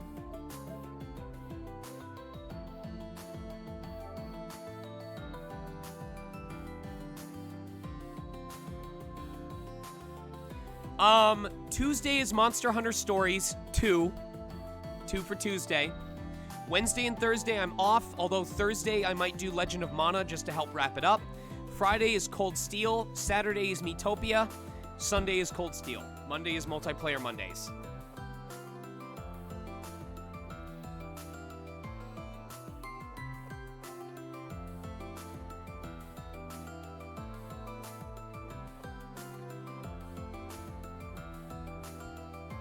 And let me see who we can raid.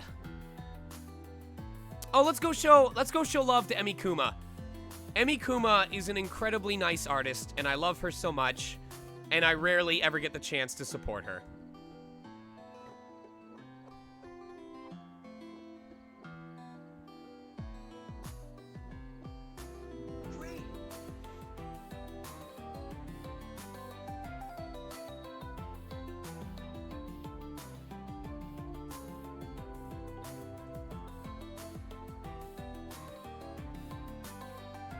And since she's a big fan of Minecraft YouTube creators, it's Creeper, so we back in the mines. If you don't want to type this one, you can also post your favorite lyric from that song. Anyway, I will see you guys tomorrow for whatever we end up doing for Multiplayer Mondays. Loading up Discord real quick. It looks like, and by the way, if you guys want to vote on what you want for Multiplayer Mondays tomorrow, make sure that you're a part of the server. It looks like right now in stream chat, we have Smash in the lead with 2 votes. So if you want to change that, now's the time to do it. All right, I'm going to go on vocal rest. Wish me luck for tomorrow's sessions. Love you guys much. Take care of each other. Get AC if you don't have it already. And I mean air conditioning, not Animal Crossing. Good night, everyone. Let's raid.